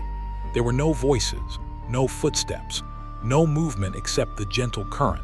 For a moment, the old country seemed exactly as it might have looked centuries earlier. Then the sun rose. The mist began to disappear, and the landscape became clear again. Long after the expedition had returned, the country they had traveled through continued changing. New travelers arrived, new roads were created, new settlements appeared. The rivers carried more boats, the trails became busier. Places that had once seemed impossibly distant gradually became connected to the growing nation. But the old wilderness did not disappear all at once. It changed slowly. A trail became a road. A campsite became a landmark. A river crossing became a familiar route. A distant mountain became a name on a map. The transformation of the West would become one of the great stories of American history. But beneath that larger story were countless smaller stories. A family moving west, a trader following an old route, a native traveler returning home, a hunter crossing the plains, a boat moving down a river, a person looking at a mountain for the first time. Each traveler carried a different reason for moving. Each saw the landscape differently. The members of the expedition had carried their own reasons. They wanted information. They wanted to understand the land. They wanted to establish relationships. They wanted to follow rivers and mountains into places unfamiliar to their government. But the journey became more complicated than a simple search for geography. The longer they traveled, the more human the journey became. They became tired. They became attached to familiar places. They became dependent upon one another. They became curious about the people they met. They learned new ways of traveling. They learned how much knowledge already existed in the country. And eventually, they learned how difficult it could be to leave a place after becoming familiar with it. Imagine the final morning when one of the men realizes that he will probably never see the distant mountains again. He stands quietly. The horizon is clear. There are no clouds. The mountains are far away. He remembers climbing them. He remembers the cold. He remembers the narrow trails. He remembers the silence. He remembers looking down at valleys that seem to stretch forever. And now he is going home. Perhaps there is sadness in that moment, not because the journey was easy, it certainly was not, but because difficult experiences can become meaningful. The things that challenge us can eventually become the memories we value most. The same is true of the quiet encounters. A stranger who offered directions, a family that shared food, a guide who knew the safest route, a community that allowed the travelers to rest, a person who warned them about danger. These people might never have known how important their small actions often focuses on famous names. But journeys are also carried forward by people whose names may disappear. A guide, an interpreter, a hunter, a trader, a messenger, a local traveler, someone who simply knew where water could be found. Their knowledge could mean the difference between continuing and becoming lost. The expedition depended upon such knowledge repeatedly. This is why the journey should never be imagined as a small group moving alone through an empty landscape. It was a journey through a world already inhabited and understood. The evening comes again. Imagine an old campsite beside a river. The sun has just disappeared. The air is cool. The grass is wet with evening dew. A small fire burns. There are no tents as we might imagine today. Only simple shelter, blankets, equipment, horses, a few supplies. The river is close enough to hear. One traveler sits beside the fire. He looks at the flames. Another man is writing. The scratch of the pen is soft. Perhaps he is recording the day's distance, perhaps the weather, perhaps an animal they saw, perhaps a conversation, perhaps simply a few observations. The journal slowly fills, page after page. Day after day he cannot know that someone many years later will read those words. He cannot know that people will study his handwriting. He cannot know that historians will compare his observations with maps and other records. At the time, he is simply writing because writing is part of the journey. That is one of the beautiful things about historical records. People often create them without knowing their future importance. A small note can survive for generations. A simple observation can become valuable. A name written on a page can preserve the memory of someone who might otherwise be forgotten. The fire burns lower. The writer closes the journal. The men prepare to sleep. The river continues. The night grows deeper. There is something calming about imagining the same landscape without the travelers. The fire disappears. The footsteps disappear. The voices disappear. Only nature remains. The river continues to move. The grass continues to bend. The stars continue to shine. The mountains remain silent. Time passes. Years become decades. Decades become centuries. The landscape changes.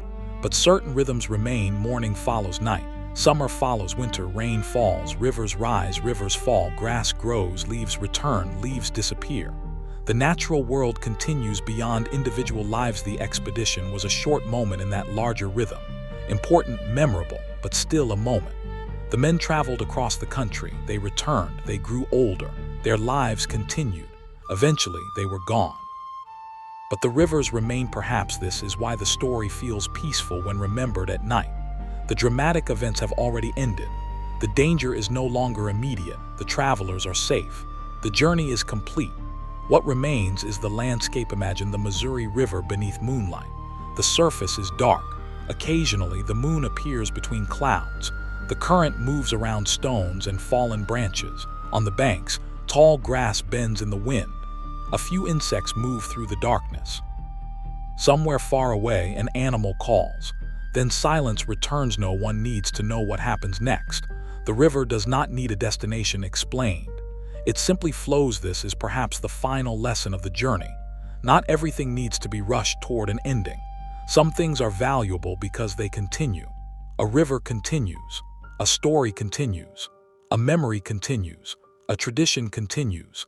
Knowledge continues from one person to another. The expedition carried knowledge eastward. But the knowledge did not belong only to the explorers. Much of what they learned came from people already living across the continent. Their journey connected different sources of knowledge: maps, stories, languages, trails, observations, experience, memory. The land itself became a kind of teacher. The mountains taught patience. The rivers taught caution. The plains taught endurance. The forests taught observation. The people they met taught them that unfamiliar does not mean empty, and perhaps that final lesson was the most important. The unknown is often simply something we have not yet understood. A dark trail may become familiar after walking it. A strange river may become understandable after watching its current. A new language may become less mysterious after patient conversation. A distant community may become less frightening after a peaceful encounter. Understanding begins with attention. The expedition learned to pay attention. That is why it survived. That is why its records became valuable. That is why its journey became memorable. Now imagine the old trail at dawn. The first light touches the grass. The trail disappears into the distance. No travelers are visible, but the path remains. It curves around a hill, passes through trees, descends toward a river, then disappears again. You cannot see where it ends. And you do not need to. The unknown is waiting beyond the next bend. But there is no need to follow it tonight. You can simply watch the sunrise, listen to the river, feel the cool morning air, and imagine the travelers who once stood in this same light. They were tired, they were curious, they were sometimes afraid, they were sometimes amazed. They were ordinary people doing something extraordinary, and they moved forward one day at a time. The sun rises higher. The mist disappears completely. Birds begin calling. The landscape becomes bright. The old trail waits. The river moves. The mountains remain. The journey is no longer happening. It has become memory. The memory has become history.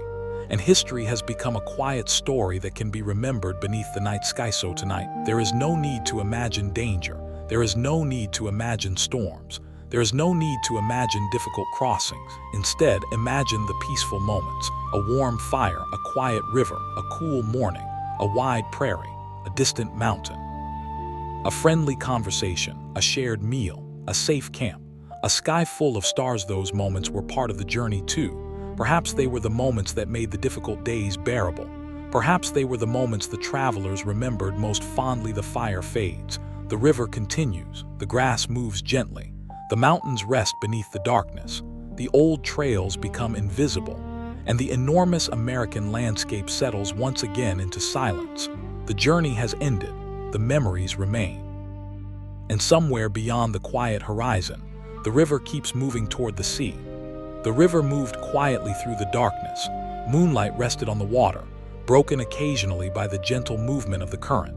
Along the banks, the grass shifted in the night breeze. The old trails were empty. The mountains were distant. And the country that had once seemed so mysterious to a small group of travelers was now sleeping beneath the same stars that had watched them cross it. Years had passed since the expedition returned. The men continued with their lives. Some remained connected to government work. Some returned to familiar communities. Some carried on with ordinary responsibilities. But none of them could completely return to the people they had been before the journey. The wilderness had become part of their memories. Simple River could bring back an entire season. A cold morning could bring back the mountains. A campfire could bring back the Pacific coast. The smell of wet earth could bring back a rainy trail. The sound of horses could bring back the plains. Memory did not need a map. It only needed a small reminder. Imagine one of the travelers standing beside a river years later. He is older now. The journey is far behind him. The world around him has changed. There are more roads, more people, more buildings.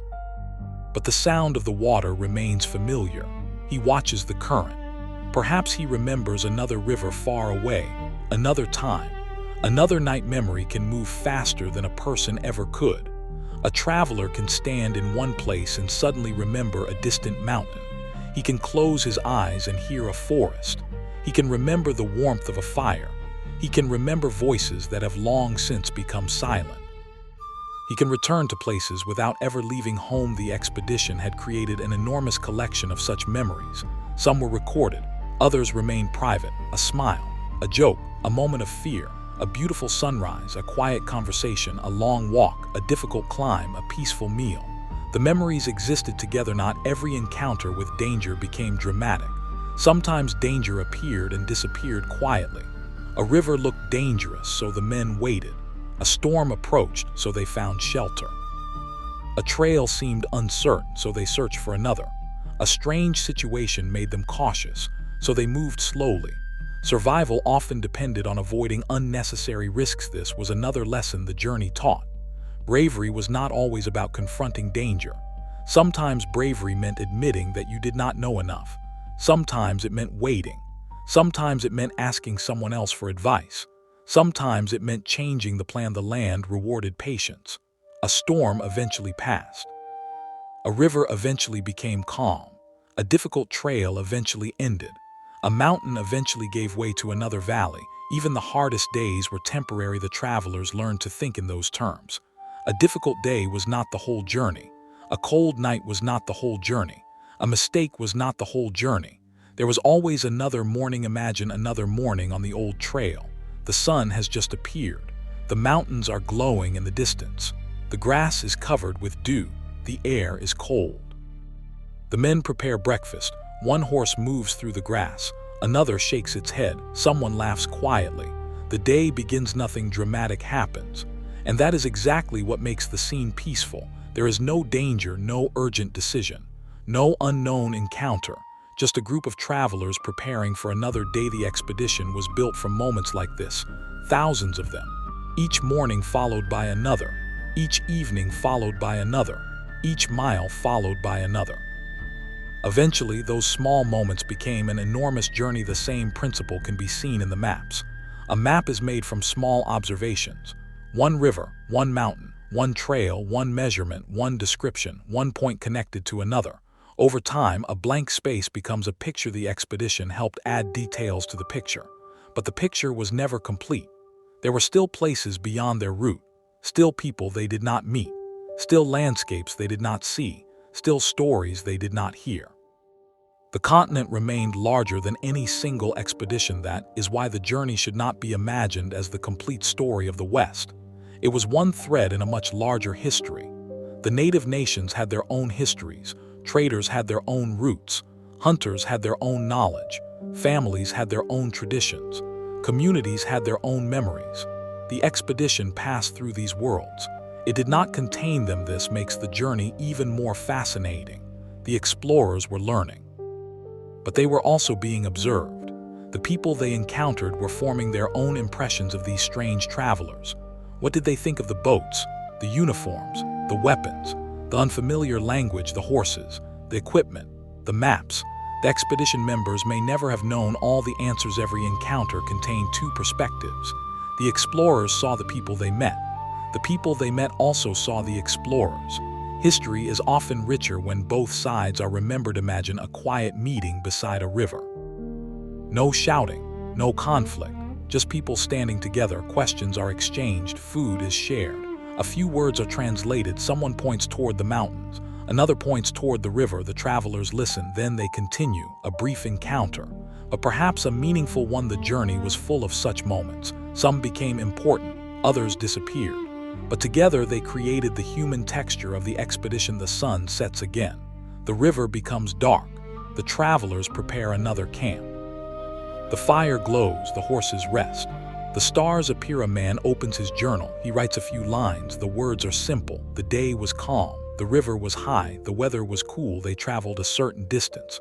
Perhaps he mentions an animal, perhaps a trail, perhaps a meeting. Then he closes the journal. He does not write everything. No one can. Some experiences remain outside the written record. The silence of the night, the feeling of cold air, the smell of smoke, the exhaustion in his body, the beauty of the stars.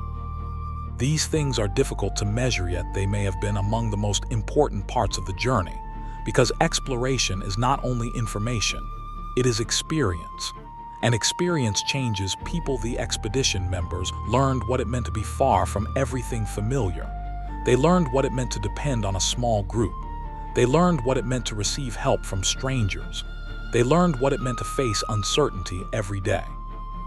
And they learned what it meant to return home after becoming accustomed to another world. Perhaps home felt smaller afterward, not physically, emotionally. The travelers had seen distances that made familiar places seem close together. They had seen landscapes that made ordinary horizons seem narrow. They had seen communities with completely different ways of life. Their understanding of the world had expanded. Expansion can be both exciting and unsettling. Once you know that the world is larger, it becomes difficult to return to the old idea that your familiar surroundings are the whole world. The expedition had broken that boundary, and so, even after returning home, the men remained travelers in their minds. A road could make them curious. A distant mountain could attract their attention. A river could remind them of another river. A map could awaken memories. Imagine one of them looking at a map many years later. His finger follows the route, across the plains, toward the mountains, through the western country, toward the Pacific, then back again. His finger stops for a moment. He remembers everything.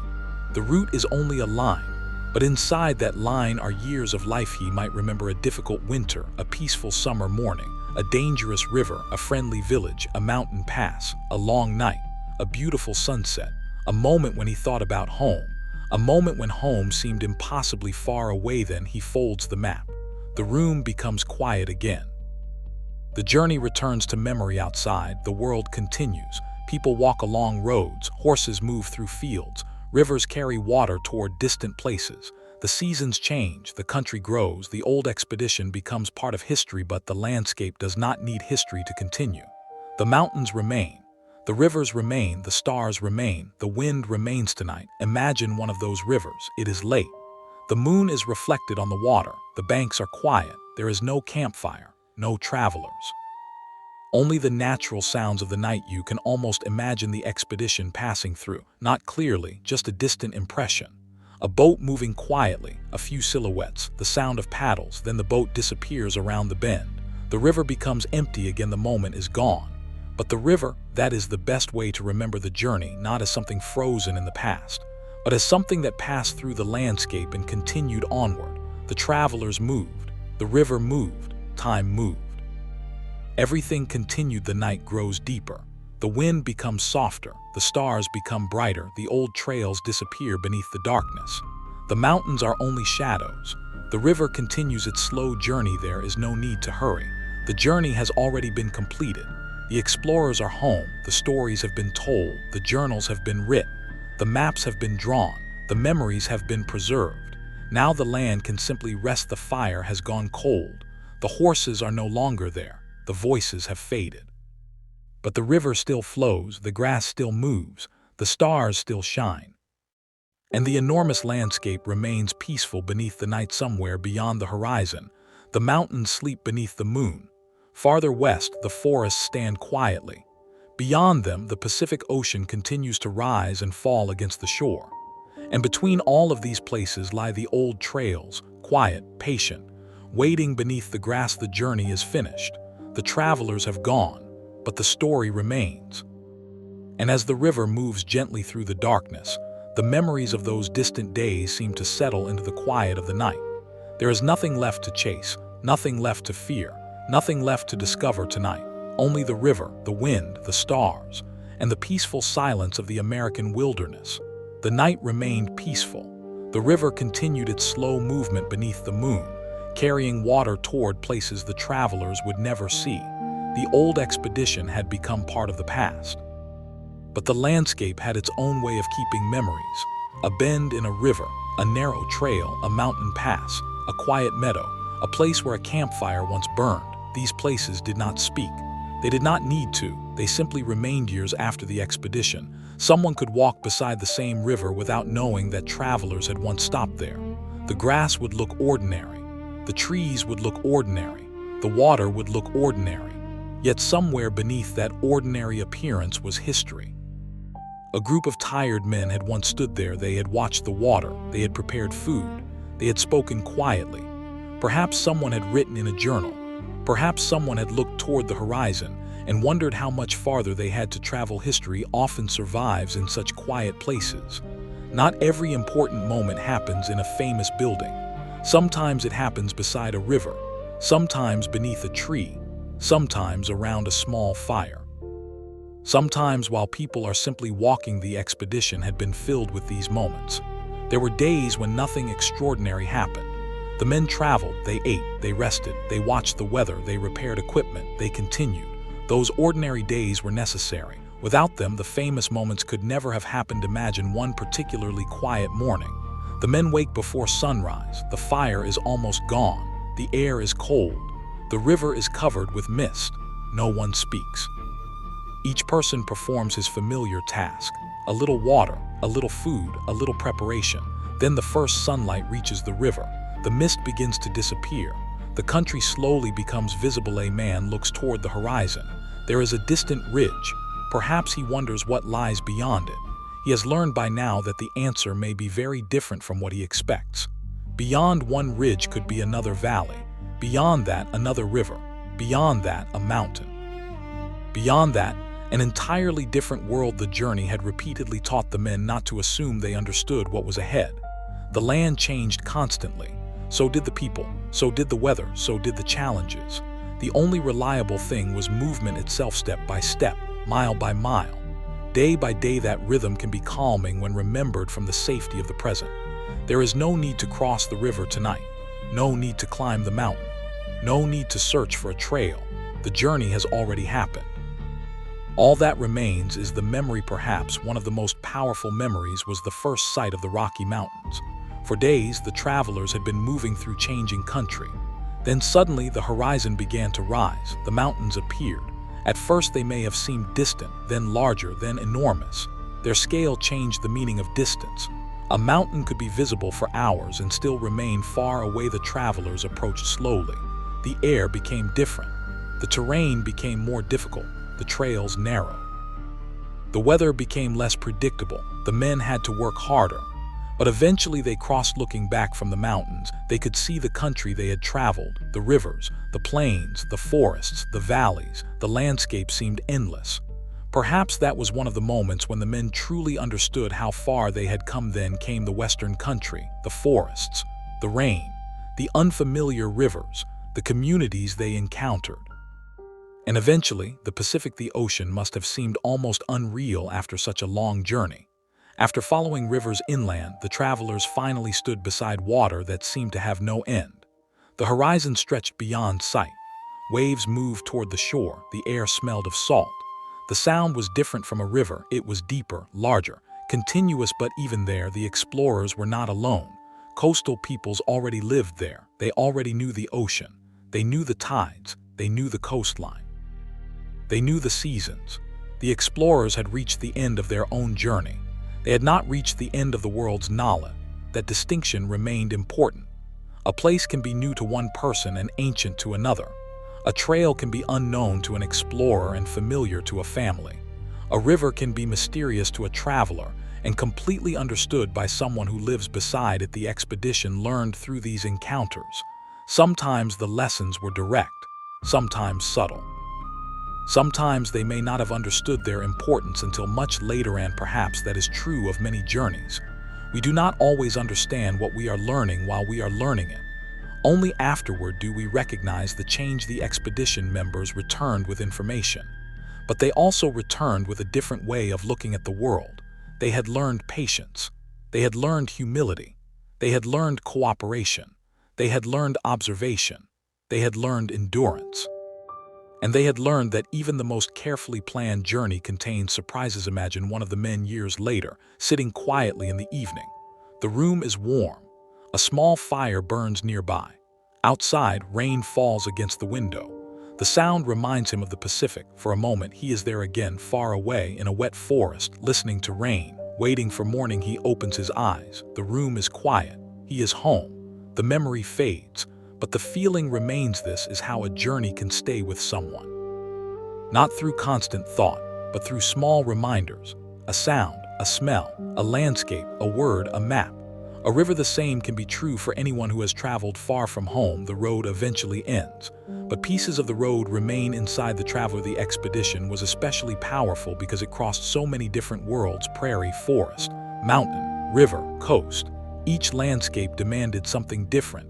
Each taught something different. The plains demanded endurance. The mountains demanded patience. The rivers demanded caution. The forests demanded attention. The coast demanded adaptation. And the people they met demanded respect and understanding. The expedition could not control these environments. It had to adapt. That may have been its greatest strength. When the weather changed, they changed their plans. When a river became dangerous, they waited. When a trail disappeared, they searched for another. When communication became difficult, they found ways to understand. When they became tired, they rested. Then they continued. There is a quiet wisdom in that. Not every obstacle needs to be defeated immediately.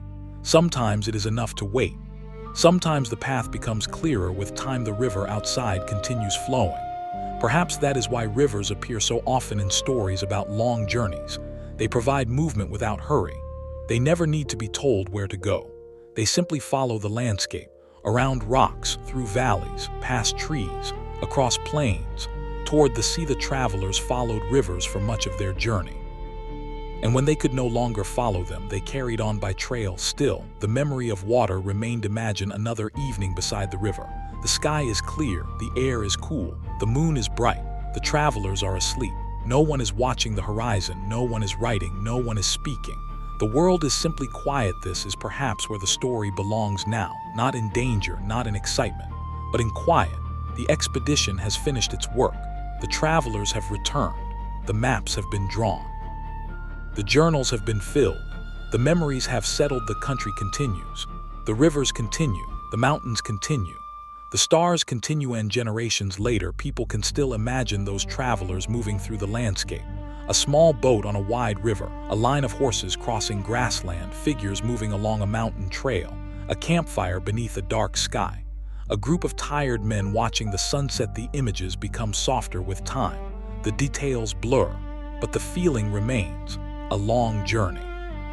A distant country, unknown trails, unexpected encounters, quiet nights, and finally home.